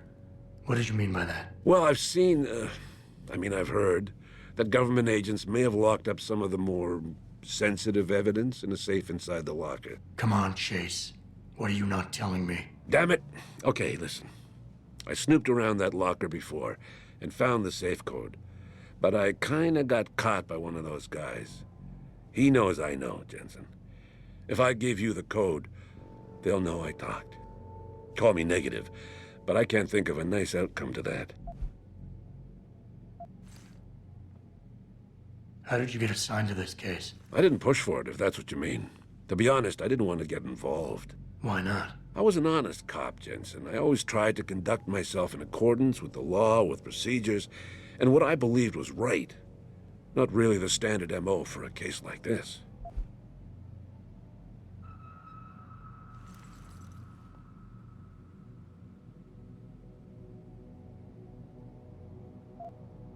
Why retire from the force only to become a security guard?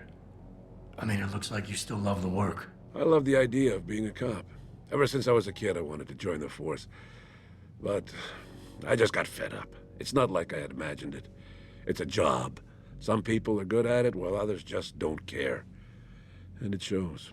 This case, the Seraph case, it was just the last drop in a cup already full. Why retire from the force only to become a security guard? I mean, it looks like you still love the work. I love the idea of being a cop. Ever since I was a kid, I wanted to join the force. Na, wir schon. But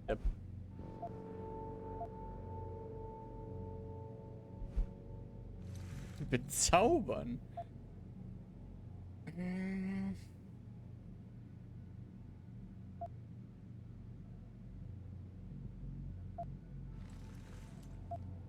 Come on, Chase. You're the good guy, the honest cop. In a police flick, you'd be the straight arrow. You know deep down you want to do what's right. That safe code could mean a lot. don't paint me as a hero, Jensen. I'm a regular guy. But you're right, though. I always tried to do the right thing. The code is 7196. But do me a favor. Can you at least try to hack the damn thing before punching in the code? If I'm lucky, it'll be enough to throw them off. Können wir machen, ja. Eieieiei.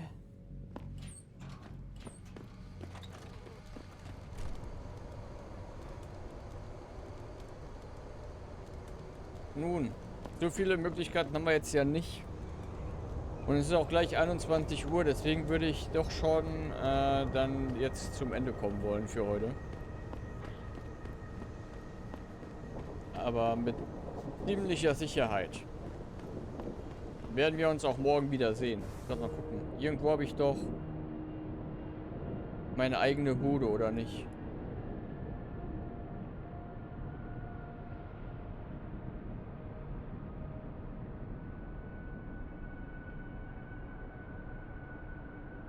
Oder? Man hatte doch eine eigene Bude, oder?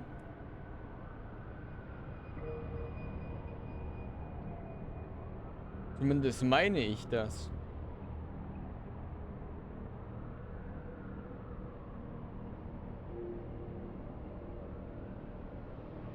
Guck mal eben nach. Ich hoffe, das Spiel ist jetzt nicht gecrashed oder so.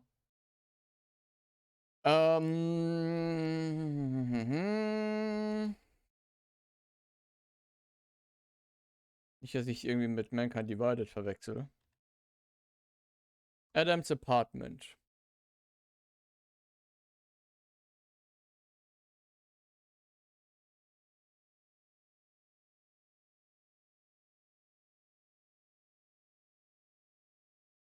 Aber wo ist das?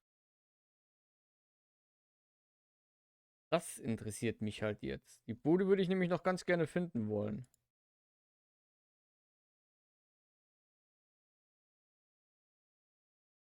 Die Bude von Adam.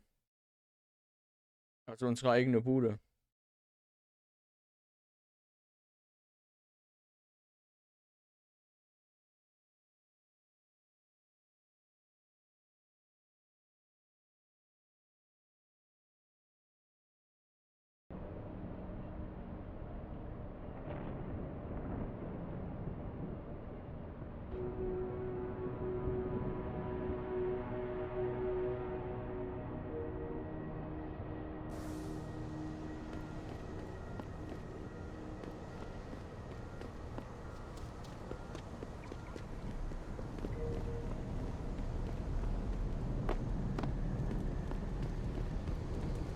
Wird ja wohl nicht hier irgendwo sein, oder?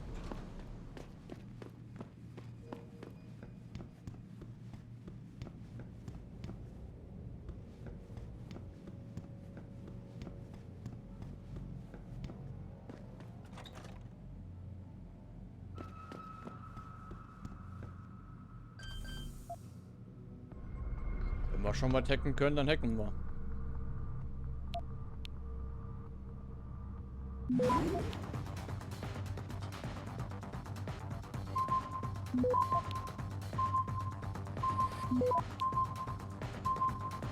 Access granted. Ja, ich habe nämlich auch so eine Erinnerung. Und da ist es bestimmt nicht in so einem komischen, von außen zumindest wirkenden, runtergekommenen Bude. Das war ja auch schon relativ... Ich weiß echt nicht, ob ich das gerade einfach alles mit Mankind Divided vermische.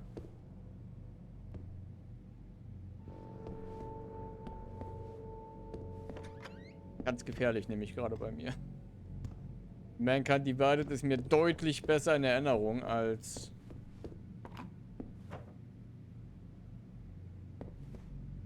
Human Revolution. Merken wir uns.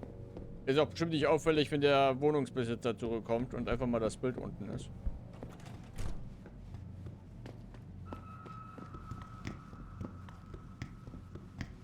Also ich höre nicht eher auf hier mit dem Stream, bis ich die Bude gefunden habe.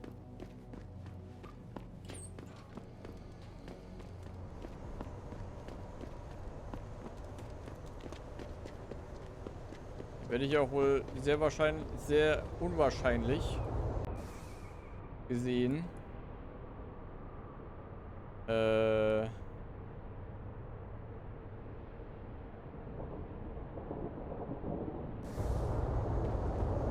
Scheiße, gehen einfach mal da lang jetzt. Gesundheit.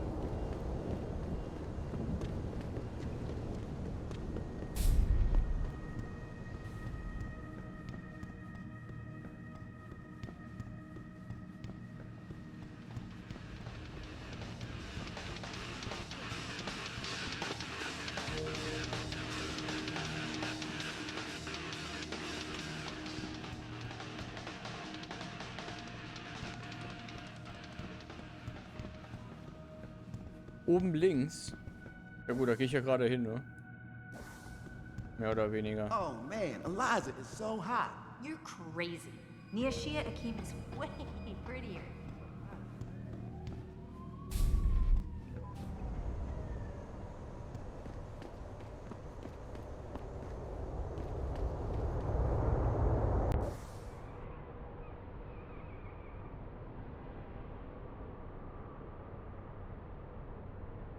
Meinst du mit oben links das Cron Building?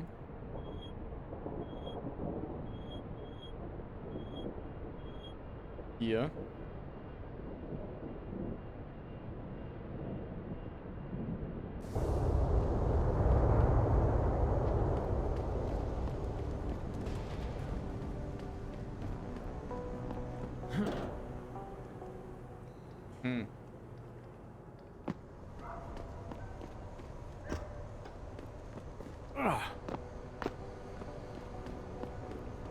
Oh please, you can't actually believe that purity first is freedom. Not yet.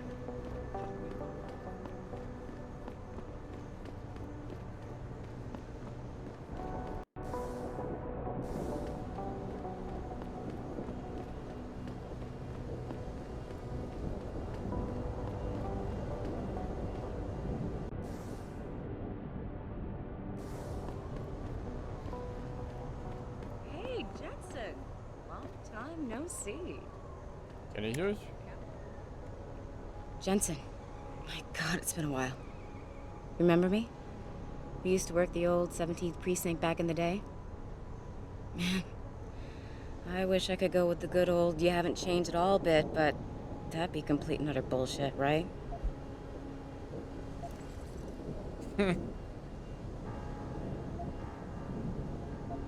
Yeah, I guess that's one way to put it. I like your new style. A bit revealing for my taste, but not entirely unappealing. Oh, yeah? Well, Well, don't get your hopes up, big boy. I'm undercover, keeping tabs on derelict row ballers. I've got a hunch something big's coming. Why do I get the sudden feeling you're about to include me into that something big? Because you're clever. That and the fact that, well, it's pretty obvious. But jokes aside, you couldn't have come at a better time, Jensen.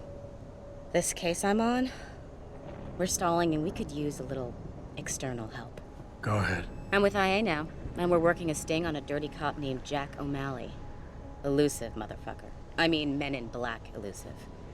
We know he's involved in drugs, weapon dealing, tied into the gangs. But he's clever, and we just can't seem to pin anything on him. I swear he's got friends in high places. Okay, and where do I fit in all this? You're an outsider. You can go places we legally can't. I need someone to do a couple of things. Break into his apartment, sneak into DRB territory, and finally, go undercover posing as a hitman. This guy is nothing minor, Jensen. He's the real deal. Major player, major consequences. We have to get him before shit hits the fan. You in? How about the target, O'Malley? Got any more info? He's a cop, but he went on assignment with the feds for a while. No reports, no address, nothing. We're pretty sure he got tied up in major covert ops, but never got anything solid on him. He has a badge, but he doesn't feel like a cop at all. I haven't walked the beat in a while. Could you give me a quick sit-rep of the local gangs? You know, gangs are not the finest example of evolution, if you catch my drift. Everything's pretty much the same. The derelict row ballers are still dealing and stealing, getting into fights with OGs, and defacing augmented people's property. Yeah, right. Upstanding citizens. And then on the other end of the spectrum, you have the Motor City bangers. Ignorant scumbags just like the DRBs, only some of them are augmented scumbags. Can't let a guy like that roam free. I'm in. All right then, let's get to work. Like I said, I've got a couple of very promising leads, but O'Malley's got friends among the powers that be. I wouldn't be able to get my hands on a warrant, even if I had footage of the perp confessing in real time as he's finger painting his motive on the wall in the victim's blood. So I guess we're gonna have to break a few rules.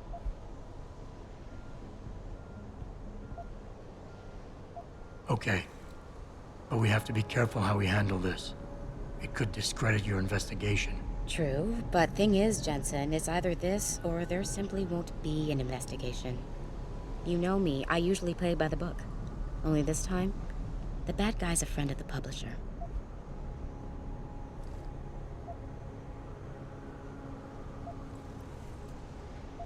So what am I looking for in O'Malley's apartment? Information, drugs, weapons.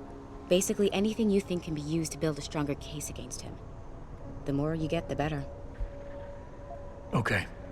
What's this about getting into DRB territory? Yeah, I need you to get in there and track down a shipment of weapons for me.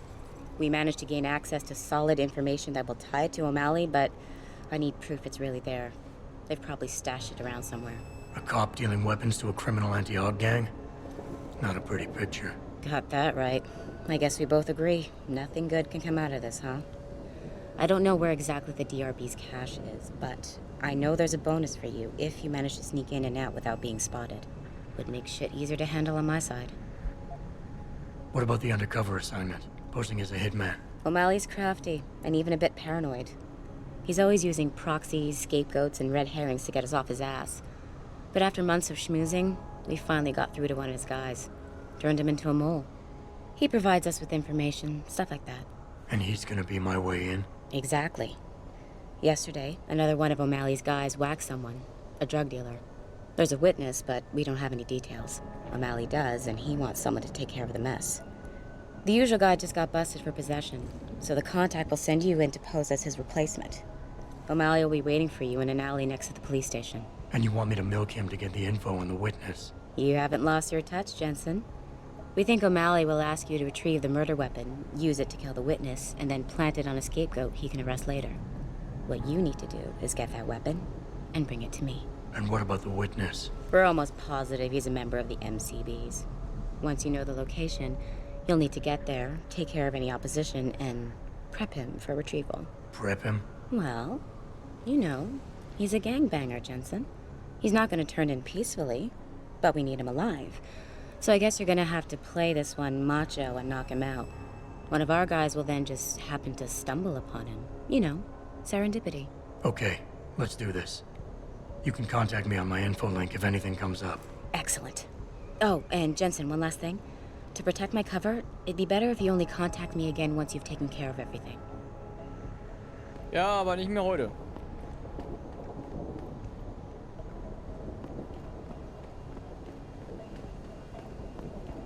Welcome to the Detroit Automated Information Network, including directory Ja, das sieht doch vielversprechend aus.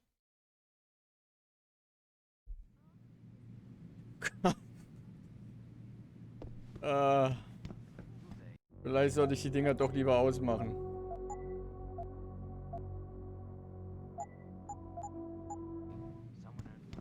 If you ask me, these riots are David Sarah's fault. How can you say that?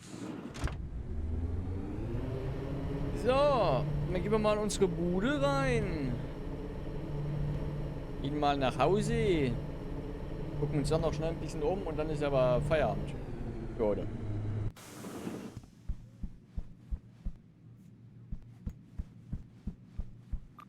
I heard they want to give David Seraph the key to the city. Something about the city's rebirth. Welcome home, Mr. Jensen. Ja, schon eine geile Bude, ne? An sich.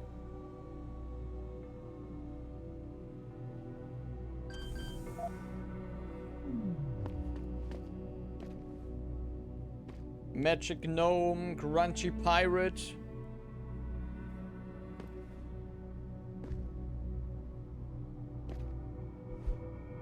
Geiseln Seraph Berg befreit. SWAT-Teams des DPD verhinderten heute Milwaukee Junction eine Tragödie, indem sie eine mehrstündige Geiselnahme im Berg von Seraph Industries beendeten und mehrere Arbeiter aus der Gewalt pro humaner Extremisten befreiten.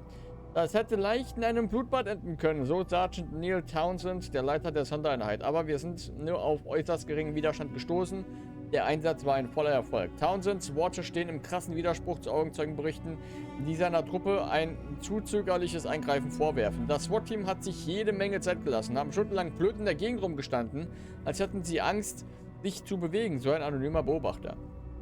Townsends Abteilung wird bereits das Versagen in einer ähnlichen Situation 2 Jahre zuvor vorgeworfen, bei der ein SWAT-Team in Mexican Town einen 15-Jährigen tötete und damit in der ganzen Stadt gewaltsame Proteste auslösten. Keiner weiß, dass Carsten und ich da gewesen sind. Wir waren einfach viel zu gut.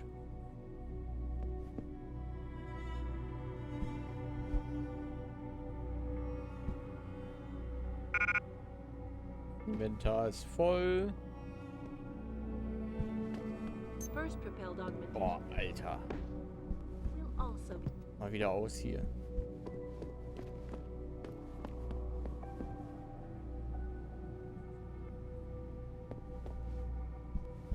Ey, das Bett ist mir zu tief, sage ich ganz ehrlich. Ein paar Genesungskarten, kaputter Spiegel. Paul. Landlord, replace mirror again. Again, vor allen Dingen. Ja, wir haben schon so einige Spiegel auf dem Gewissen.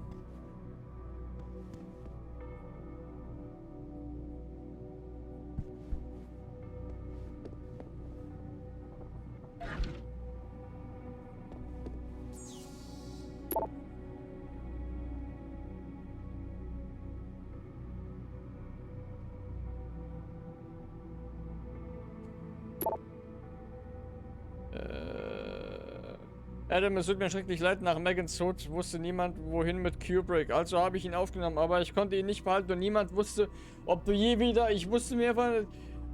Die haben meinen Hund umgebracht. Okay, Leute.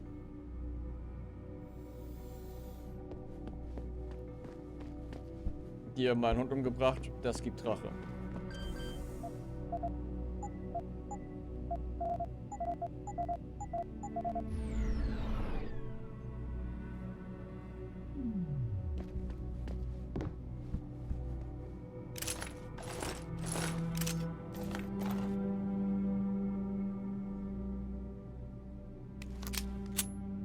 Let's do this.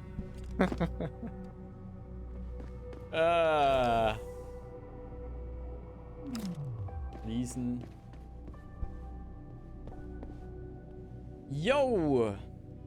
Dann kommen wir hier mal für heute zum Ende. Hat sehr viel Spaß gemacht und ich freue mich auf morgen, wenn wir dann hier weitermachen werden. Da bin ich sehr zuversichtlich, dass es da morgen auf jeden Fall weitergehen wird. So. Wieso auch immer der Chat nicht mit übernommen wird.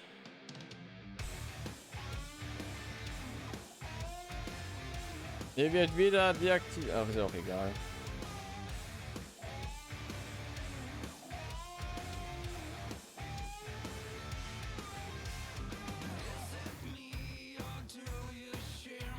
Aber ich hoffe, euch hat soweit auch gefallen. Mal kurz das testen, weil ich was eingestellt habe. Ja, doch, wird angezeigt.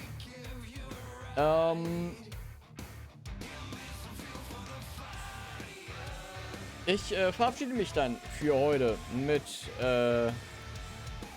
Deus Ex. Ich gucke gerade, wo ich eventuell rüber raiden könnte, aber da ist gerade niemand da, bei dem ich sagen würde, oder bei der ich sagen würde,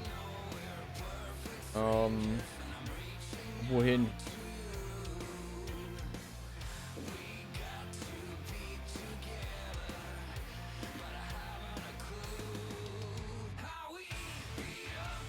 Ich bedanke mich jedenfalls fürs Einschalten und fürs mit dabei sein.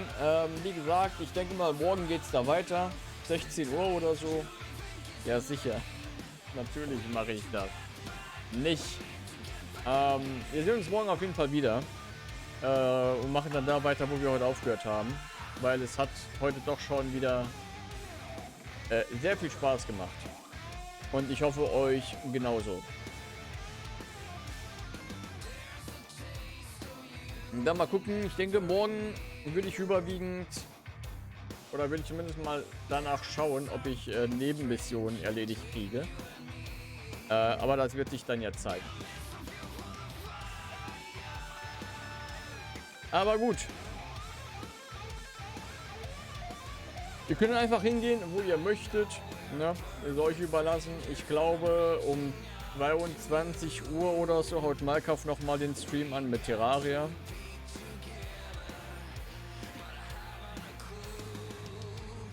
Glaube ich. Bin mir aber jetzt nicht sicher. Mal so eine Frage, wenn du das schon so thematisierst. Also aktuell gucke ich immer, dass ich so gegen 16, 17 Uhr den Stream anwerfe. Vielleicht könnte ich auch ein bisschen früher mal den Stream anmachen während der Woche. Während der Woche mache ich das eigentlich eher ungern, aber ich sag's mal so, wenn Interesse da ist und ihr Bock drauf habt, kann ich auch den Stream mal, keine Ahnung, um 15 Uhr oder so starten oder 14 Uhr. Keine Ahnung.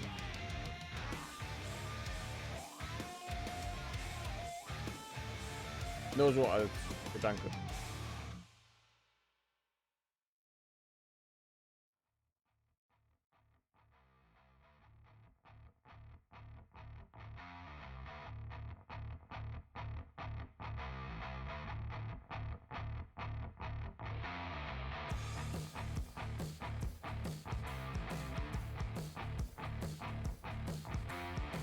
Wie gesagt, war halt nur so gedankenmäßig.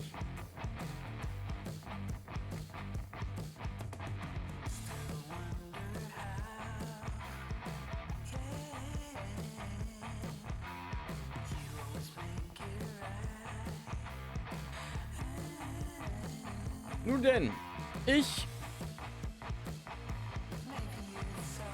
ja, kenne ich. Wir schauen mal. Ich denke mal, 16 Uhr ist aktuell schon eine relativ gute Zeit. An die richte ich mich auch. Es sei denn, irgendjemand oder es gibt genug Widerspruch oder genug Leute, die sagen würden, kannst du auch ruhig ein bisschen früher anfangen. Das sehen wir dann mal. Ich bin jetzt jedenfalls raus. Wünsche euch noch einen wunderschönen Montagabend und bis morgen dann hoffentlich. Wenn es wieder heißt I never asked for this. Kleiner Deus Ex Insider. Ich bin jedenfalls raus. Macht's gut. Und bis morgen. Bleibt gesund. Passt auf euch auf. Und bis dann. Und wenn du schon so viel Freiheit hast, dann stream halt wieder ein bisschen mehr, Bronke. Ne? Punkt. So, ich bin raus. Macht's gut. Ciao.